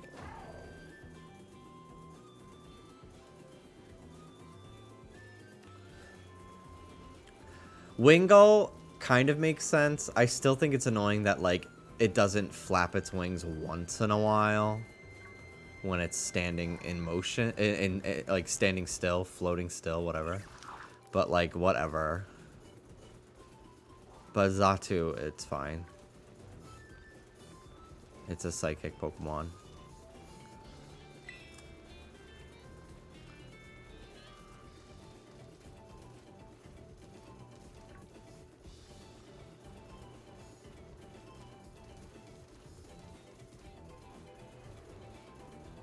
I cannot with these cliffs, dude. It's so fucking crazy. It really is like I'm watching Midsummer.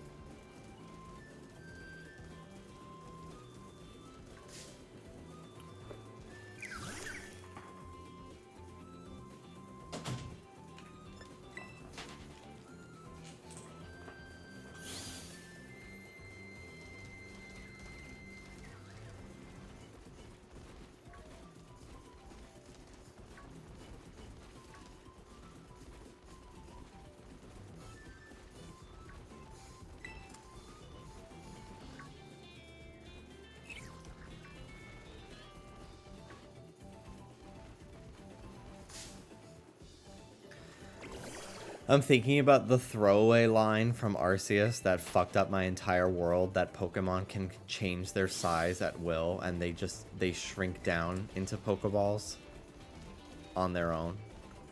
Which I think is... I hate it. I hate it so much. It makes no fucking sense.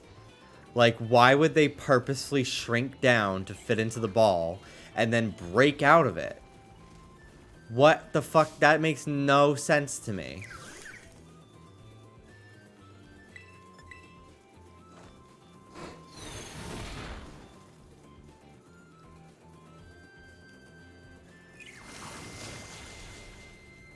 Like, part of me just wanted to think that, like, they just don't understand, like, the magic behind Pokeballs. But then I remembered, I'm pretty sure Laventon's the one who invented them. So, like... maybe that's not true.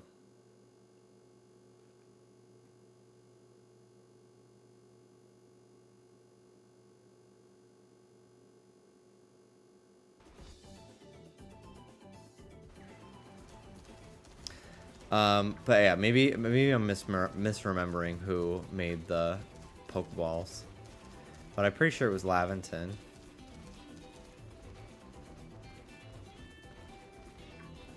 Maybe it's like they think that Pokemon change their size, but it's actually like something magical about the apricorns that actually does it.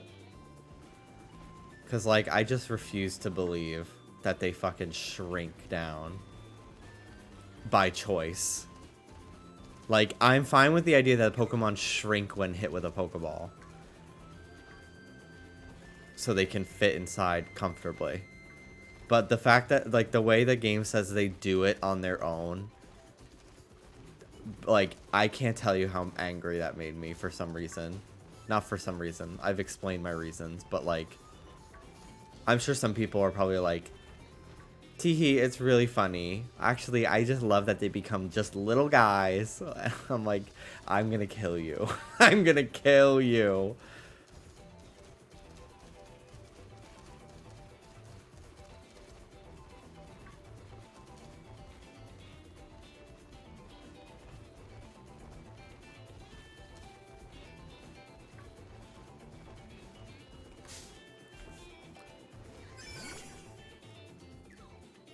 Shiny Toad School. Damn, that is one that I really want. I was told that they're very common in the, like, autumn area, but everything there's, like, level 50, so I'm probably gonna wait till I have, like, maybe 5 or 6 badges to check that out. Because, like, I'm struggling to deal with, like, level 40 stuff right now. And my team's in the 40s. And, like, because I only have 3 badges, so, like, yes, 2 people have redeemed Pikachu Yellow and Tadbulb Head Yellow. Also, Anne, you missed... I talked for like a half hour about Paper Mario.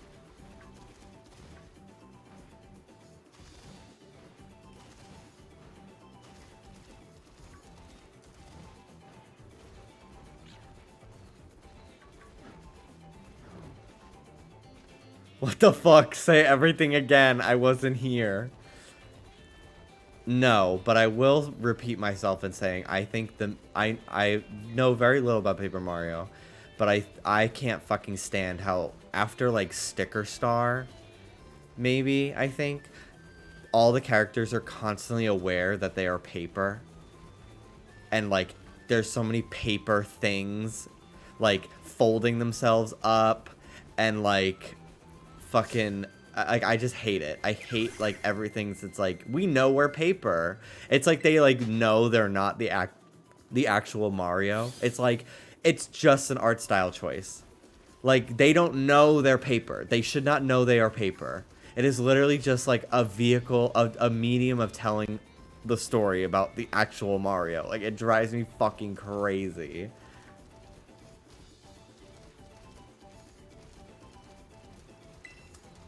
I don't want to burst your bubble, but that's been in the game since before Sticker Star as well. Then maybe it's just like the aesthetics in Sticker Star being even more papery. I don't know. But nobody mentioned that earlier, and I know I've got a bunch of fucking Paper Mario wizards in the chat. I do agree they go way more into it after.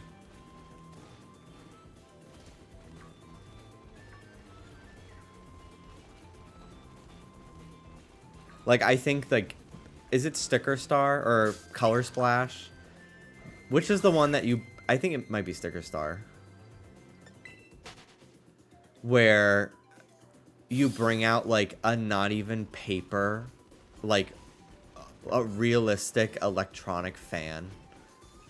Like, that pisses me off for some reason. I hate it.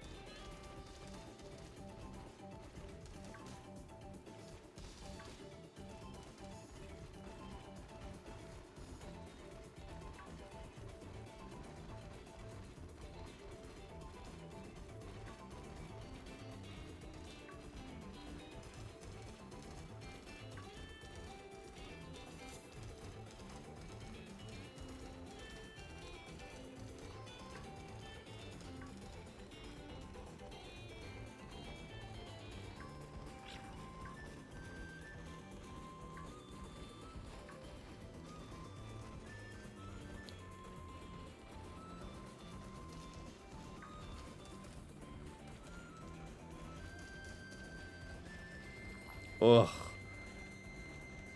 That cliff, it's like so fucking noticeable. What the fuck is this game? What is there, like, what is the point of that? The reasoning. Ugh. It's so distracting and gross.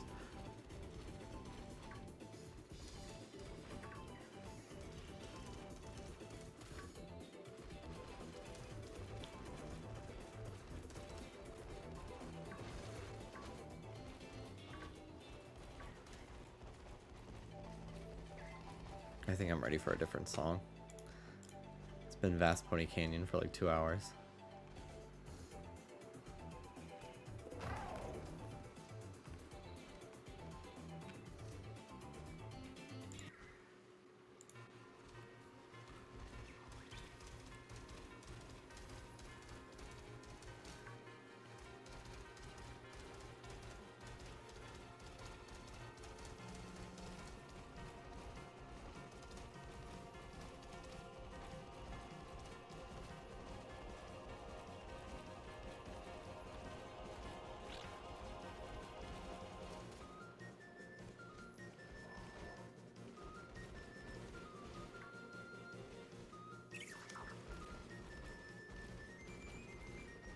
Don't do this to me.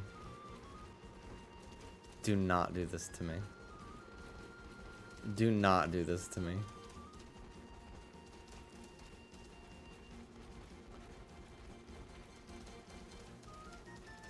What happens if you trade Miraidon or Koraidon to the opposite version?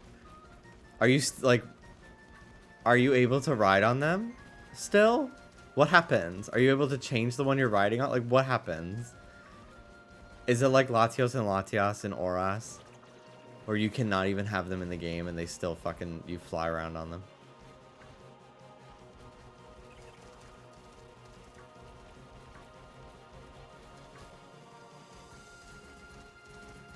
It's a spoiler. Okay. Okay, nobody answer. Nobody fucking answer. Emote only mode. Nobody fucking answer. Nobody answer a thing. Do not say it.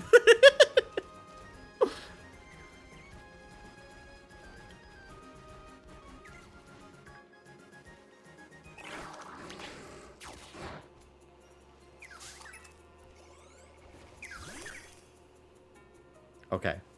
Now that nobody's on a delay and might think that I actually I might not know that I no longer want the answer. Is December a good time for you to play every Paper Mario? I was saying that it will probably be something I play in the new year. I have a lot of games like that I want to...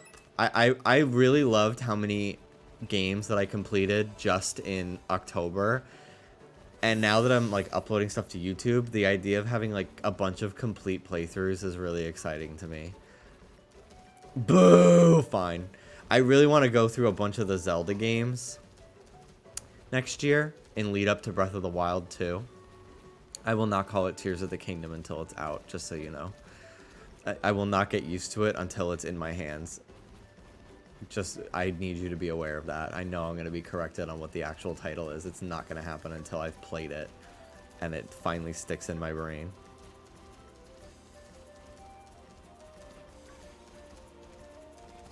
I was really going to mostly play the way I own every Paper Mario, despite never playing any of them, really. Except for, like, an hour of Thousand Year Door and an hour of Sticker Star. I even own Super Paper Mario.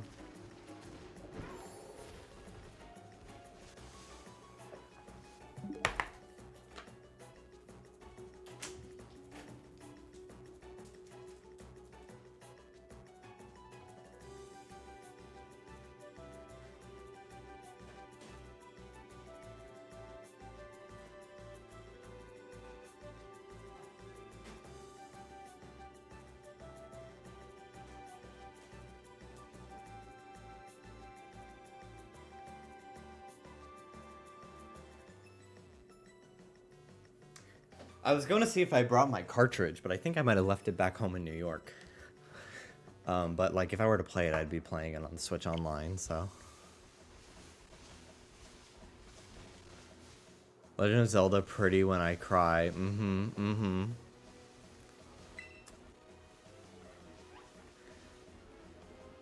Oh, to say shit. Just say shit. Just say words in my presence.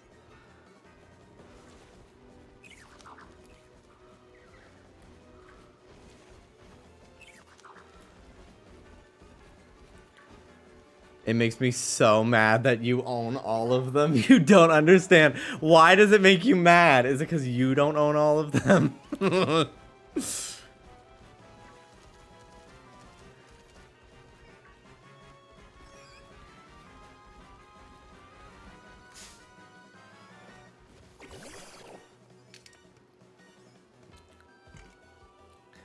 You've never played all of them. Like, you were so close to having fun.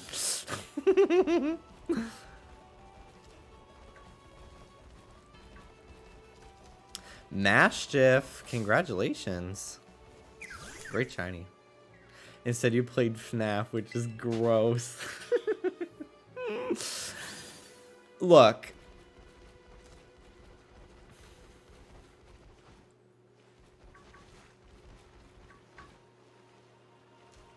I gotta play what brings the views. And if I can barely get these bitches to show up for Superstar Saga, what makes you think they're gonna show up for a Nintendo 64 game? I'm just being real.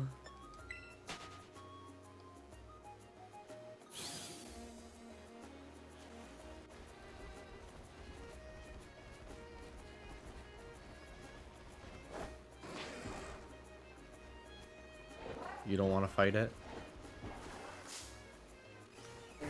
It's not even shiny, girl. You're just being temperamental.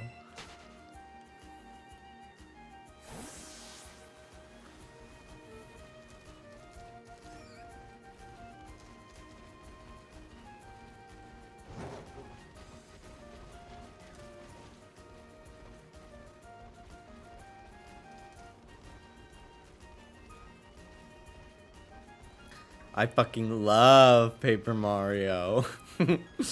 She's lying. She's lying. Her first game was New Leaf. Her first game ever was New Leaf. Shiny Bronzong. I honestly am worried I wouldn't be able to notice it in this game. Because, like, Bronzong's normal colors are so faded. They look almost green to me.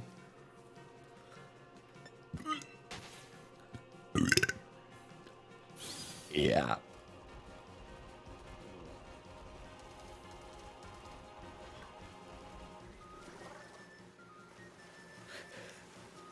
One of these days, I'm going to title my live notification Paper Mario, and it's not going to be Paper Mario.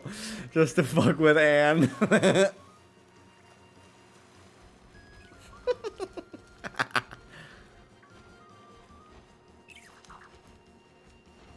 No to the crosswords, but Overwatch would be fun for me.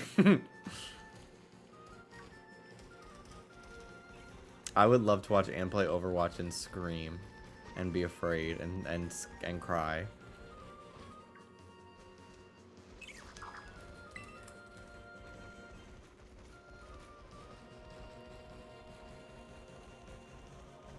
I thought this Choodle was a Wooper, shiny Wooper.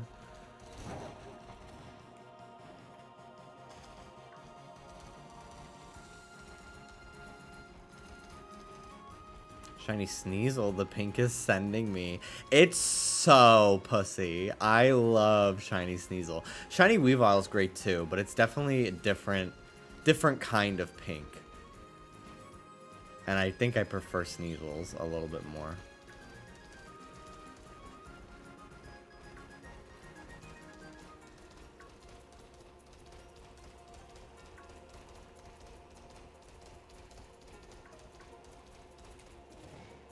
I think it's funny when Anne screams at a game. I've never done that.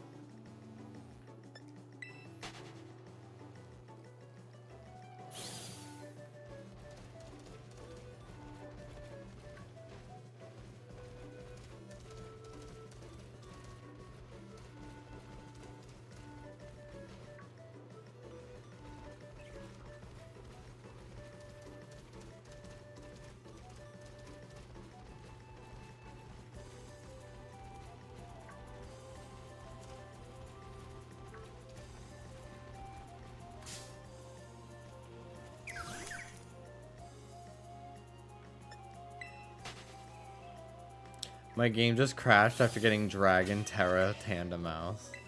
Everybody save.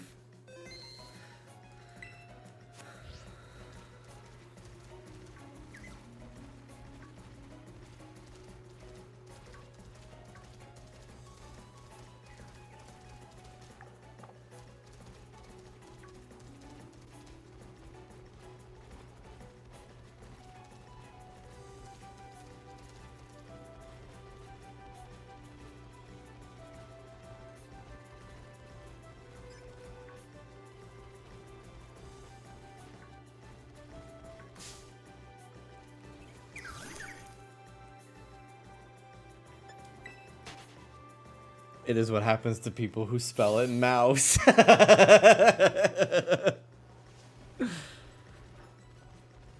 Everybody save.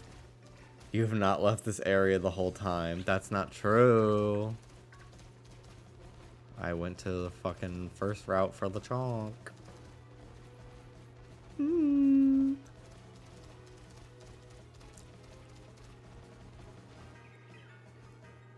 My boomerang.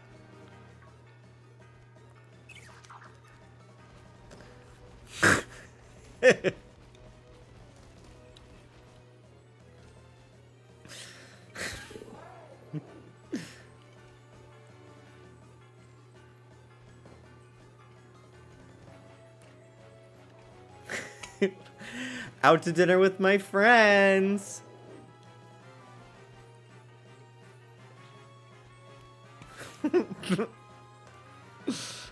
Cheers. Cheers, everyone.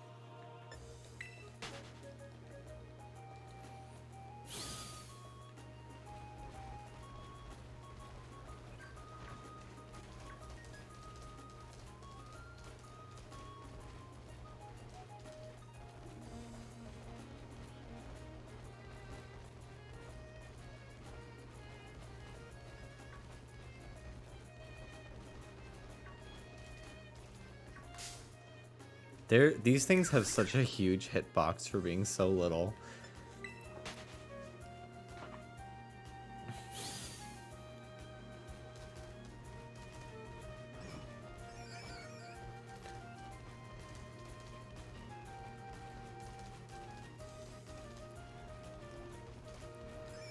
Did somebody mention peanut butter?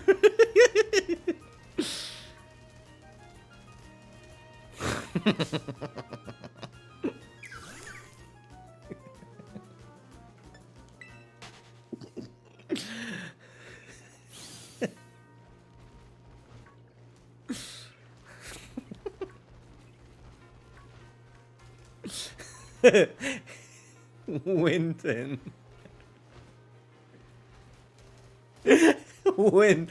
Winton. The smiley fucking really.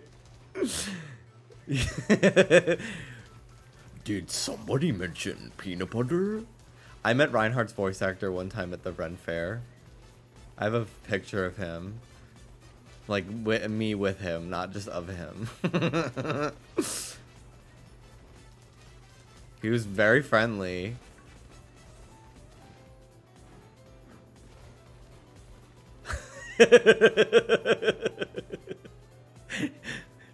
This will protect us. The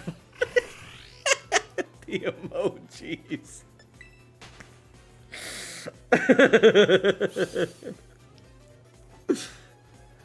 I thought we were going to hear about the party you weren't invited to.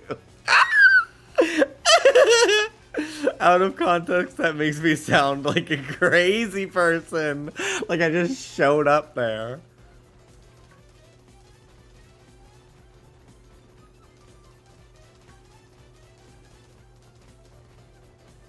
why'd you sound like Winston then? Because I was just thinking about Overwatch, and I was thinking about deep-voiced characters who are in Overwatch. Everyone here has the context. Everyone here has the context. Everyone bully Jimmy. It's so funny. He's so smart and handsome and cool and funny that I just need to fucking take him down a peg.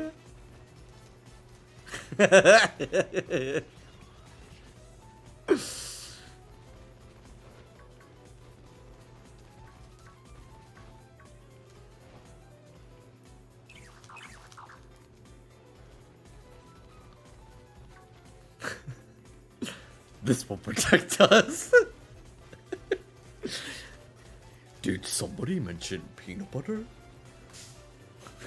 This this will protect us.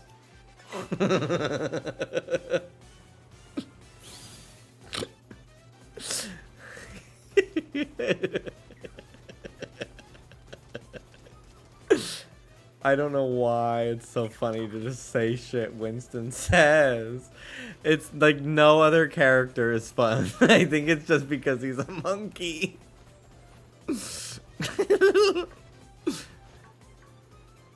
Do Tracer. Do your Joshua Tortellini impression. Do it. Cheers, love. The cavalry's here.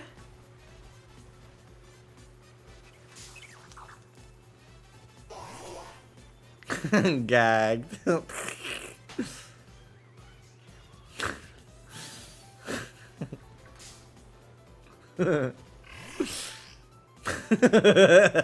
Why, SpongeBob? Why?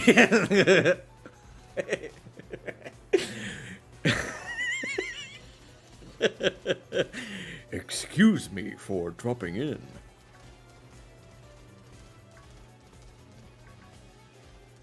The plane.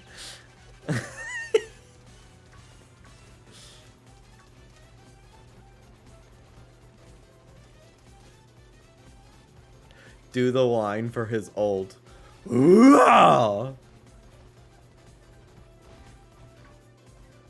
Nobody plays Winston in Overwatch 2 anymore, so I don't fucking remember all of his voice lines. At least then nobody on Quick Play. Everyone plays Junker Queen.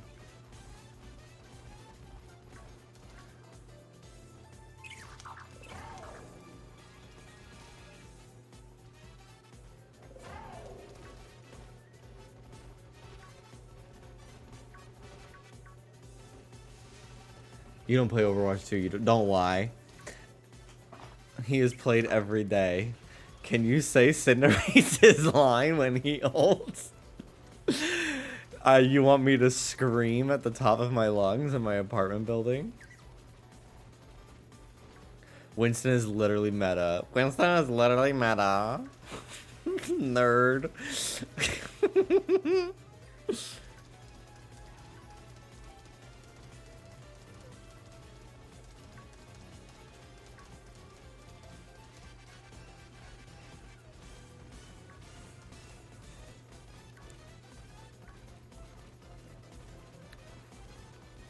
Did somebody mention peanut butter?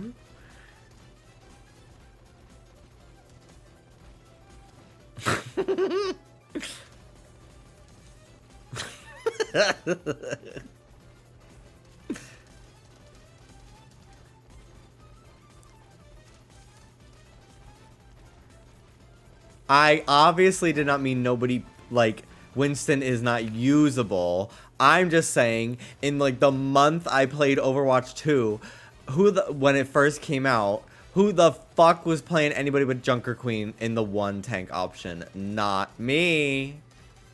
So I have not heard Winston talk in a while.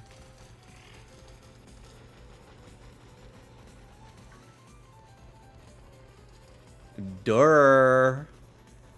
Durr. I need Nicki Minaj saying durr on my fucking soundboard.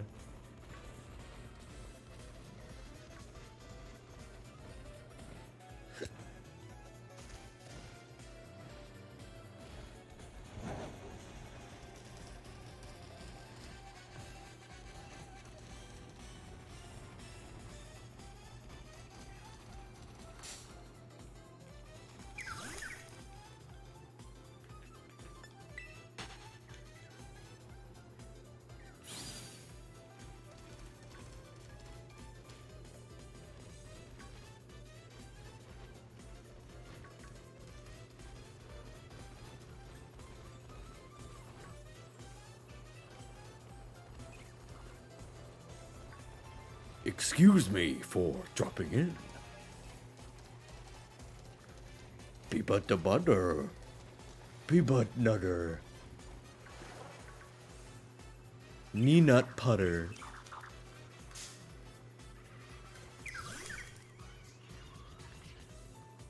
Bebop bubber.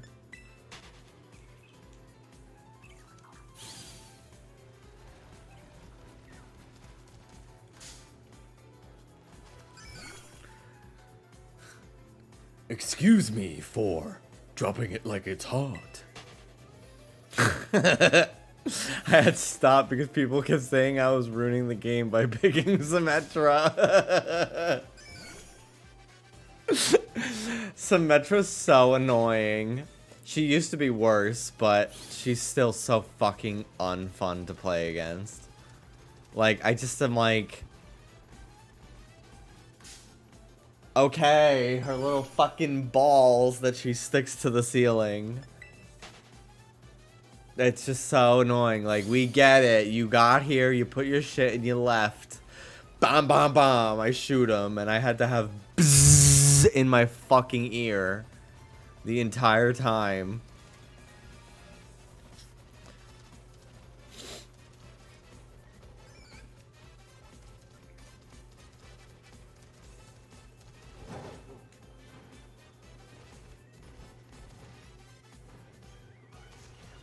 Joker Queen is now the one trick widow pick of tank right now. Like, I pick her just for the first point at least, and I get screamed at to switch because I'm obviously throwing with that pick. It's a good thing I love playing Diva and Reinhardt and also don't care about what other people tell me to do in Overwatch. A nice green or whatever you feel like. We'll do green. We'll do the color green of the sweater I almost bought today, but then I went with red instead.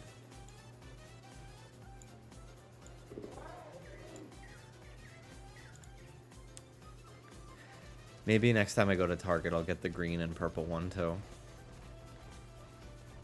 Like, now imagine like lilac, lavender, fucking pale purple. Delightful.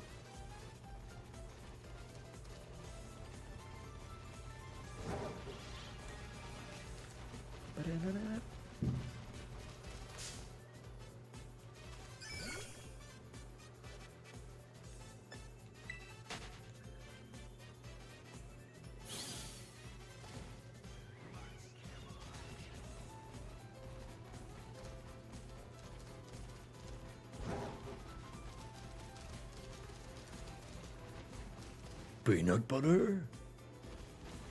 Peanut butter.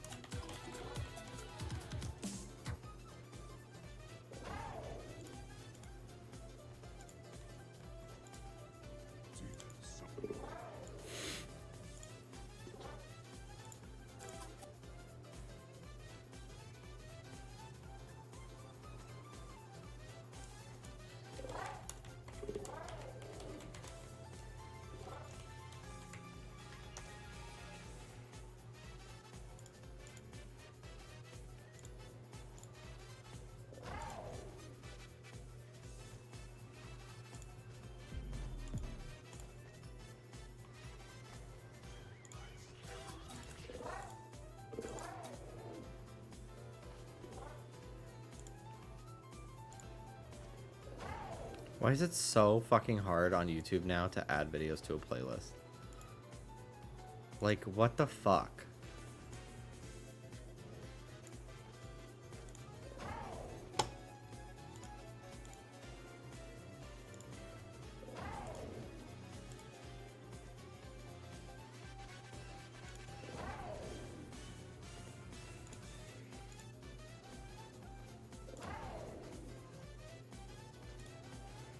Stop motion shadow.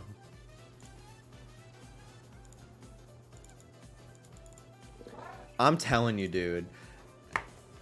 I have 3 different folders on my soundboard. I think wave 3, series 3 of my soundboard might be the best one yet. Stupid fucking dinosaur!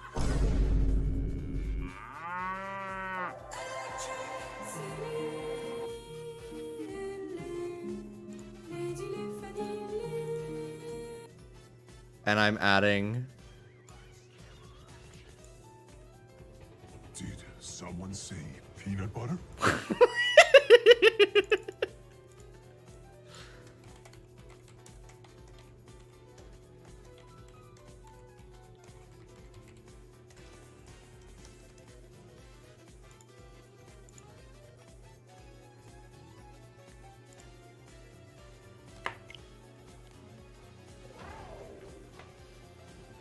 Did someone say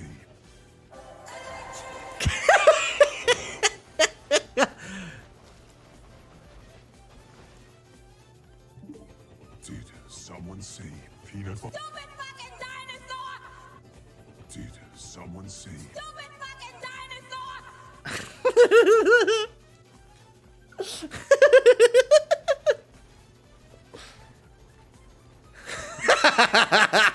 Would you be able to watch baby sensory videos without laughing? A baby sensory video without laughing? No, because I constantly am thinking of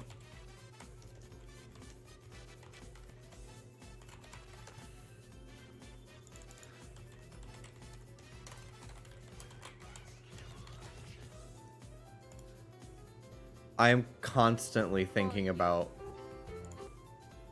this video, which is a baby sensory video. Oh, yeah.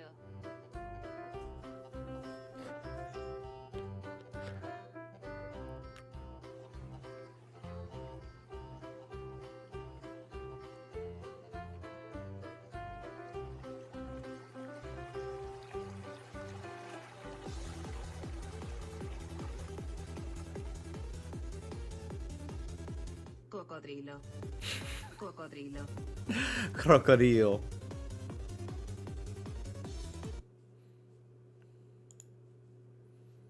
Crocodilo. Crocodile.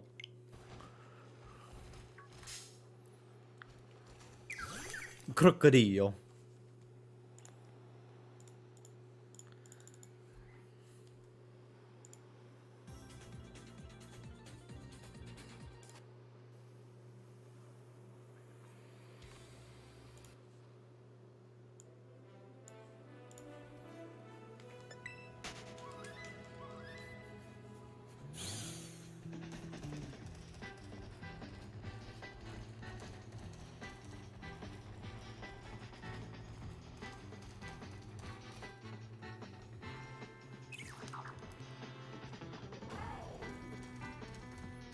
I DM'd you.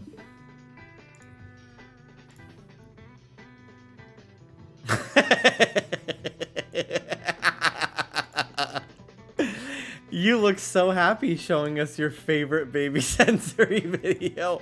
I look really happy.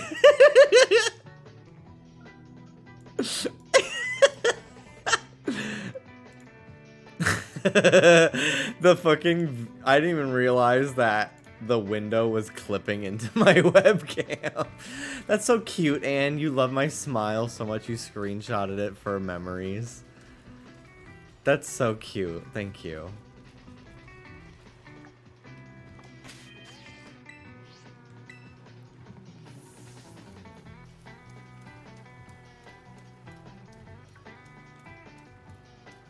Okay.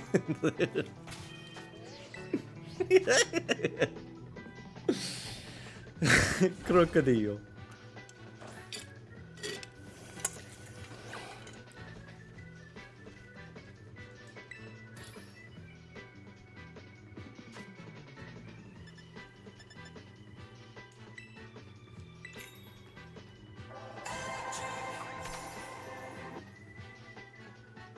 This is Steam Gardens Mario Odyssey.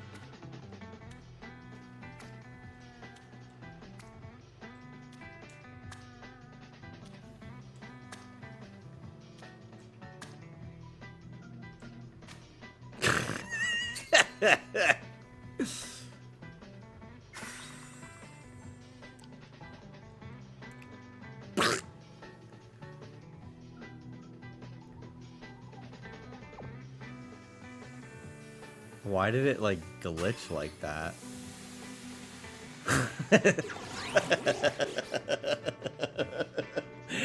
The fucking I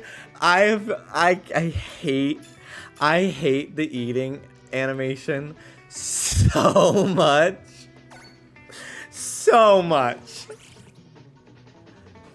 But it is really also so hilarious that they said this'll work.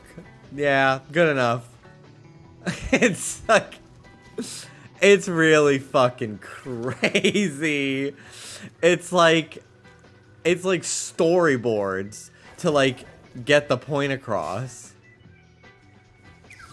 You should get a new tablecloth. I don't care enough. I got too many other things to spend my money in this game on.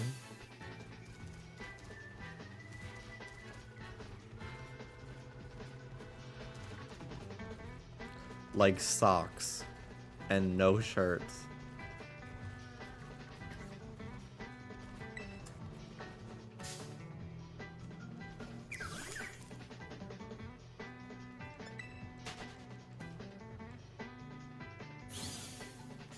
God. Get off of me.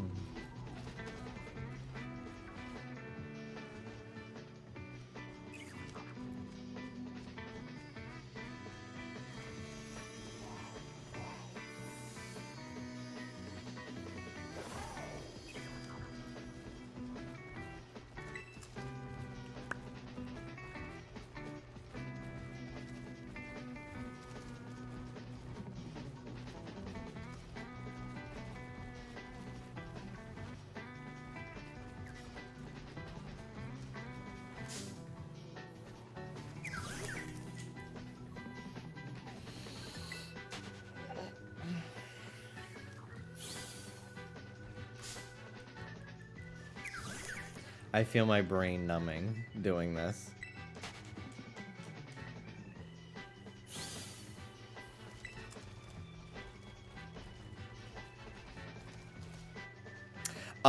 Taking out the picnic table just refreshes the spawns in the area. So if you want to like quickly not spend time killing every spawn, and you also want to like keep the first 30 spawns being full odds, because after you defeat the first 30, you have to like actually knock them out either one by one or with the let's go method. That's when your odds start getting better. And I want to keep it 4096 because I'm just annoying like that now. And if you use the picnic, it resets the spawns. But honestly, I found it to be way more quick, way more reliable, and faster to just run away from them and then run back. Like, that's how I found my Finizen so fast yesterday. I was maybe on that water area for like 10 minutes and I found it. Because I was literally seeing 30 a minute. I probably saw like a couple hundred before getting it.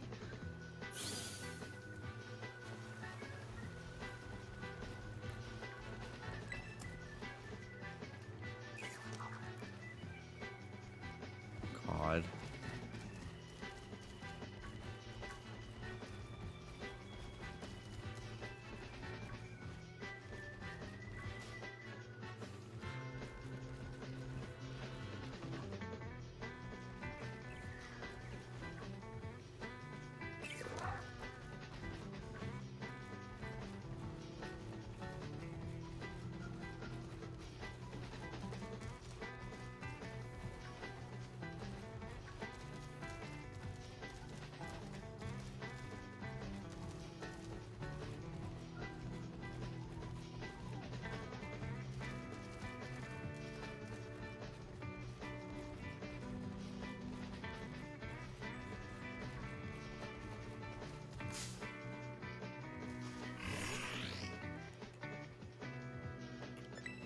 The energy drop after the baby sensory video. It worked.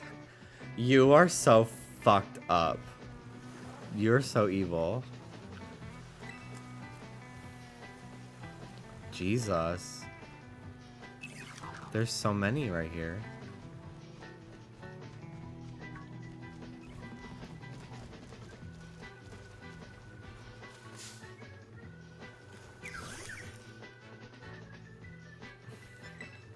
I'm really excited to see what my outbreaks are. Could you imagine if I got a belly bowl outbreak in 20 minutes?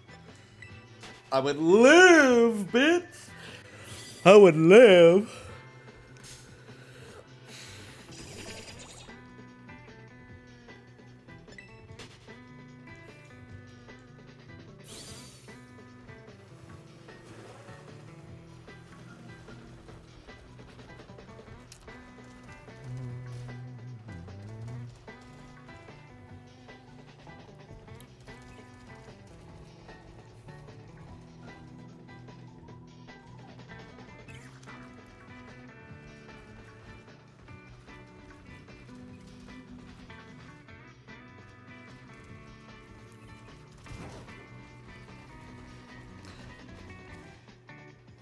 What the hell would a Krogunk pre-evolution look like?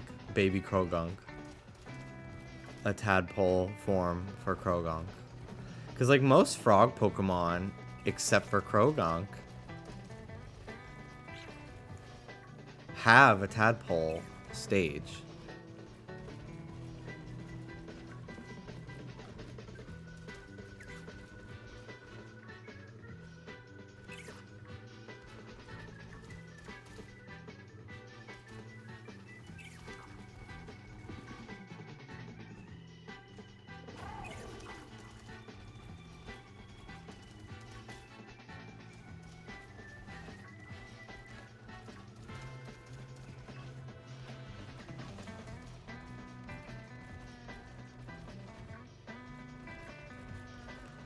Froakie tadpole. Like, seriously?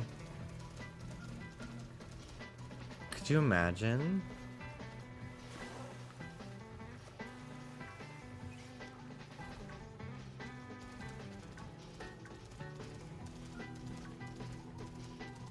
I consider Bulbasaur a frog, yeah. I think of it frog adjacent. But like Venusaur especially runs like a frog. If you've ever like seen its run cycle. Yeah, it's definitely more toad. Venusaur is definitely more of a toad. He's kind of both. He's a little bit of a dinosaur.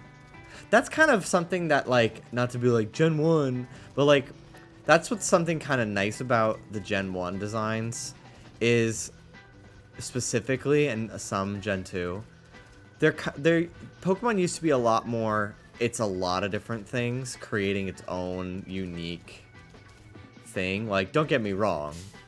Finizen is cute. But, like, it's literally a dolphin. And I feel like Pokemon designs, not all of them, but a lot of them used to be like, it's like Lotad is like, it's a duck, but it's also based on the Kappa from, like, the yokai, the Kappa. And then, like, there's other elements of it, too. Or, like, I don't know. Mousehold is a lot of different things. 4 different things. Yes, obviously, there's stuff like Geodude where it's just a fucking rock. But I do like that Bulbasaur's kind of like a bunch of stuff.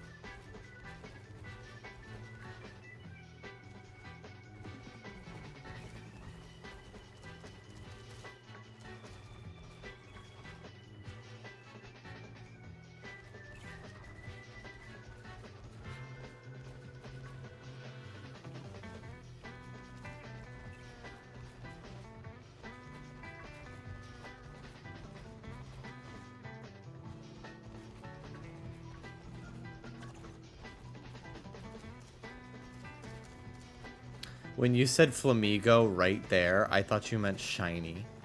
Like, my heart fucking dropped out of my chest for a second. And then you said next to Ducklet. I'm like, Ducklet is not here.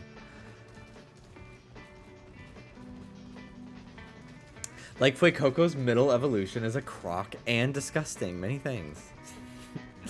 It's really so bad. I'm always so surprised that they, like, let the starters be so unappealing sometimes. Like, how did they really think that Chestnut was gonna fucking fly? Like, the starters are, like, the merch machines, the money makers. Like, I feel like of any Pokemon designs, they should get the most, like, retooling and, like, focus group testing almost, in a way.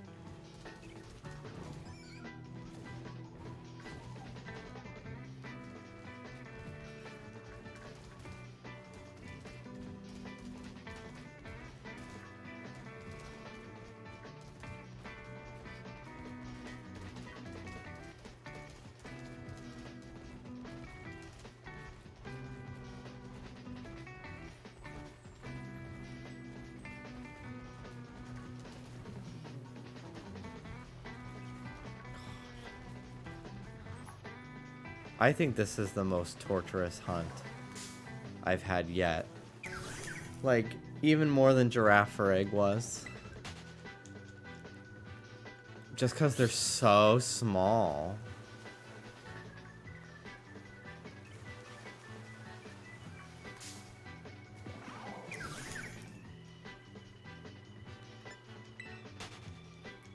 What's wrong with Chestnut? He probably meant Quilladin. No, I meant Chestnut. I did not stutter. I fully meant Chestnut. I hate them both, but no, I fully was talking about Chestnut.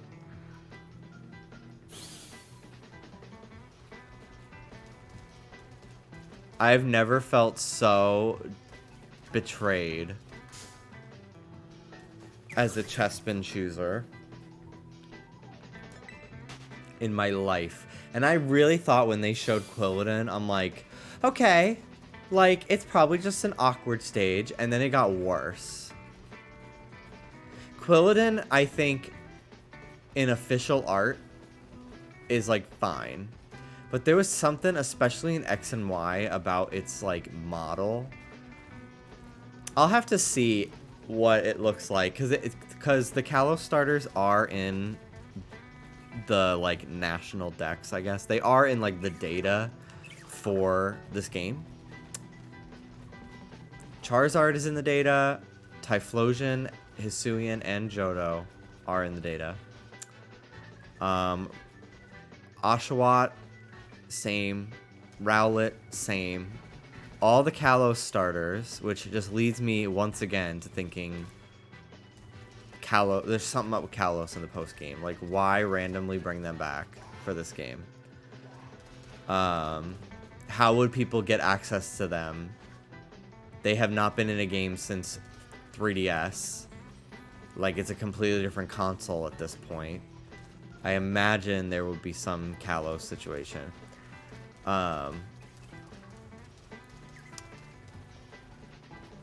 Yeah, Carbink's in the data. All the mythicals for Kalos too are as well.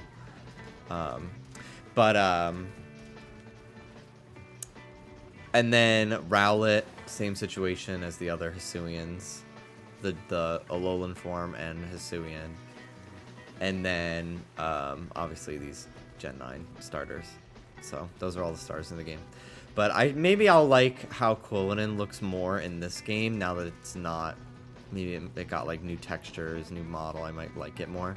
But no, I hate Chestnut. He looks like he's just covered in like dead skin. Like he looks like he's dandruff.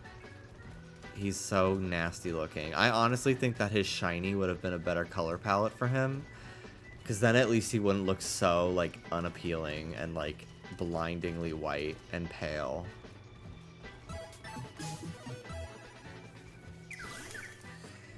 Where would you rank this generation? Haven't picked up the game yet, but I want to give Pokemon another chance after the games have let me down since Ultra Sun and Moon.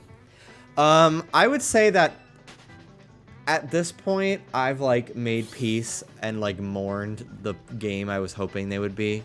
And I'm just accepting them as like a pretty fun to explore shiny hunting tool with like really great characters so far. And I only have 3 badges. Like, I am not that far into the story, and I already really love everyone. And I've heard that like it only gets better. That being said, the game is a glitchy, buggy, like disaster. Like, the more I see, the more I'm like, this is insane. And there's a lot of like epic Game Freak moments of like, oh, you can't go inside the buildings and towns anymore because they did not feel like even programming them into the game. Like it. So there's that. Honestly, I would say if you're interested in the game, check GameStop this week. People are probably going to be trading in their copies because it's like it's that kind of bad that Nintendo's actually offering refunds for eShop purchases if you call their corporate like customer support. So if you're actually interested in the game, you'll probably get it for a couple bucks off getting it used, and also Game Freak will not be getting, or Pokemon Company will not be getting money from your purchase, rewarding pretty shitty behavior. So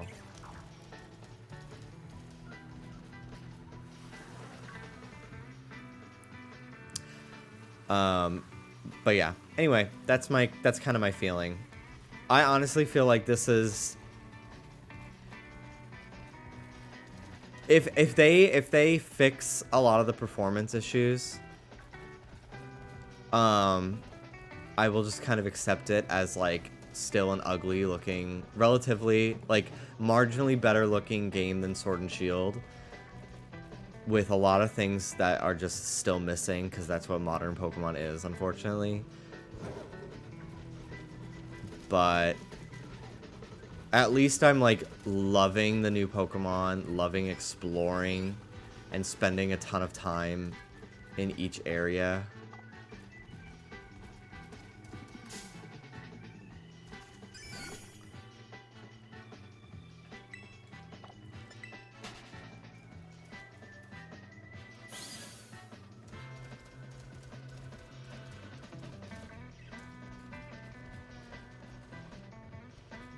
Sometimes the way the light hits those Goomy, I think they're shiny. And like I just got a shiny Goomy in Arceus like 2 weeks ago. So it's not like it's been a while since I've seen it. But I don't know. Combination with like the orange grass.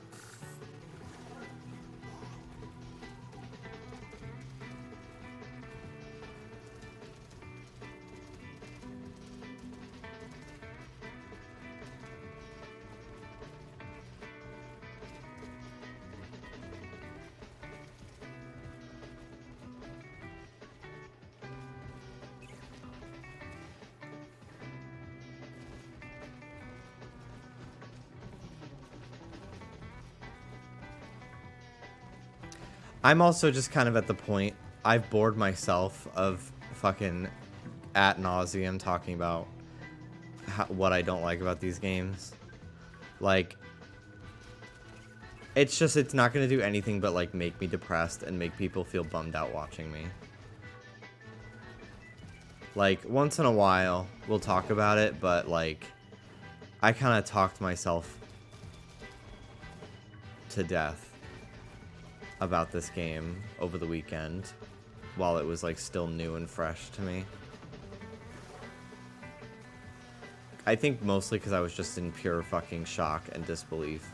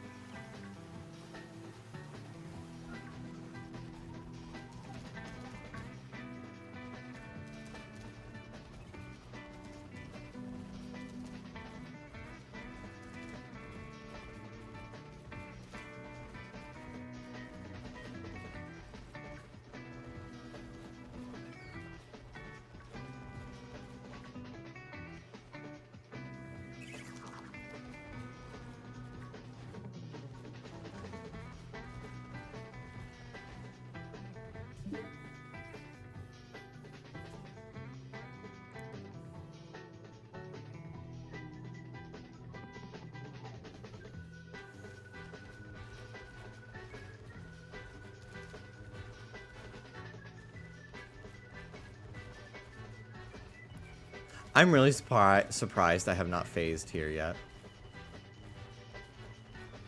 Like, there's plenty of other things like Wooper here and Psyduck, Choodle. Like, I'm just very surprised that this area has not really yielded anything yet of any sort.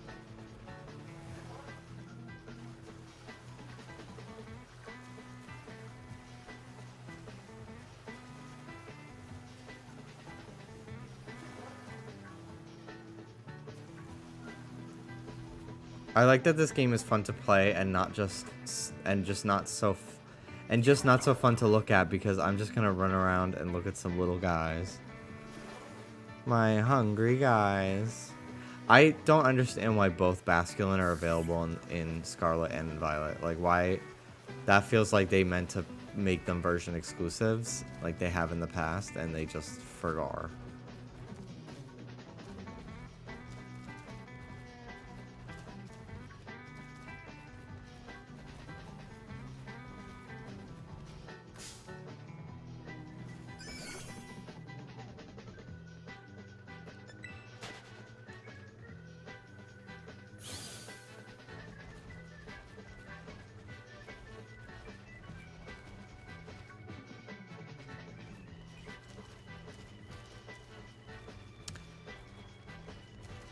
I would have liked if there was, if regular Basculin got like a different sort of evolution too.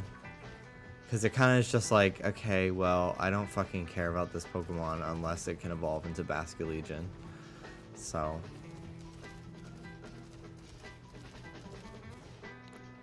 Basculin has never been a Virgin exclusive. One was always just more rare. Oh. Never mind then.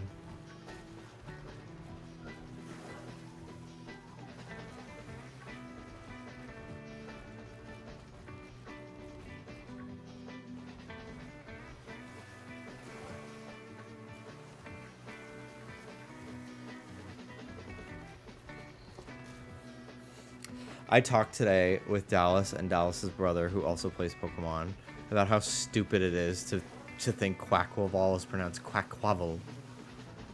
Quackquavel, or whatever. Quackquavel. It's Quackquaval. Quackquaval, like Carnival. Quackquavel. Shut up, Michael. Dumb. Fucking dumbass.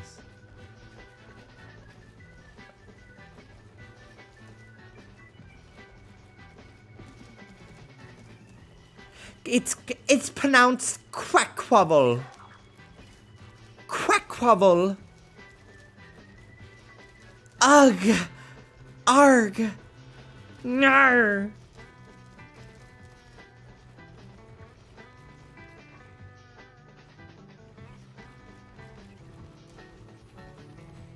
It's quack like a duck.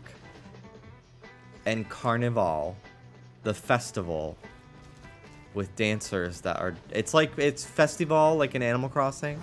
Pave, he's based off the same event, same holiday.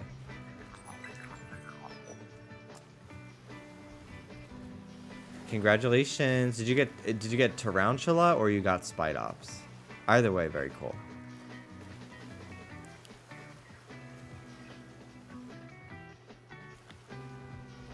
New outbreaks.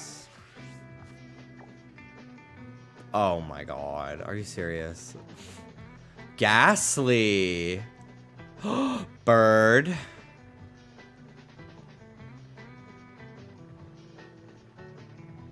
Floatzel. All mine are in the water again. Ooh, a Pokemon I don't have.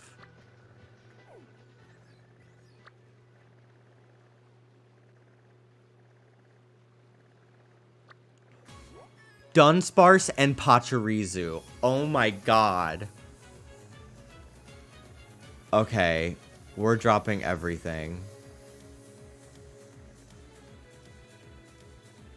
Rufflet, I still can't get up there. I don't have climbing. Maybe I'll do the last Titan. Wow, I got some good outbreaks today.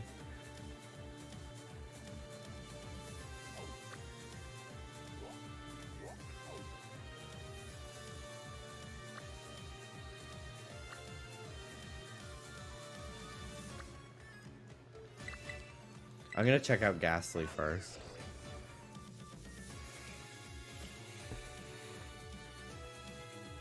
Dunsparce is big though. Like, the pink would be very easy to see, I feel like.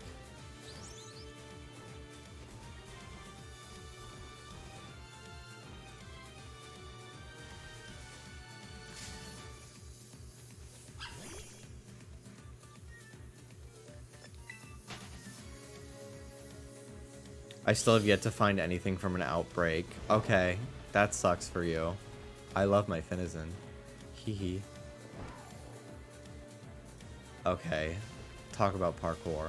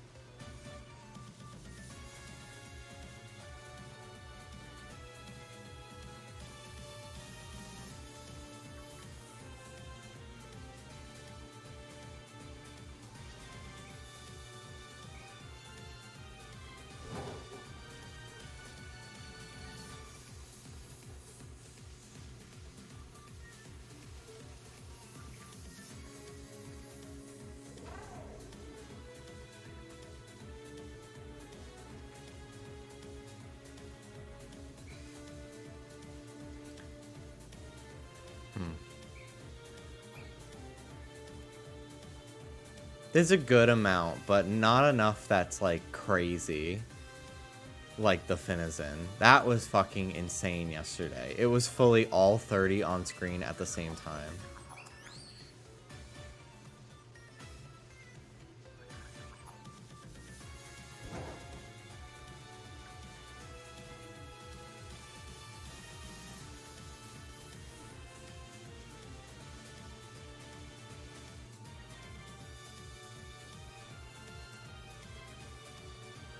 I would appreciate if Megas never came back, honestly. But they know that people are fucking begging for them, just because most people don't care about the competitive aspect of Mega Evolution. But like, as someone who did play, I could not hate them more. But I know a lot of people just like them for the design aspect, which is fine. But I don't know. But I could see them bringing them back finally in Kalos. I think I hated when they brought them to Omega Ruby Alpha Sapphire, because that just like made no sense to me. Like, what? Like, the whole thing was they're formed because of Kalos's weapon. Why are they in Hoenn? Why are they here?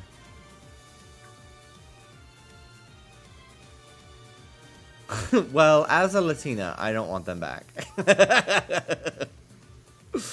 Oh, well, thank you so much for your, giving your take. I really appreciate hearing diverse voices on this matter. Thank you.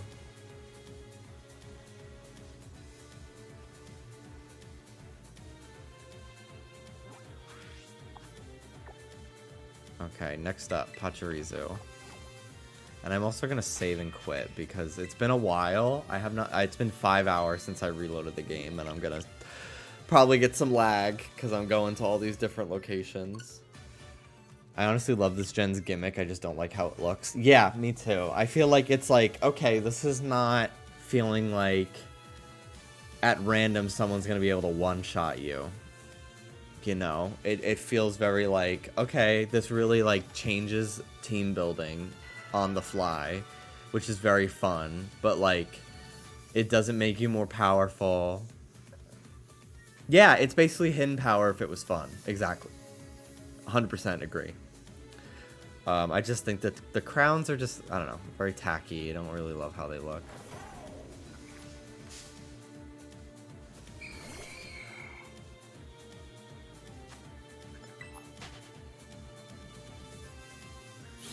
I think Dynamax is still the best because it makes the Pokemon big.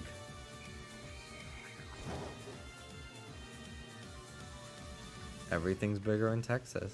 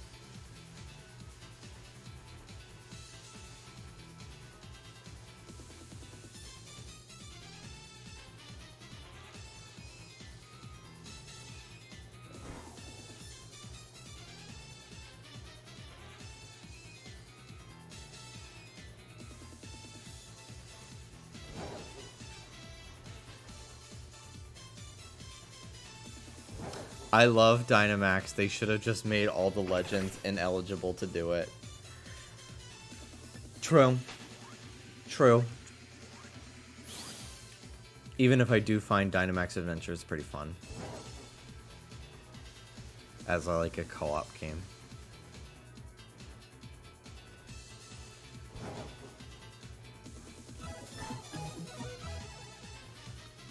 Chubbs, thank you so much. Good luck to you too.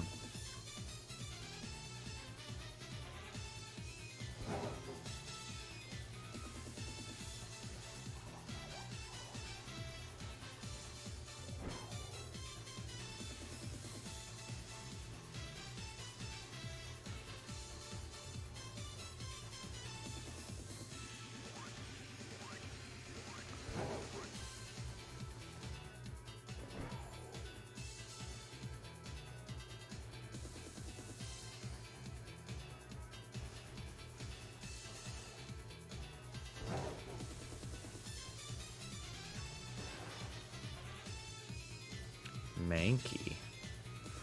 I would love shiny Mankey in this game. Well, Stantler's up here? Wow. So crazy what you can find when you... Like, I have not been up here yet. But now that I can jump higher and glide, I was able to get up here. And it's, like, so exciting. Like, just this so cool. New area. Not that many Pachirisu in one spot, but...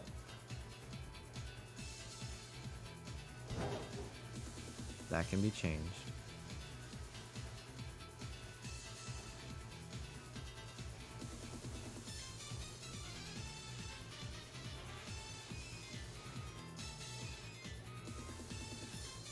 That Skiploom fucking got me for a second.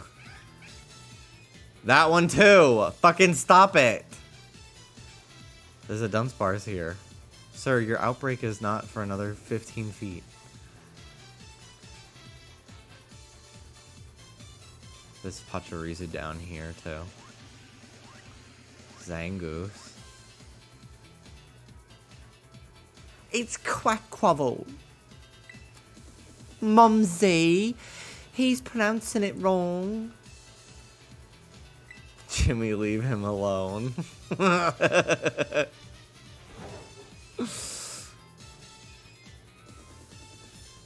Oh, you meant Dunsparce.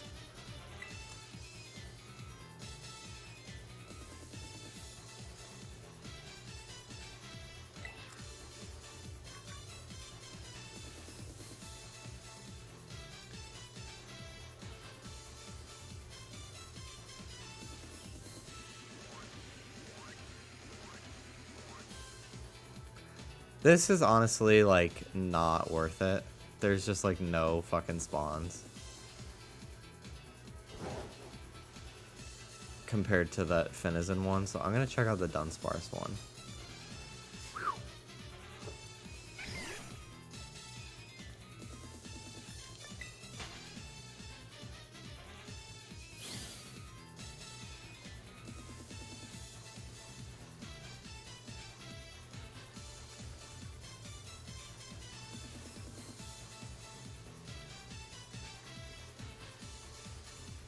Oh, they can fucking run away. They can fucking hide in the dirt. That's scary.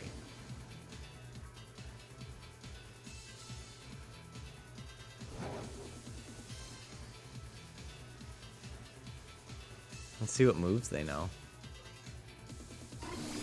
I don't think I have one yet.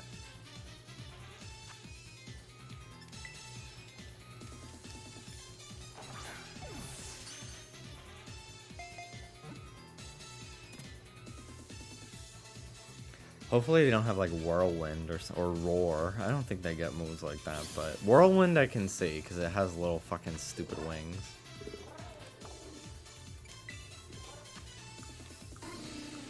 Mud Slap, Rollout, Glare, Screech. Okay.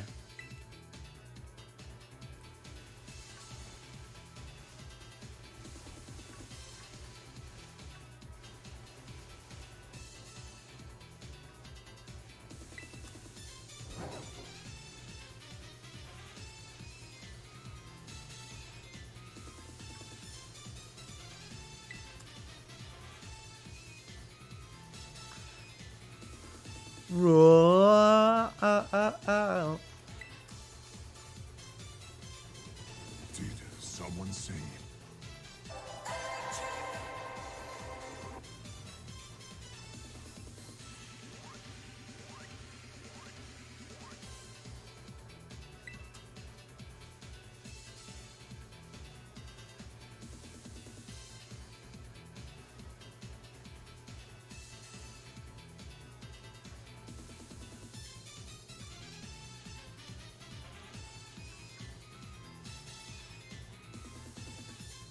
That voice sounds like Big Booty Mix.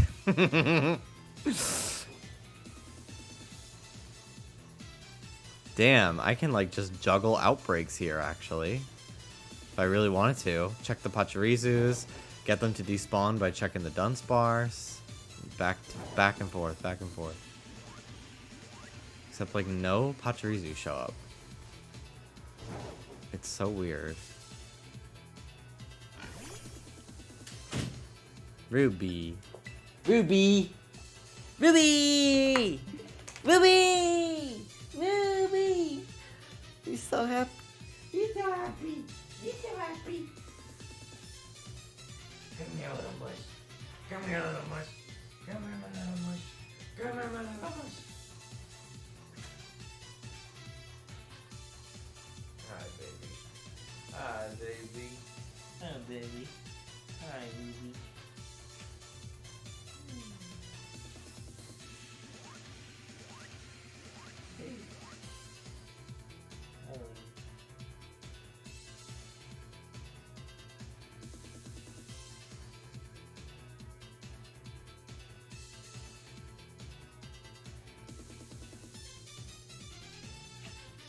Hi.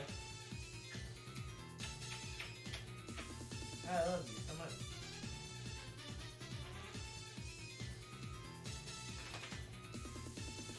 Go on.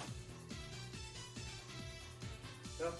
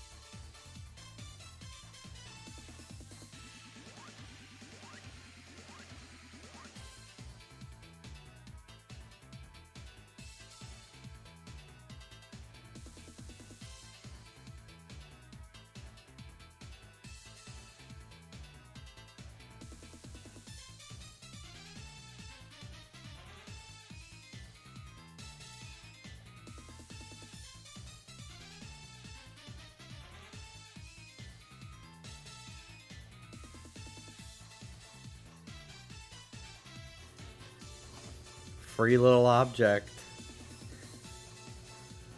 I bought her today at Target.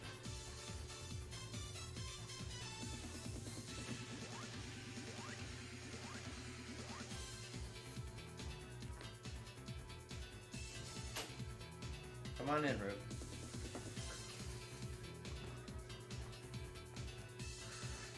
Miss Union Buster herself. CEO of the Pokemon Company. Viper's fucking tail T-posing.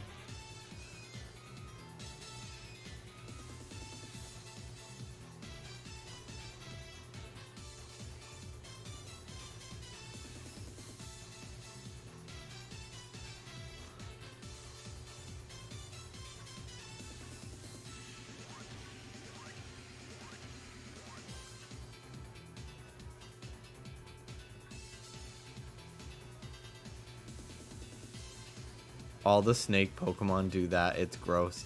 Scyther's does that with its wings. Its wings like collapse into like just a straight line. It's so gross. I also hate so much that Zangoose keeps its claws retracted in this game, even in battle. Like it just looks like it's a mistake. Like it looks like it's like you got a Zangoose toy as a kid and you accidentally broke off the claws. Like, why? Why are they retracted in battle?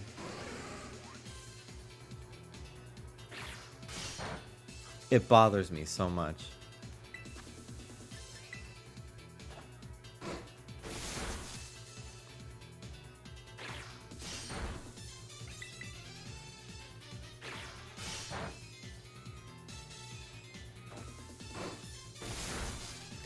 I always thought it was so cool in X and Y. Terrible for shiny hunting, but Zangoose and Seviper being in the same hordes 4 Zangoose against 1 Seviper, 1 Zangoose against 4 Seviper, 4 Zangoose against 1 Seviper. Did I say that right? I think I did. Anyway, there'd be one that did not match the others, and they would all attack it. Like, what a nice little touch. But yeah, made it really annoying to try to catch it. I remember as a kid, because I had Ruby version. I didn't have Seviper, so I only really I didn't know it was a version exclusive. I just didn't know where to get it because I was like, I want one. Jesse has one in the show. But then I found out they were version exclusives. I was like, I don't know what that means. I'm 6.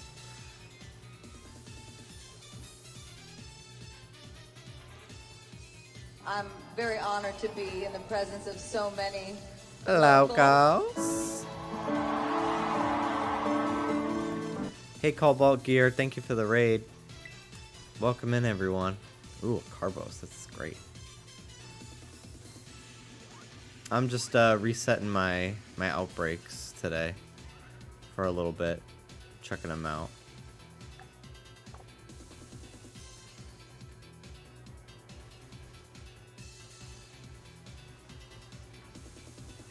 I might head to the next one. There's apparently an outbreak of Pokemon I have not seen yet. Very honored to be in the presence double of so many locals. Aaron Casey Gamers, double raid.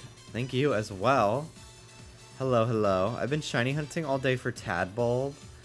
And I've gotten a little bored, so I'm taking a break and I'm checking out what my outbreaks for the day are before I head back to this little swampland to look for more. I hope you guys had a great stream. Thank you again for the raid. My name's Jimmy. I stream every day. Playing a lot of Pokemon, but I play all sorts of stuff. Yeah. Hope you'll stick around or come back another time when it's convenient for you. Love to have you. My love for Seviper is exclusive to that Battle Frontier building. Yes, the Battle Pike. Oh my god. Nobody did it like her. Can we just take a detour? Can we take a detour, please? Just the Battle Frontier theme. Not even like the battle. Like, we'll get to the battle theme. But, like, I'm just talking about, like, walking around the actual area.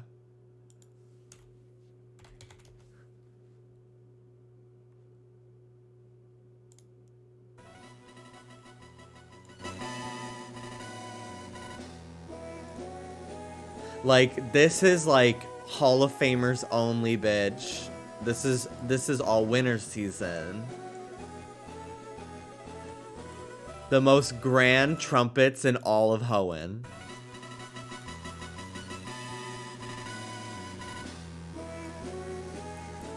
Like, shut up. Shut the fuck up. Shut up.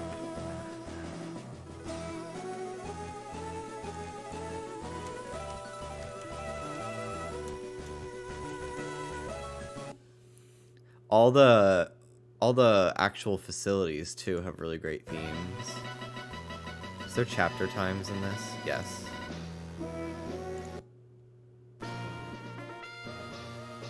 Battle Tower.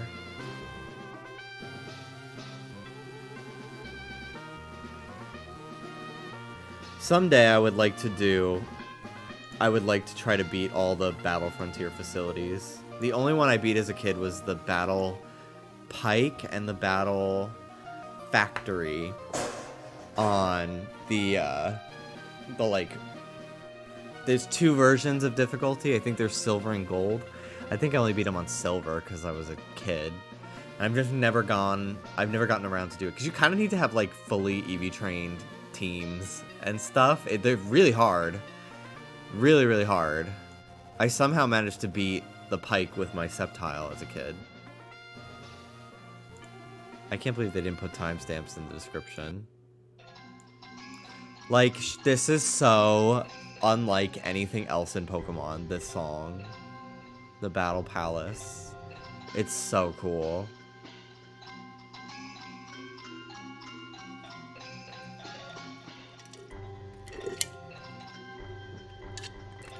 I remember seeing a glitch on the Portuguese version of the Battle Factory where you could keep the Pokemon. I always wanted to do it. Same, because there was like Totodile. So many Pokemon that I could not get because, I don't know, didn't have link cable or shit like that.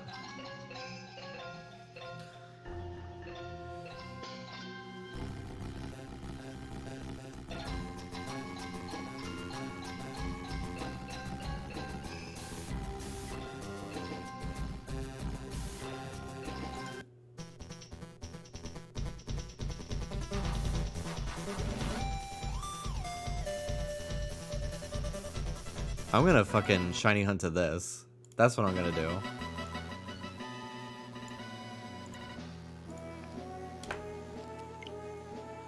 Alright. Lowered it a little bit. I know! I was really surprised as a kid that they didn't do a Battle Frontier anime for the Sinnoh one. Because the Sinnoh one, I think I beat like 3 of the 5 facilities. My favorite was the Battle Arcade. I love that you could like have your opponent start the battle like all burned or something like that. It was very cool. And I would always bring a Pokemon with Facade just in case like I got burned or poisoned, and like I would turn it to my advantage. I keep thinking these Deerling have pink flowers. I already have a shiny Deerling. So, like, if I miss one, boo-hoo, I don't really care, but... A lot... I don't know how many of them, but I think at least one of the Sinnoh Frontier Brains is in Masters. I think it's Thornton for the... Oh, YouTube is on screen. Thank you.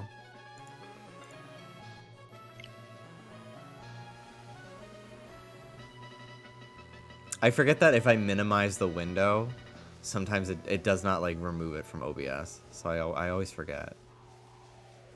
God.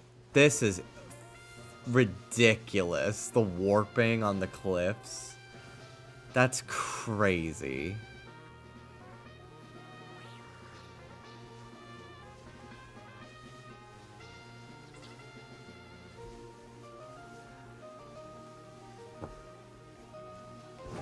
Oh my god. The amount of times I'm on Twitter and I see people talking about white people with YT and my brain goes, YouTube.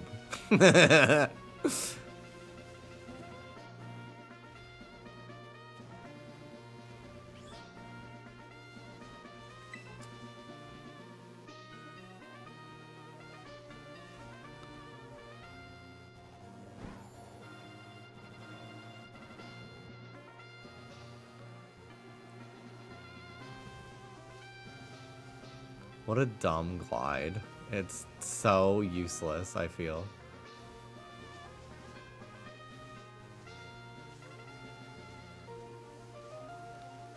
I wonder what will happen if I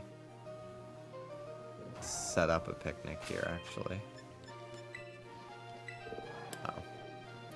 That's so dumb that you can't just go into picnic while on Koraidon. I don't understand why. Maybe it's so, like, you can't do it in the water.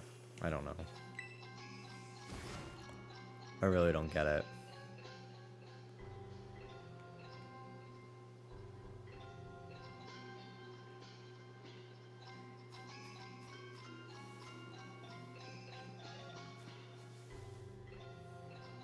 The warping on the cliffs looks like you're pushing an air bubble out of a rug.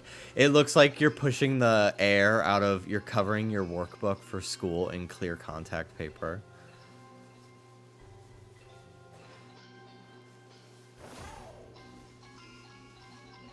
Anybody else have to do that? We not only had to get book socks for our textbooks, we had to get clear contact paper for our workbooks. And like I remember I would feel so superior because my parents, even they were like, no, we're not getting this like tacky, reflective, like clear one. We're gonna get you the nice matte finish, and we're gonna do it for you, so that way you don't have any air bubbles, like, because we care about you. We actually love our son.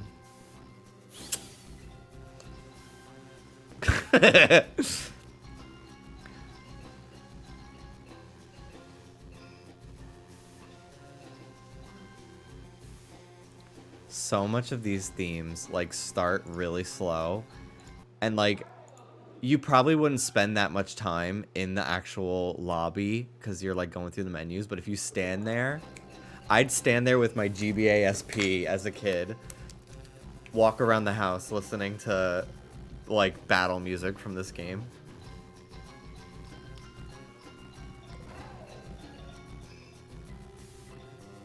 Because there was no headphone jack.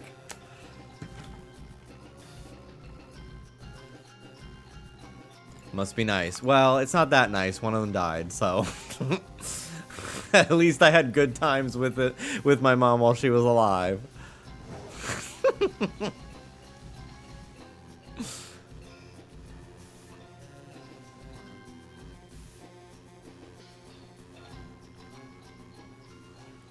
And then I was abused for 7 years.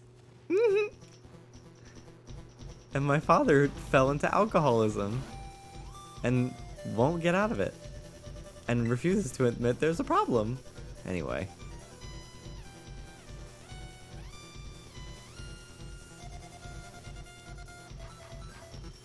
Jesus is a biscuit. So, like, get evened out.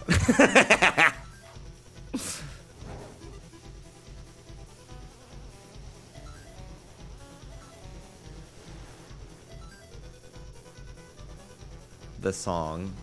Let's go. You better fucking work, GBA sound chip. People have the gall to say the GBA has, like, a bad sound chip. Like, I'm sorry you just played fucking Madagascar 2 for the Game Boy.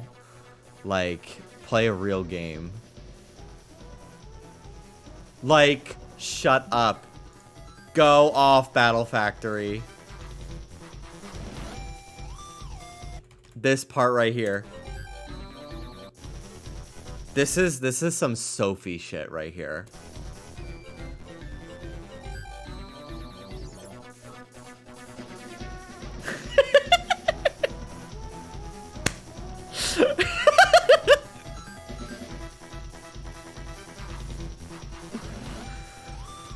OMG, can we trauma bond over our dads being alcoholics? Yes!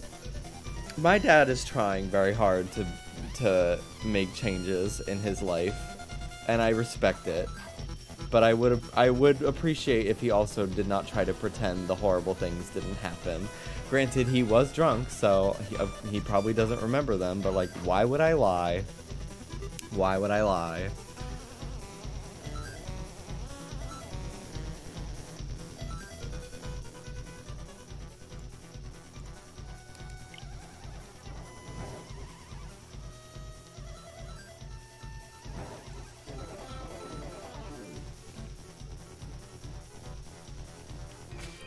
Okay. I have Ghastly, Basculin here. I don't really want to do any of those. The bird would be everything, but that's a really tough one to see. I would probably only do it during daytime hours. I could be wrong. Maybe it's a little easier to see than I think.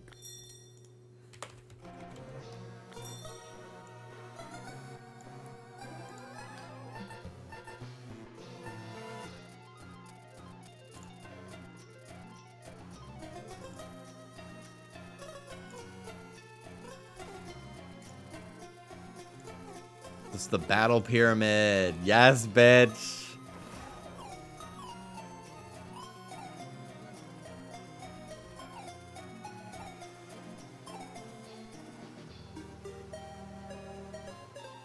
I would love to see Pokemon do a region based on Egypt or something. Like, holy fuck. And like, Brandon should cameo. I would die. They brought back Annabelle. Why not him too?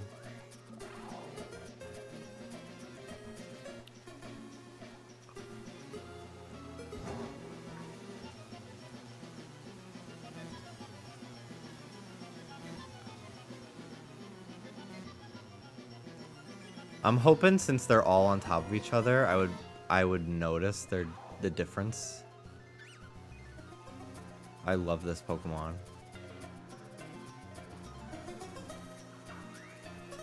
The whole flock.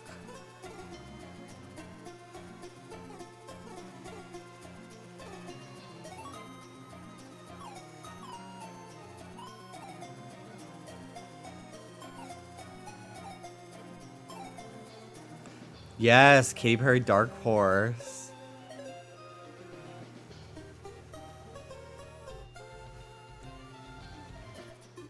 That song played in my head one of the first times I got really fucking high off an edible. But only the, like, part over and over for what felt like hours while I stared at an incense burning in the corner.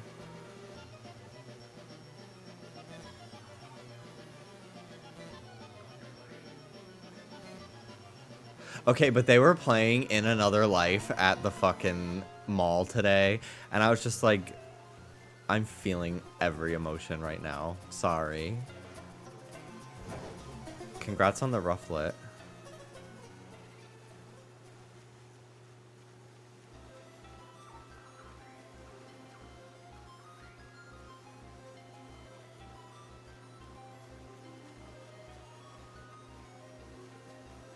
Oh, to call the song that. Is that not the name of the song? Damn, this is the peak of the pyramid. They really put out all the stops for the battle pyramid. What the fuck? I guess it's the final one that you would challenge. The song's not called that? Oh. LOL.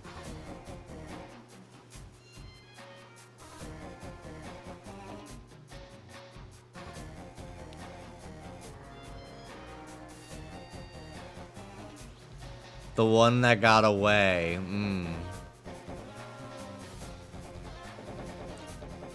another life.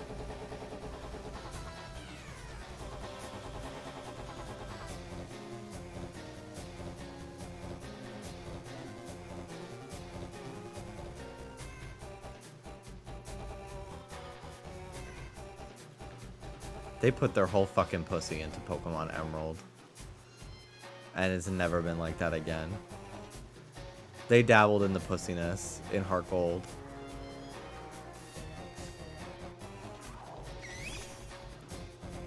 Game Frosty. My favorite Chromatica song is Tsunami.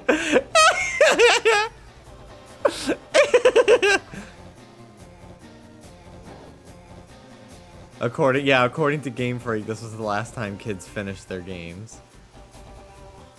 I never looked at how it swims from the front. Ew. What the fuck?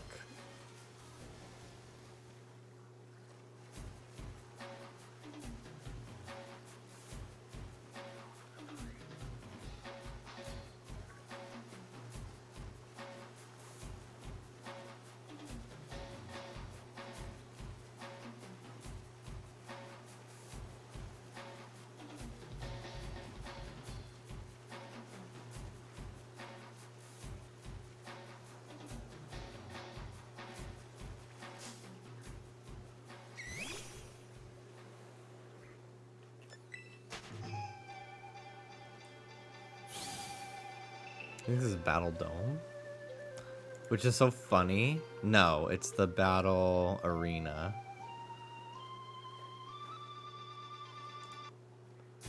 Battle Dome is this, which is very funny because it's so mask, and like the Battle Dome Frontier Brain is this guy.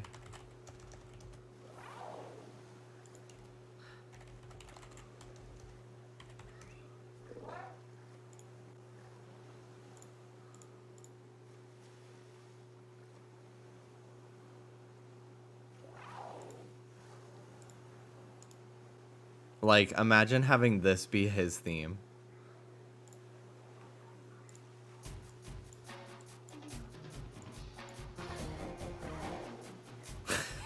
Like, are you kidding me?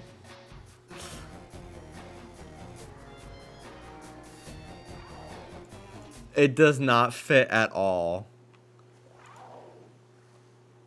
But I'm obsessed with Tucker. All the Frontier Brains are so cool. I want to get tattoos like the old guy.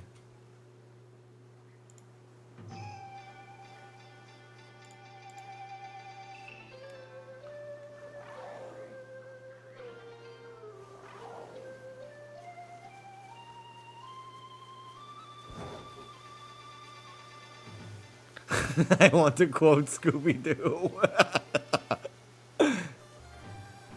Oh, bitch. Shut up.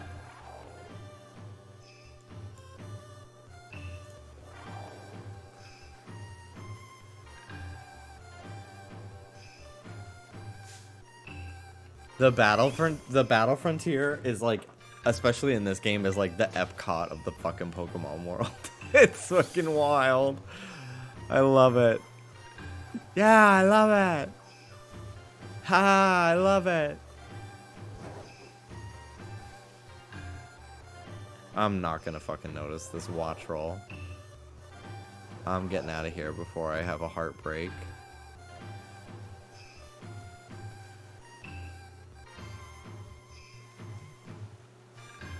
What a disappointing shiny.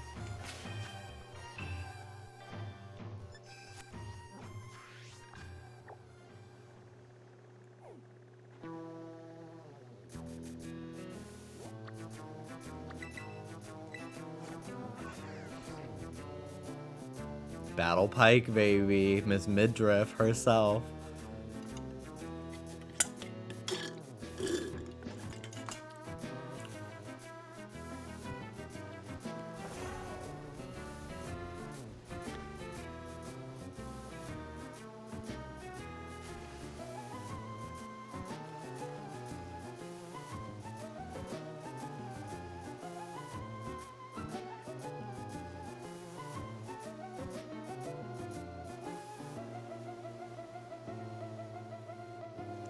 This is what I was hoping for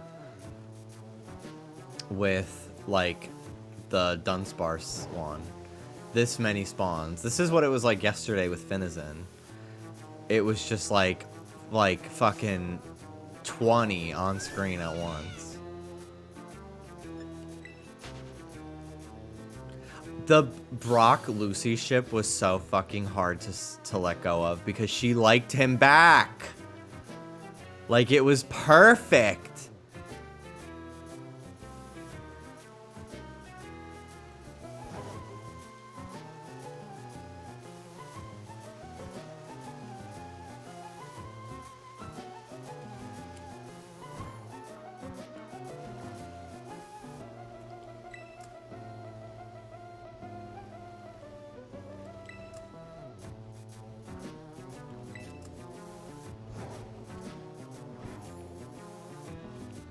I'm Sonic Frontiersing up this cliff.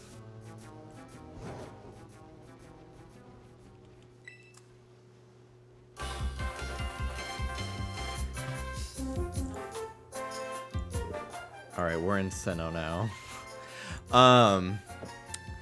Honestly, the Johto anime, I would need like a filler guide. Cause like, I think it's like fully 50 episodes to go from, like, Violet City to Azalea Town. Like, it's fucking ridiculous.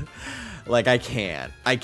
Like, I'll see what episodes have Pokemon I like and put those in, but like, I need a guide for that.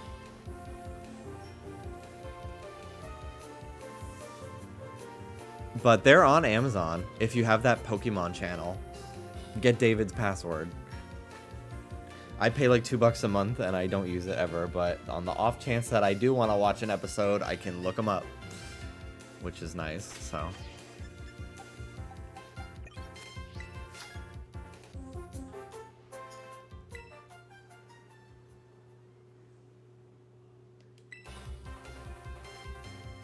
Really? Do we need 2?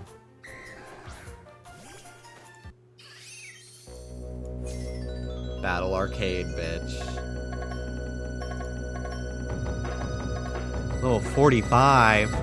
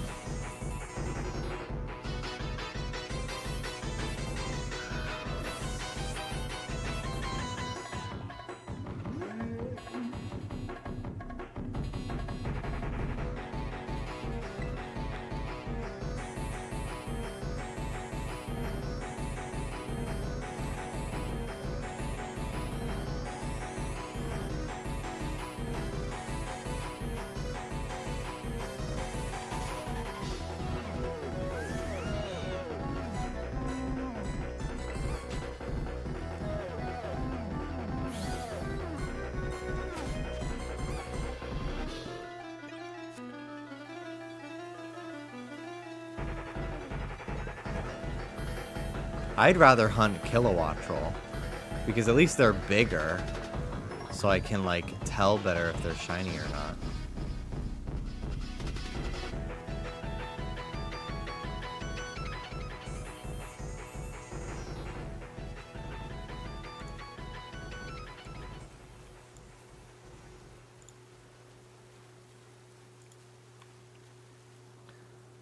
The Battle Castle, the Battle Hall, and the Battle Arcade were the ones that I did a lot of, and I beat them. Battle Factory, I just did not care to use rentals.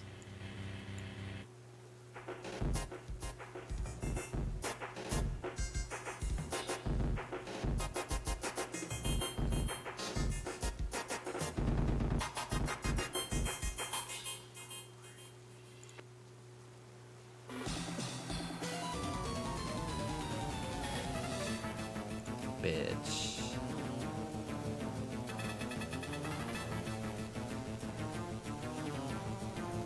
God. For some reason, the water spawns in this game lag it out so hard.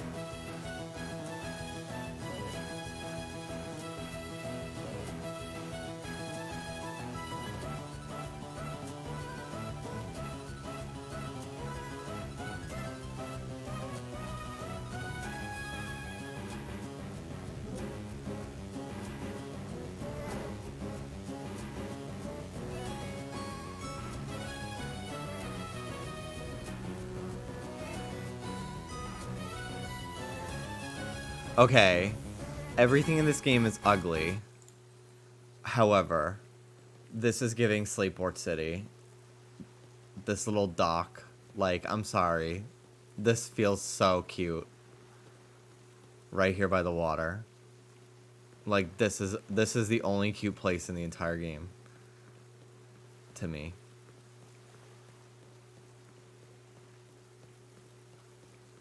And then you look at this city and it's like, okay, a little uggo. I actually haven't explored this city very much. It's better looking than I gave it credit for, actually. I have the game music turned off because I was so sick of hearing that fucking swamp theme. Okay. With the right lighting, like, so much of this game would look good. Oh, for my fucking D-pad to hit so many different buttons at once that I did not mean to.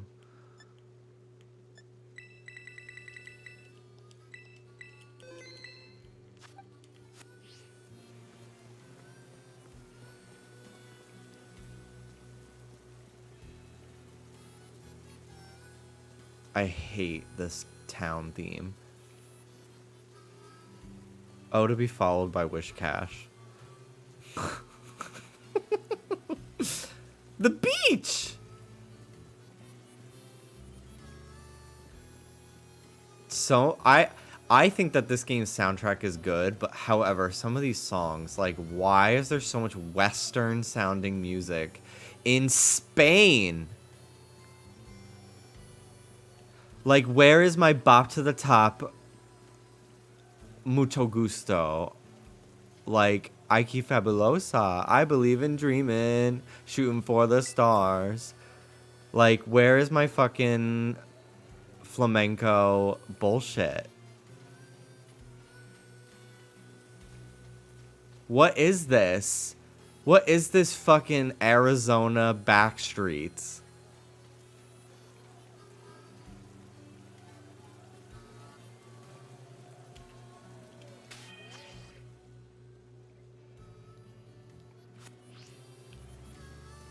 Can I go into any of these houses? No. Like, what a joke.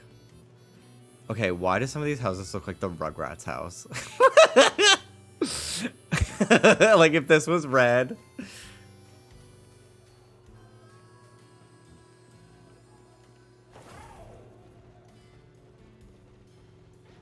Oh, a student. Oh, a bitch.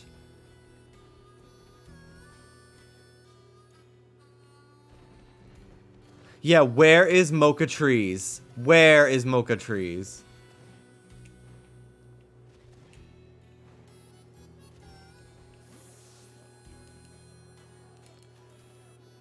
You could tell they really thought you'd be able... Oh my god. You could tell they really were planning on having you go into all these buildings, and they just did not have the time.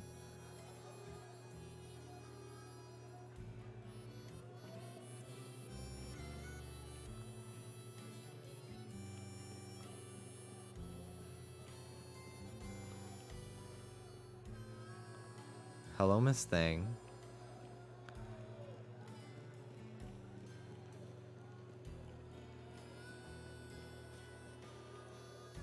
It doesn't even sound like a beach town.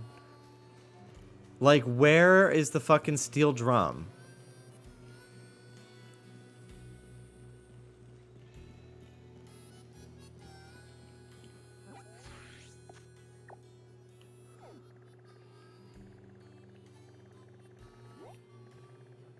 Alright. I am going to... I kind of want to fly to that outbreak. I want to see what it is. Because now I can glide down the mountain.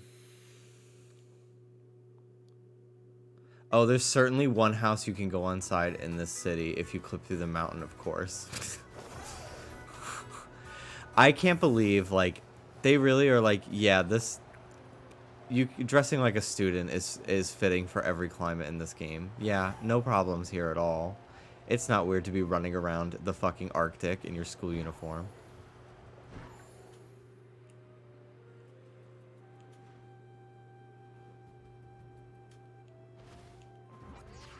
This snowy mountain theme sounds like Pokemon Snap, the N64 one.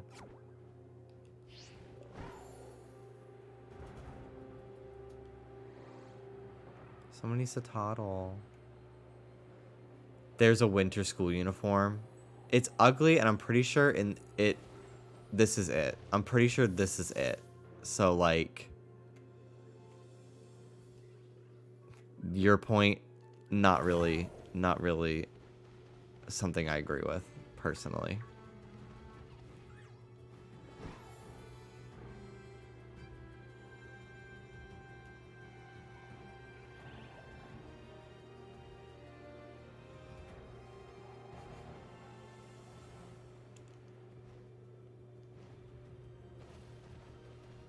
I think they're joking. Oh.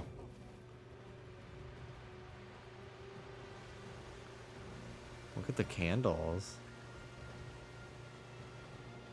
Grievard.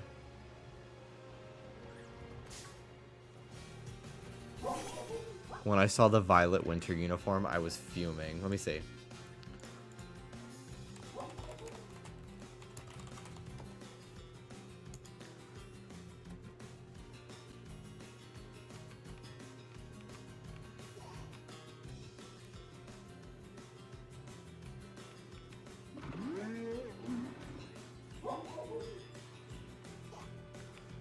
God, Cerebi, it's literally just like scrolling a fucking endless vertical page. Like, bruh. for like I have to go through. Why would it not be the Scarlet and the Violet version next to each other? Like it's all just the Scarlet outfits are not even on the Cerebi page, I don't think. Or the Violet, excuse me, Violet outfits.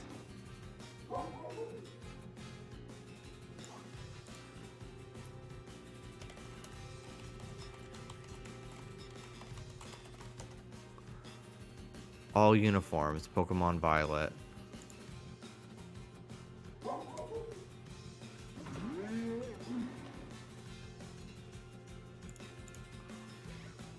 Why would the fucking all uniforms page on this website have pictures of every gym leader?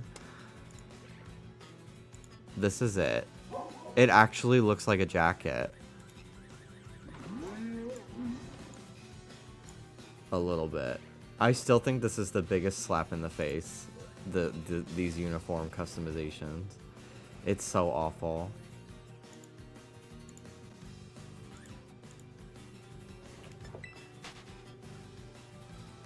I was trying to go through the Pokédex and the next Pokemon button was all the way at the bottom. Yeah, it's insane to me. Like why?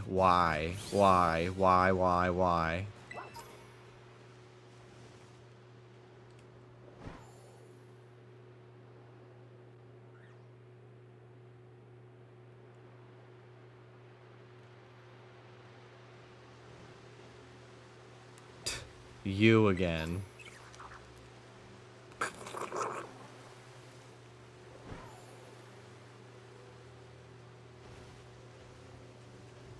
I'm tired of my cooch eating every pair of shorts. I don't know. I don't know the context.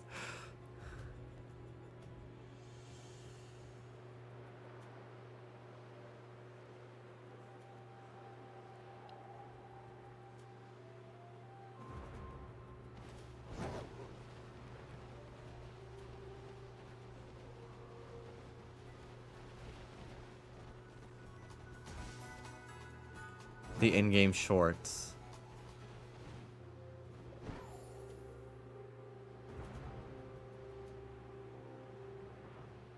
What?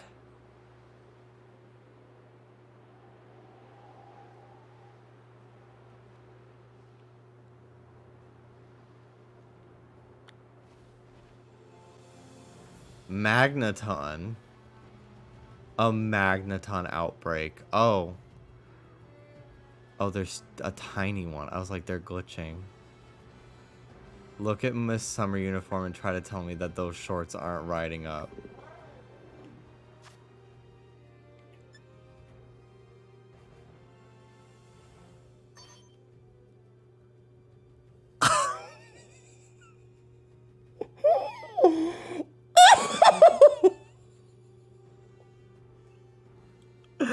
I never noticed because I went straight to, I think it's this one. Oh my god.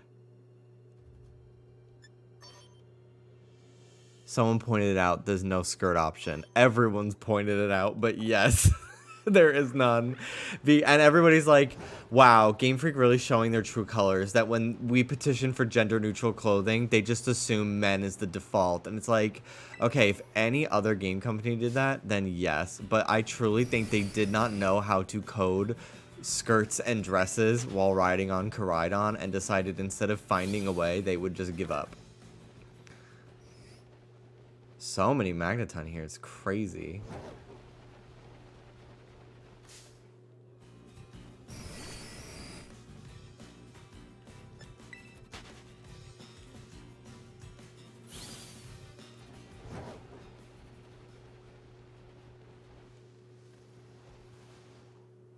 North Province, Area 3. Whoa. Satitan. It is huge.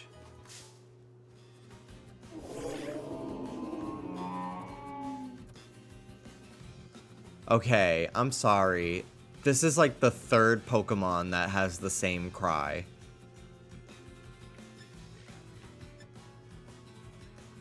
That's Cloth's cry. It's the same cry as Cloth and Cyclizer. It's like the same thing, especially Cloth.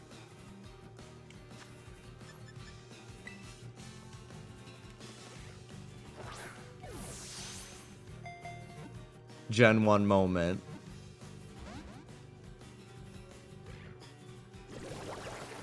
Oh god, Ice Spinner, Beyblade moment. They can only get the cow to do one take. Like, look at this.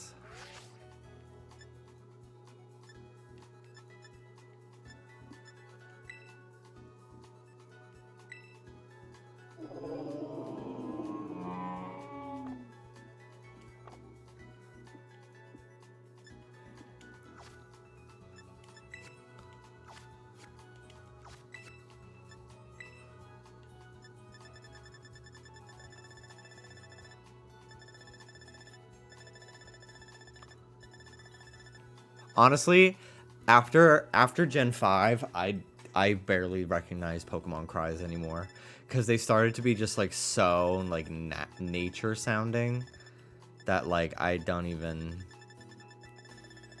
could not tell you if with my eyes closed like any.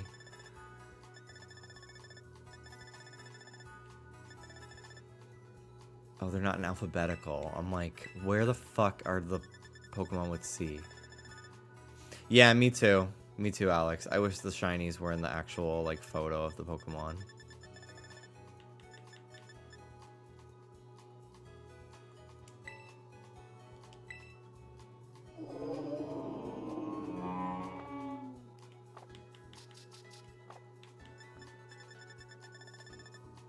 Where's Cloth? I fought one. I fully have fought one. Where is it?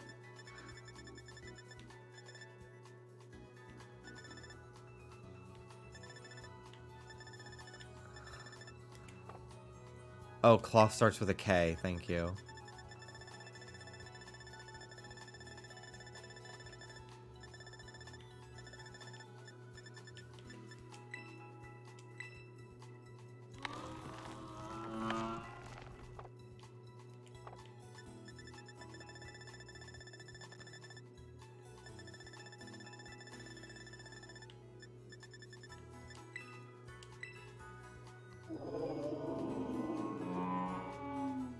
They sound like almost identical.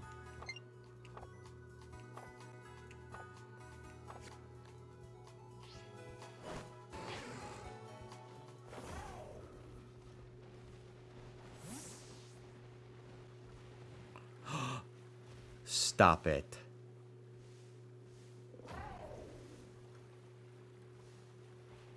Belly Bolt.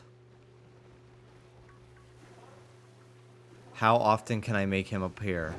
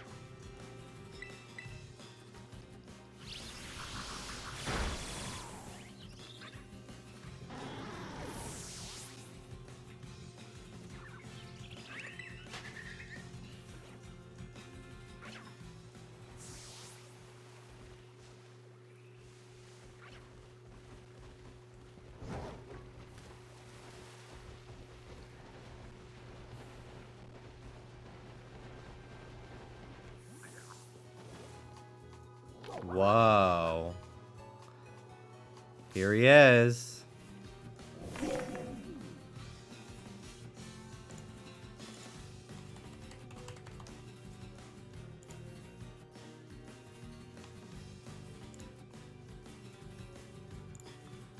He's a little scary. like he's supposed to be. But God. I think he's a great evolution, but ugh, it's like it creeps me out a little bit looking at him.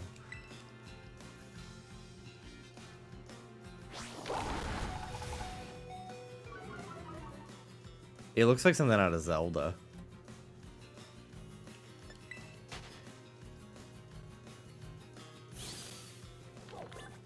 It's like the dry Bowser version of another dog.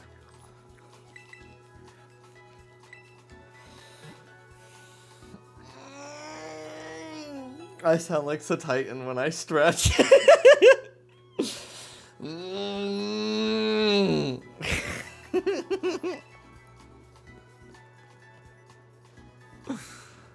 All right, where can I have a picnic?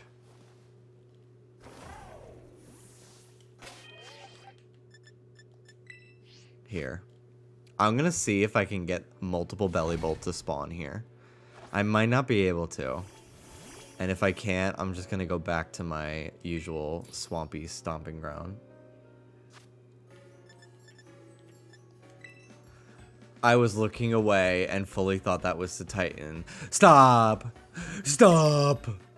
Stop! Not me being impression king, king of impressions. Stop! Wait. No, wait.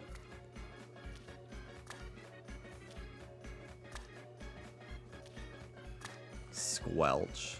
Everything on this fucking sandwich squelches. It's like, ugh. That's my least favorite thing in subtitles. Squelching noises.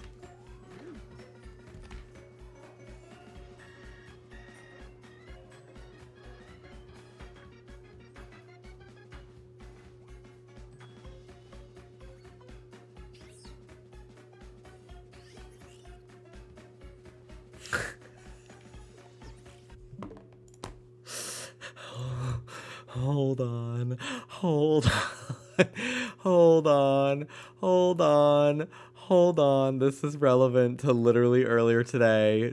What the fuck?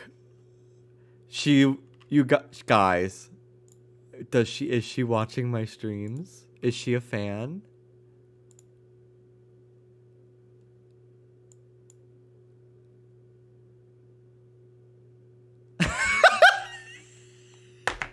I literally was doing this earlier. No, that's not why I was doing it. I just saw this. It was just posted like 20 minutes ago. Hi, Vod Gaga. She's not watching. I'm just kidding. But like, that's so weird. Why is she doing a fake boomerang?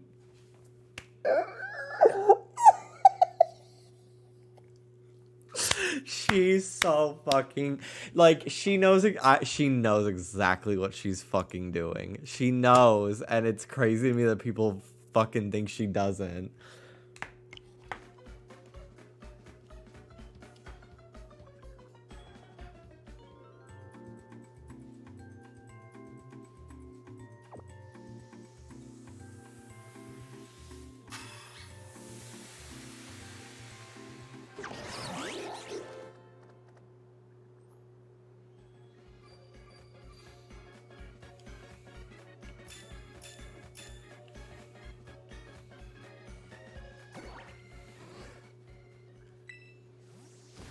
Okay. Let's see how many belly bolt appear. Let's also save that I've made it to this area too. Do I have a smoke ball? I feel like I fucking need that.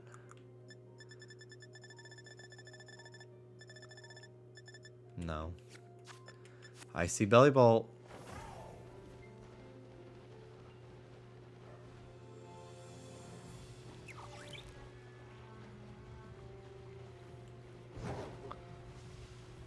How many can I get to appear?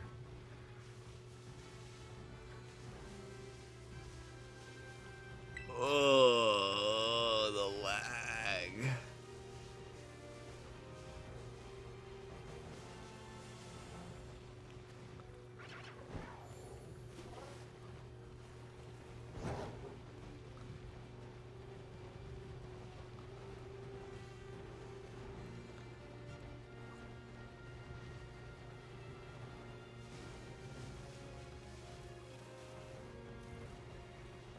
Another one.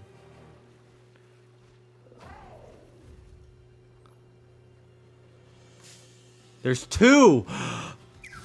I hunt here. Did you see they actually found Knuckles' jump in this game? Stop it. Link it now. I think I might stay here. There's 2 belly bolt.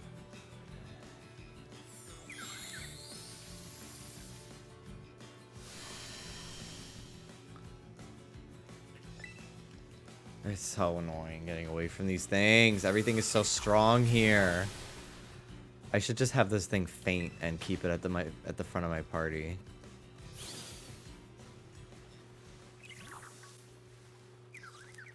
Detene.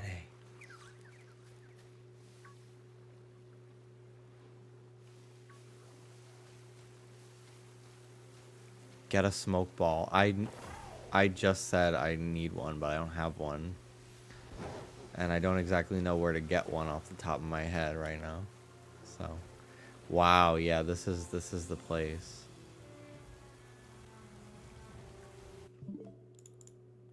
Thank you.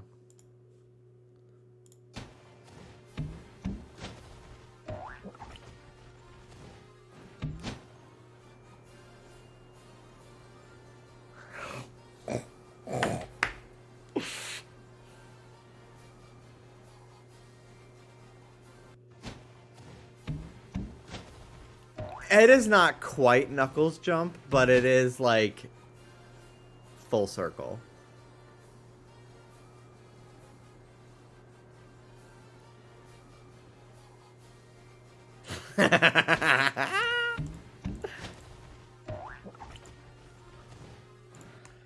That olive has caused so many issues. I know.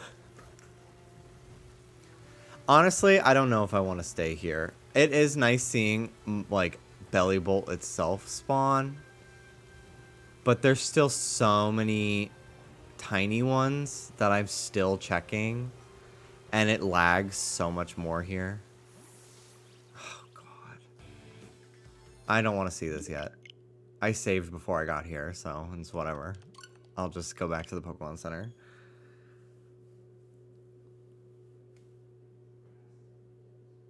There's a shop in the town with the electric type gym that has a deli bird on it. You can get a smoke ball from there. Thank you. I will go get that right now.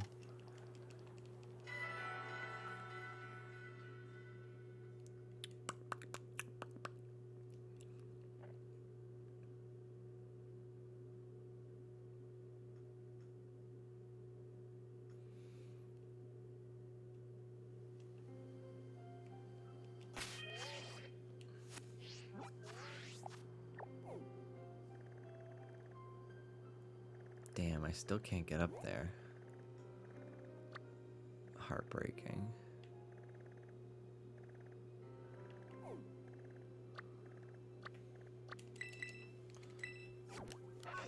All right. Delibird! Where are you, Delibird?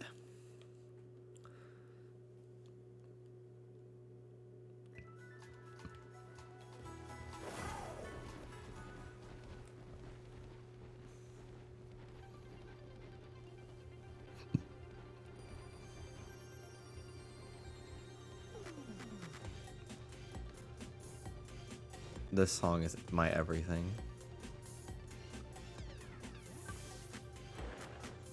Sushi High Roller! Is that that's the name of the place in Kalos, right? I'm telling you, like, they're teasing it. They're teasing it. Could you imagine if you could go inside all the Easter eggs they would have hid? I was like, this exterior looks familiar. Speaking of glitches, my shiny Wiglet evolved and it zoomed out and there was a second Wiglet. And then when mine finished evolving, it zoomed back and into the doubled Wiglet. I cannot make this up. Gen 4 remakes?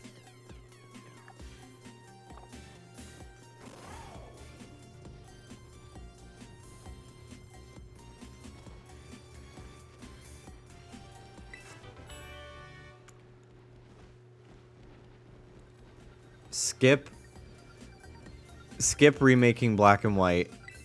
Do a fucking Legends game in Unova instead, so I don't have to fucking deal with a BDSPification of Hilda.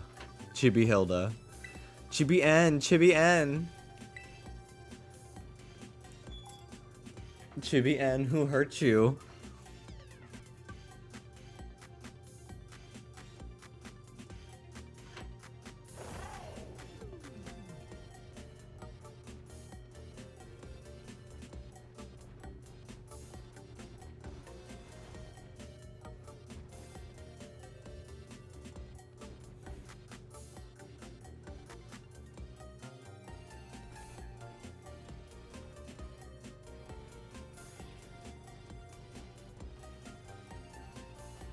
Like, you could absolutely... I bet there would have been a fucking Ghost Girl Easter egg in this game if you could go into those buildings. I bet there'd be a floor where she's fucking living on it.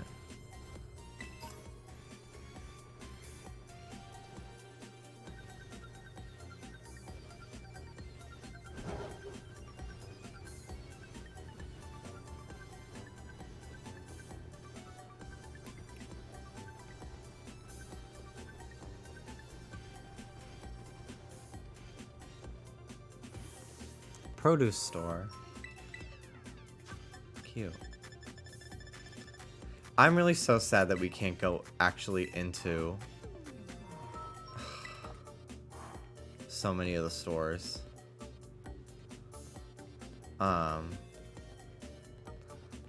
Because the exteriors are just so to die for. I really love them. Another sushi high roller, wow.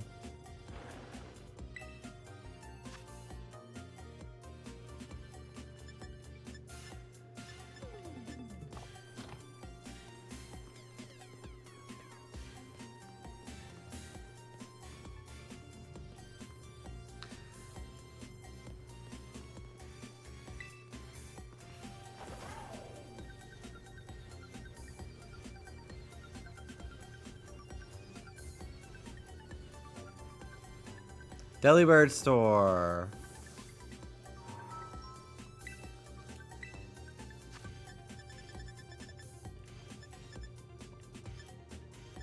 Loaded dice. Always rolls a good number, and holding one can ensure the holder's multi-strike move hit more times. Skill link is an item. Skill link is an item now. Oh. Oh, jeez.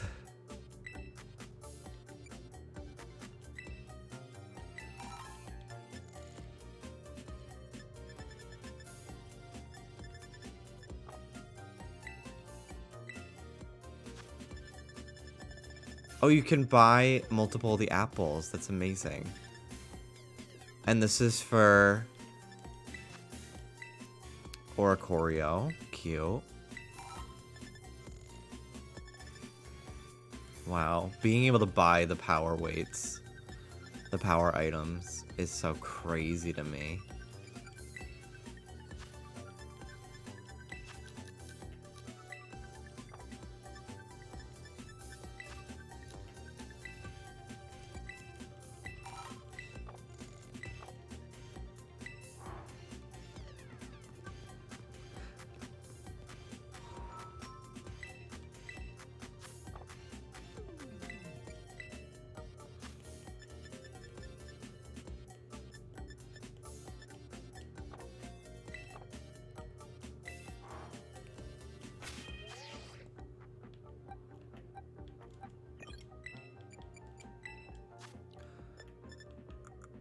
I'm very honored to be in the presence of so many Locals.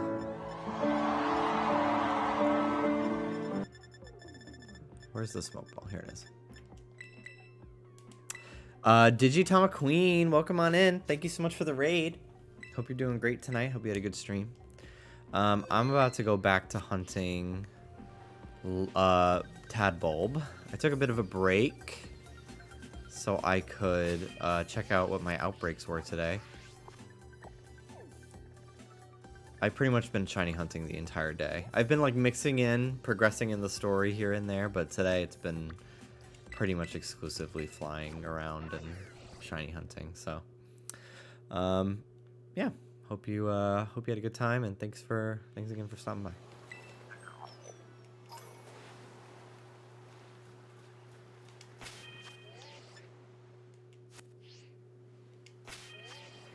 All right, I want to turn the background music off again because I can't handle that swamp music anymore. I can't do it. So let's find my playlist.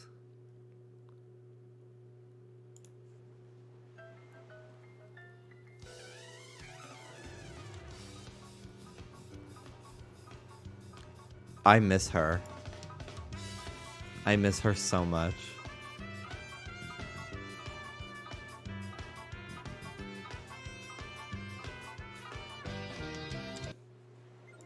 Okay.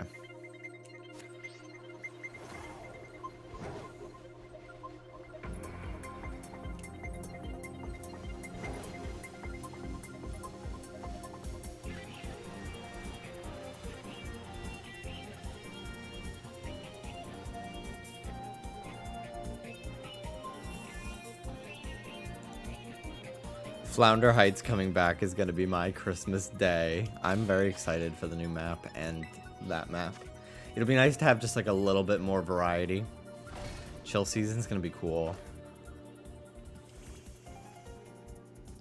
Make a sandwich. Did I already make the avocado sandwich, actually? No.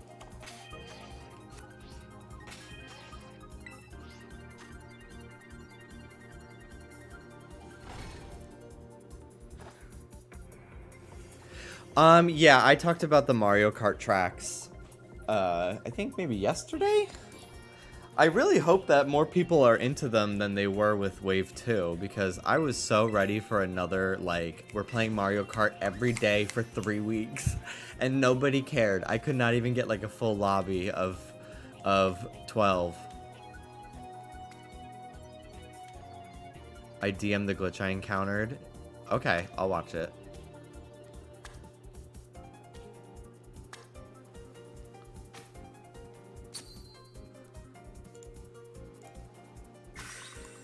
Oh my god.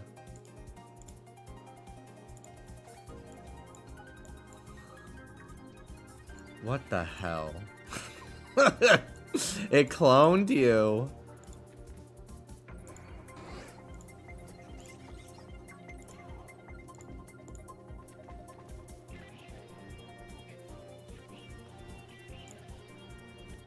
Congratulations, Ben. But for story reasons, I'm gonna keep that out of there. I'm not upset about it, but I know there's some people that don't want to know what that even is, so. But congratulations.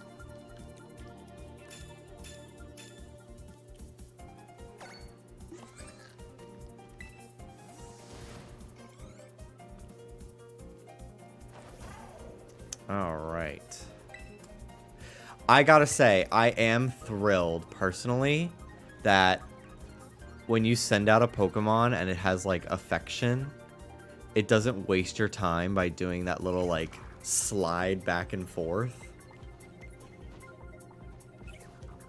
at the beginning of a battle. It looked so horrible, and it just was, like, it made me carry around the herbs to lower their friendship so often, because I was just like, stop fucking liking me. Like, it's so annoying when it would do that. It's like more frames that I can't hit run when I'm shiny hunting over and over and over.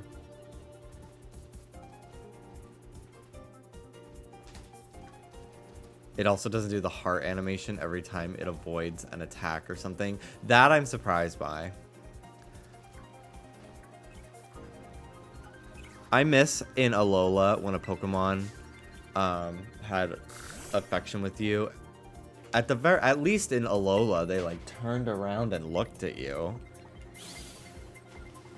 Speaking of affection, hi Rube. You just want my soy sauce.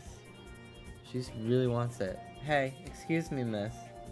Excuse me, miss. Excuse me, miss.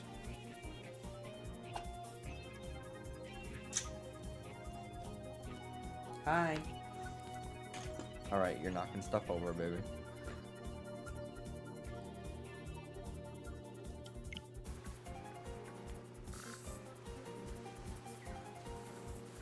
Yeah, I think my Quackleval has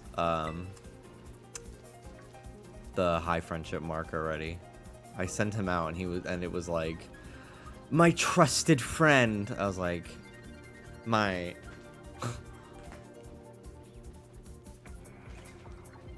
Scooby-Doo.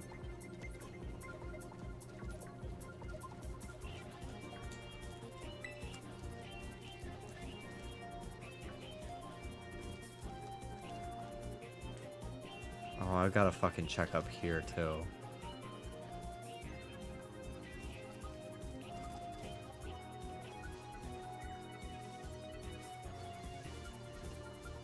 I'm eating foods now just for the type encounter rates, although it doesn't seem to fucking do much for me.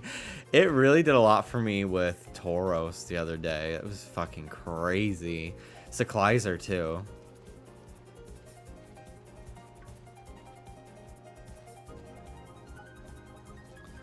I was seeing so many of them.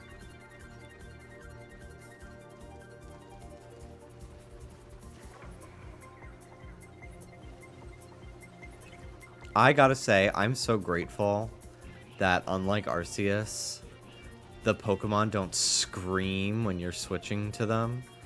Switching, for like running through a puddle and switching automatically to Basculegion and then back to Stantler. And it was just fucking so much noise.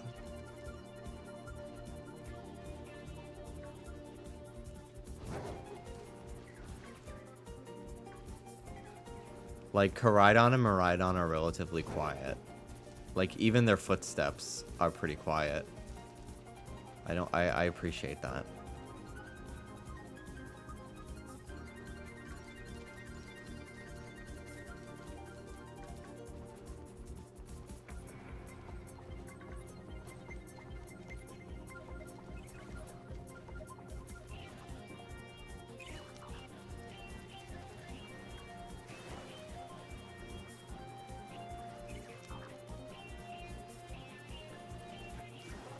I'm never gonna fucking get this thing. I'm not gonna notice it. It's gonna be like the one that I don't go check. It's so annoying. I'm praying for a belly bowl outbreak or something that I can just refresh.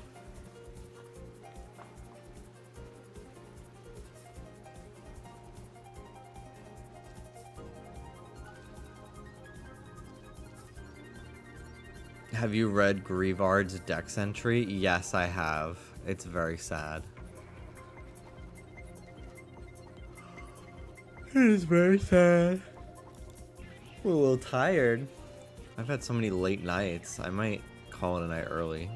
Earlier than I normally have been lately.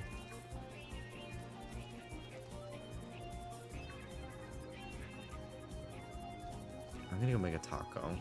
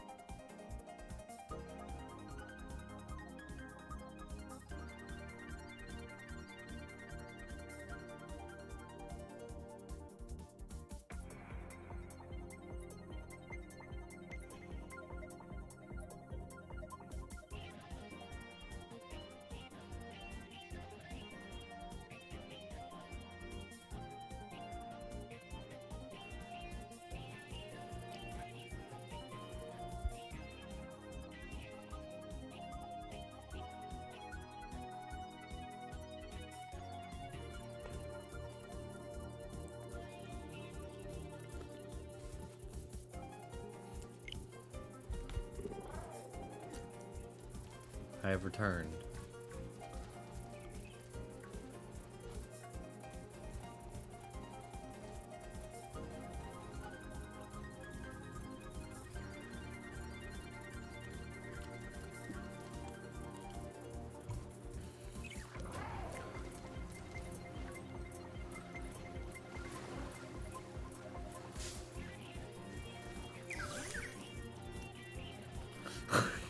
Shut up.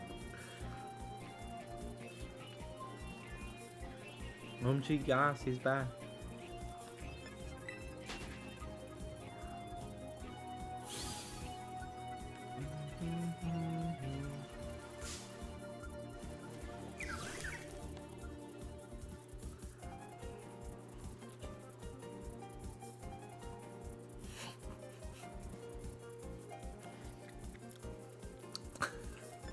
I don't want to talk about that.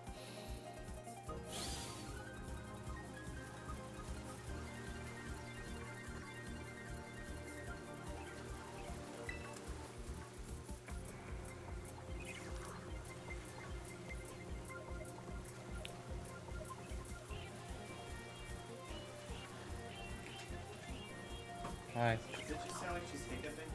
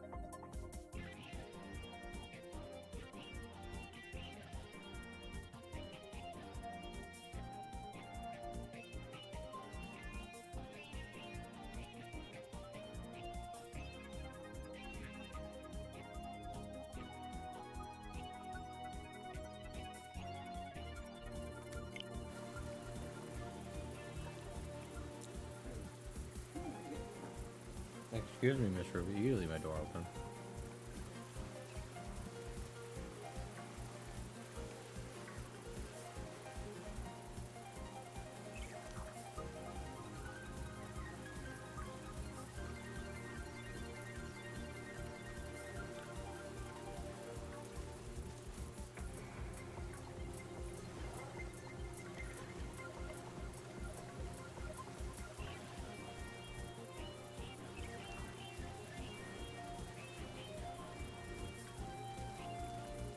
I think I will go until 2 o'clock. And then I will probably stop my stream and call it a night. I don't know what I'm gonna do after. I don't think I will hunt offline. But I thought these Choodle were Bagon. Bagon is exclusive to Pokemon Violet. Larvitar is exclusive to Pokemon Scarlet.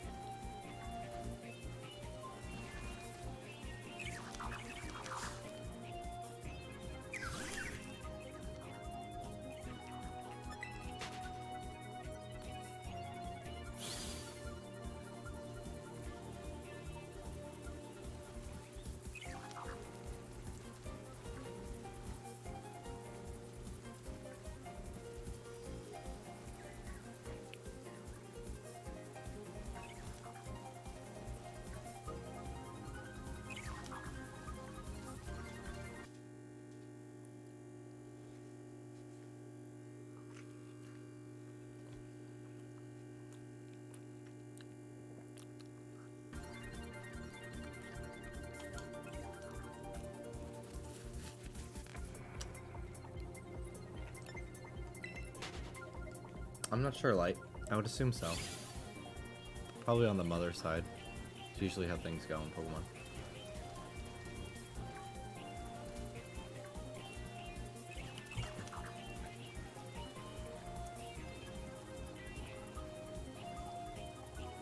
This is greasy. Very greasy taco.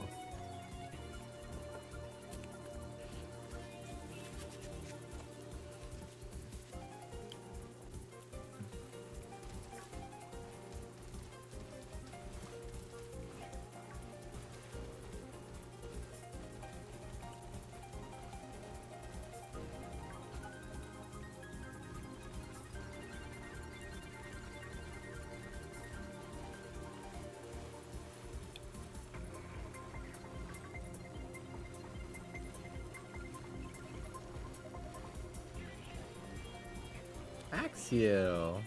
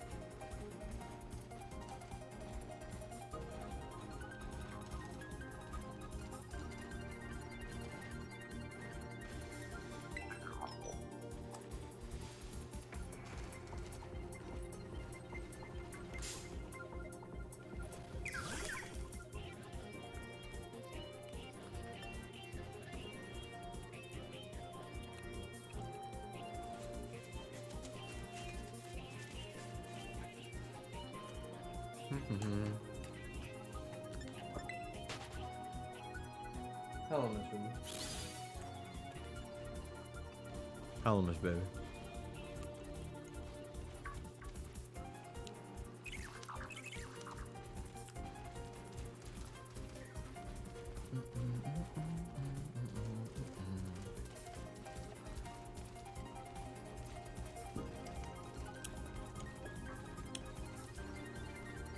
Maybe I'll play Genshin.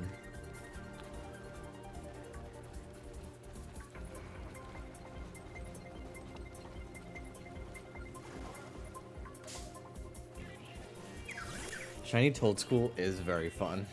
It's a great shiny. Great Pokemon too. Its evolution is fantastic too.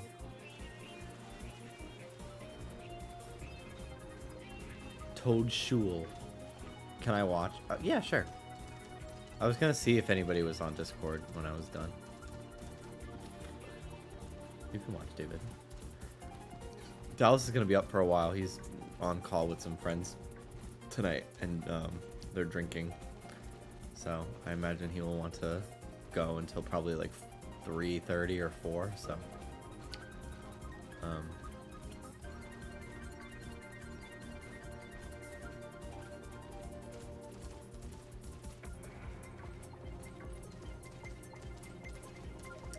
I was gonna open my Pokemon World to multiplayer while I'm looking for Palmy, but I also want to look at Genshin.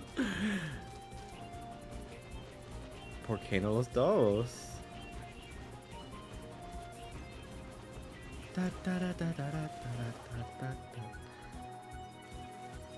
Why do they... Where are they going?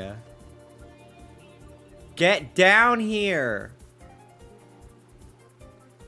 What the fuck?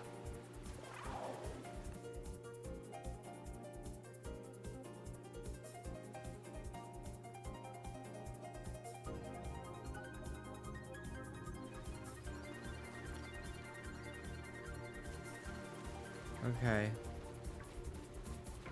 They looked orange.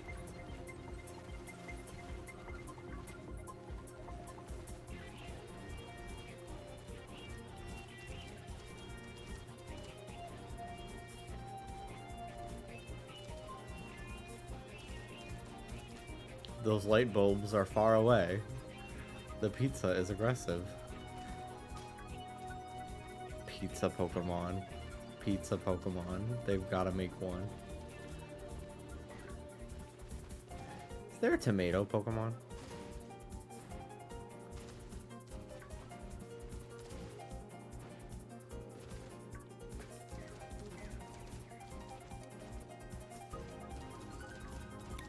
I'm trying to think off the top of my head. I don't think there is.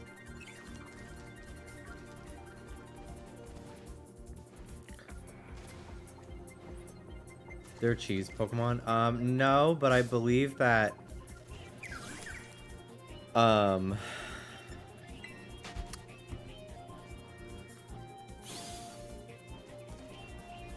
Go-Go and Miltank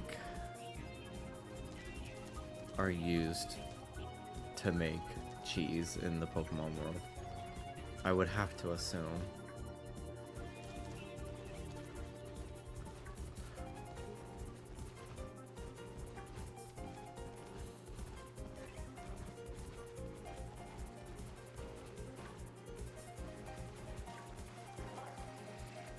Stop it.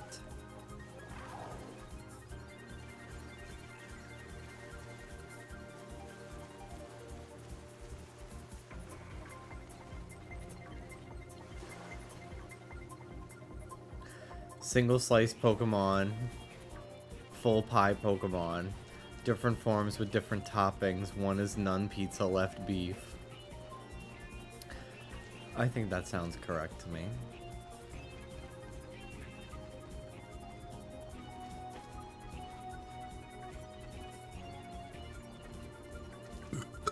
Excuse me. Excuse me.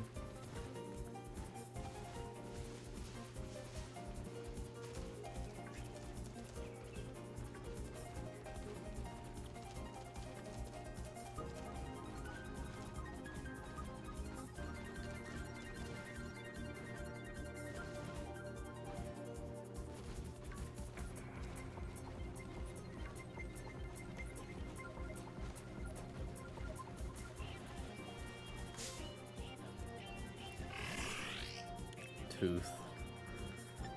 Big fucking tooth. Little tiny body.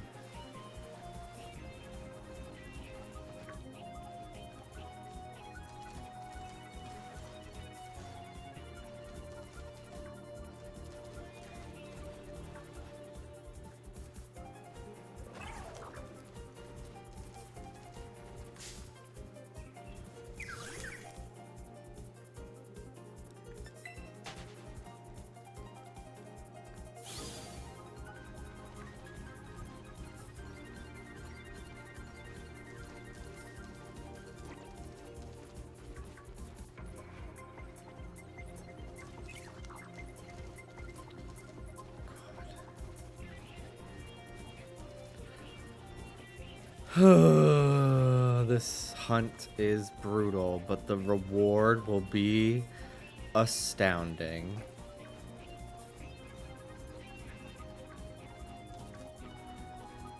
Hi, Tavia.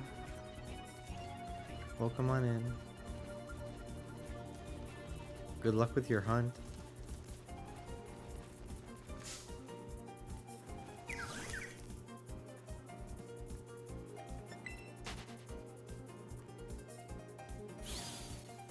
A cash prize of $1.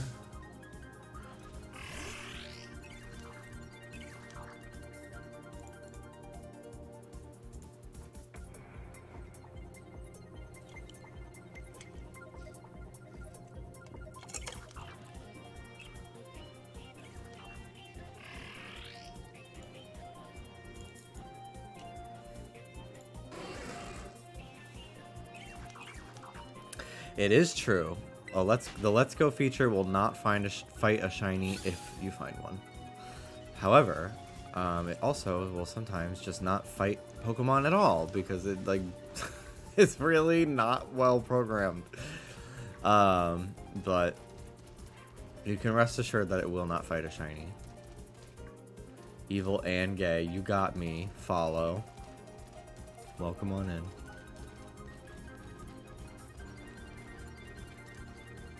I think having the muscle tag is even funnier now that I don't even fucking wear short sleeve shirts anymore. Or like tank tops. just because it's been cold. I feel weird, like, I don't care how hot it is. It takes me out of my mindset that it's fall if I'm wearing a fucking tank. Like, you can't even tell. It's like I'm lying. It's like I'm telling fibs. Ruby. What are you doing over there? Why are you... She's that meme of the girl on the side of the pool.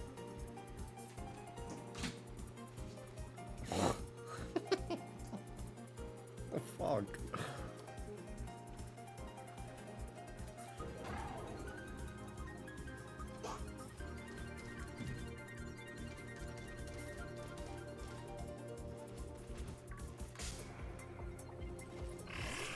I can't see these fuckers at all.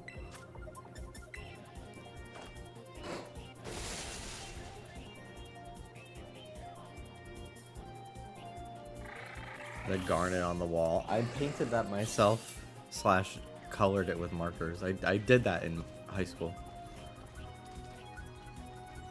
That is a Jimmy Wetzel original piece. I got 100 on it. My art class in high school was so cool. He did not care that I literally just drew fan art for all of my projects. I'll have to find, I don't know if I have it. I drew Red and Pikachu from Fire Red Leaf Green for like one of my first projects. It was really tough to get like the perspective right on the hand. I don't think I have it. I think it might have one of the projects that I just never got back. But I like made sure after I graduated to like when I went to pick up my diploma, I made a pit stop into the art room. Like, can I have my final back, please? And it was garnet. It's a little bent on the corners. I'd like to get a frame for it someday.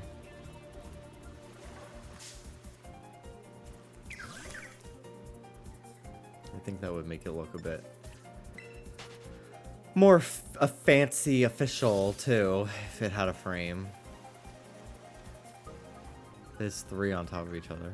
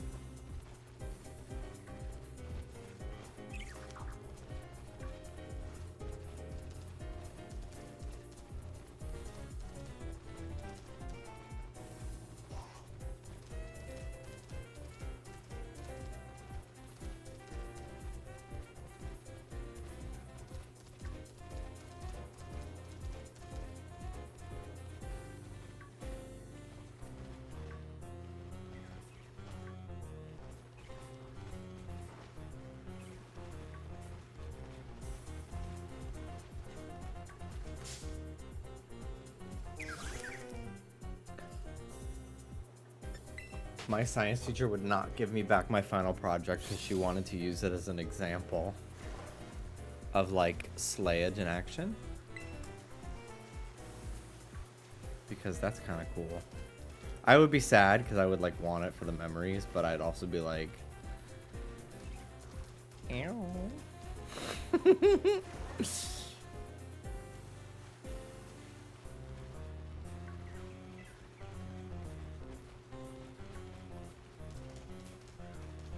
Just battled an NPC whose whole eyeball was out of place. I hope you got a screenshot. You should post it on Twitter. You will go viral. People are eating up glitch content right now from this game. How could you not?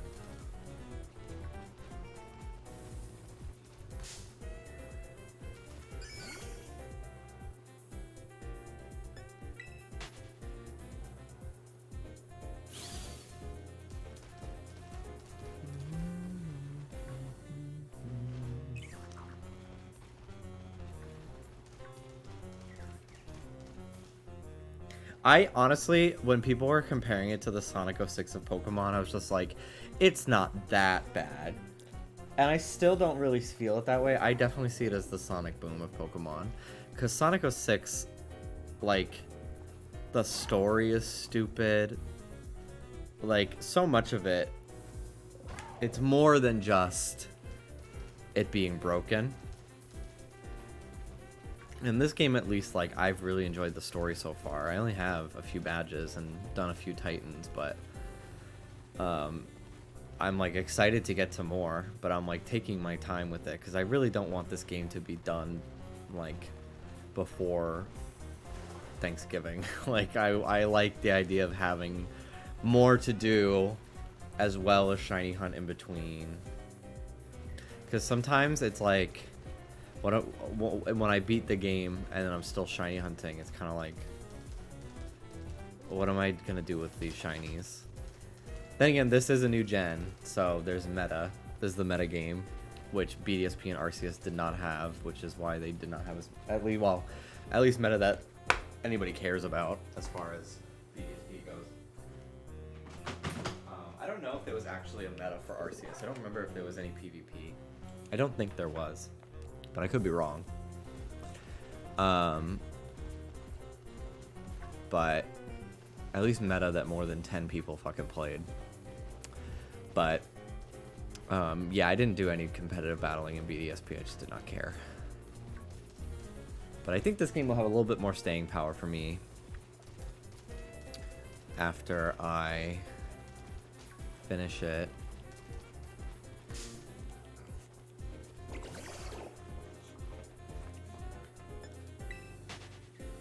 Just because I'm gonna want to battle people. Ow. I just bumped my heel on like one of the fucking like screws on my chair. Ow. Really hurt. It was like funny bone pain. I felt it through my body.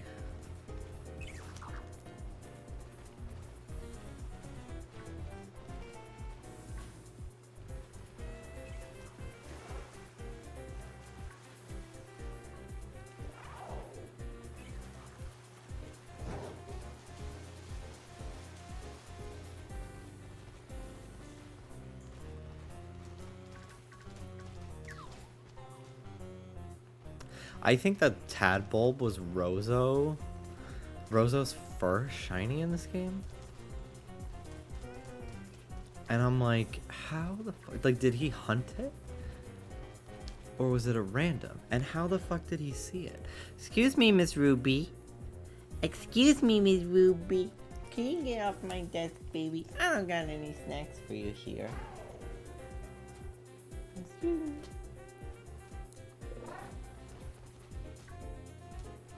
Spotify just took $10 from me. It's Chromatica for dinner, ladies. Good thing that she never stops feeding. Chromatica is the gift that keeps on giving to me.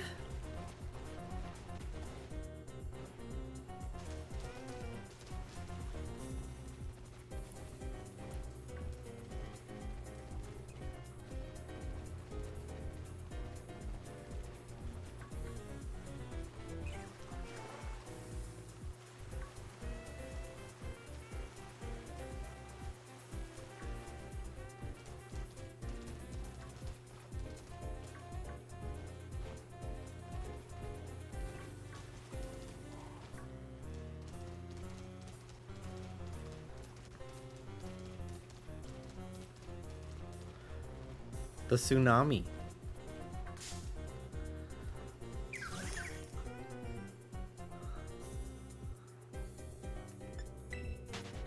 Okay, but the way I would have, if Rain on Me came out when I was in middle school, I would have been like, can we make that our theme song for our swim team? Because we were the Yonkers Tsunami swim team. And I would have been like, this should be our like anthem for all of our swim meets. And they would be like, who let the gay one in the pool?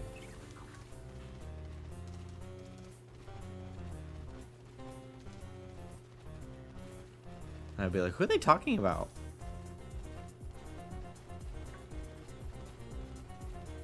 Reckon.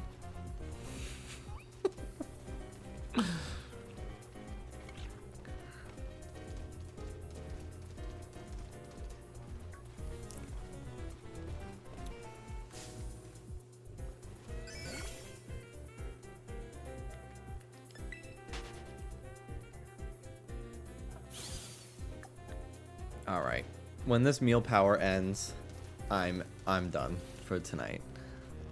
7 hours of tadpole. I can't do it anymore. Tomorrow, I think I will probably take a break and do like a gym or something and then come back to this. Although we'll see. I don't know what I'm gonna be doing when I'm gonna start. If I do want to make a pie, I gotta fucking do it tomorrow. I gotta go get all the stuff. Hi, Whoop. Will we kind of finish checking these before you try to eat all my crap?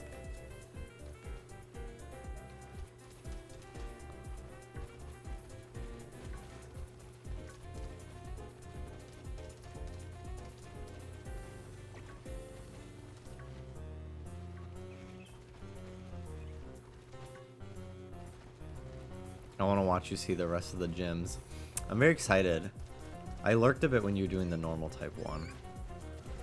But it made me excited. I'm like, wow, you're actually battling a lot of trainers. I can't wait to one-shot all their Pokemon, because by the time I get there, I'll be level fucking 100.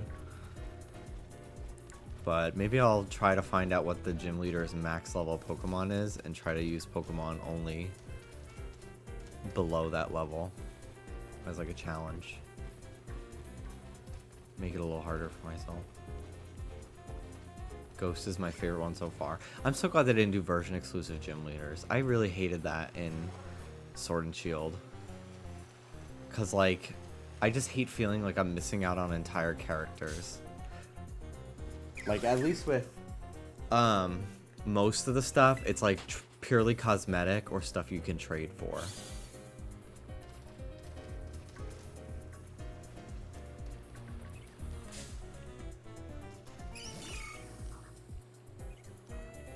Black and White did that first. Yeah, I didn't like it then either.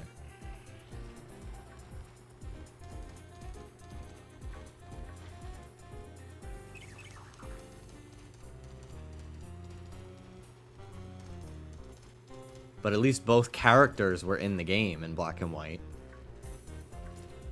Alistair is not in Sword at all. Nor is Mommy Milkers. So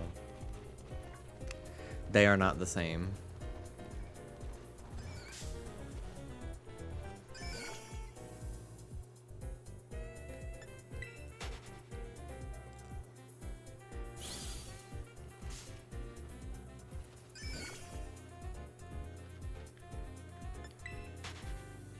I'm like, I have one overleveled guy, but I've been sorting my boxes and picking out unevolved ones to level, so I'm pretty okay across the board now. Like, right now I'm running around with a Pichu for no reason. I already have Pikachu. Pichu's so cute. He deserves to run around. Alright, I think we're done. Yeah. Okay. Alrighty. Well, thank you for watching, guys. That's it for me. Hi, Whoop.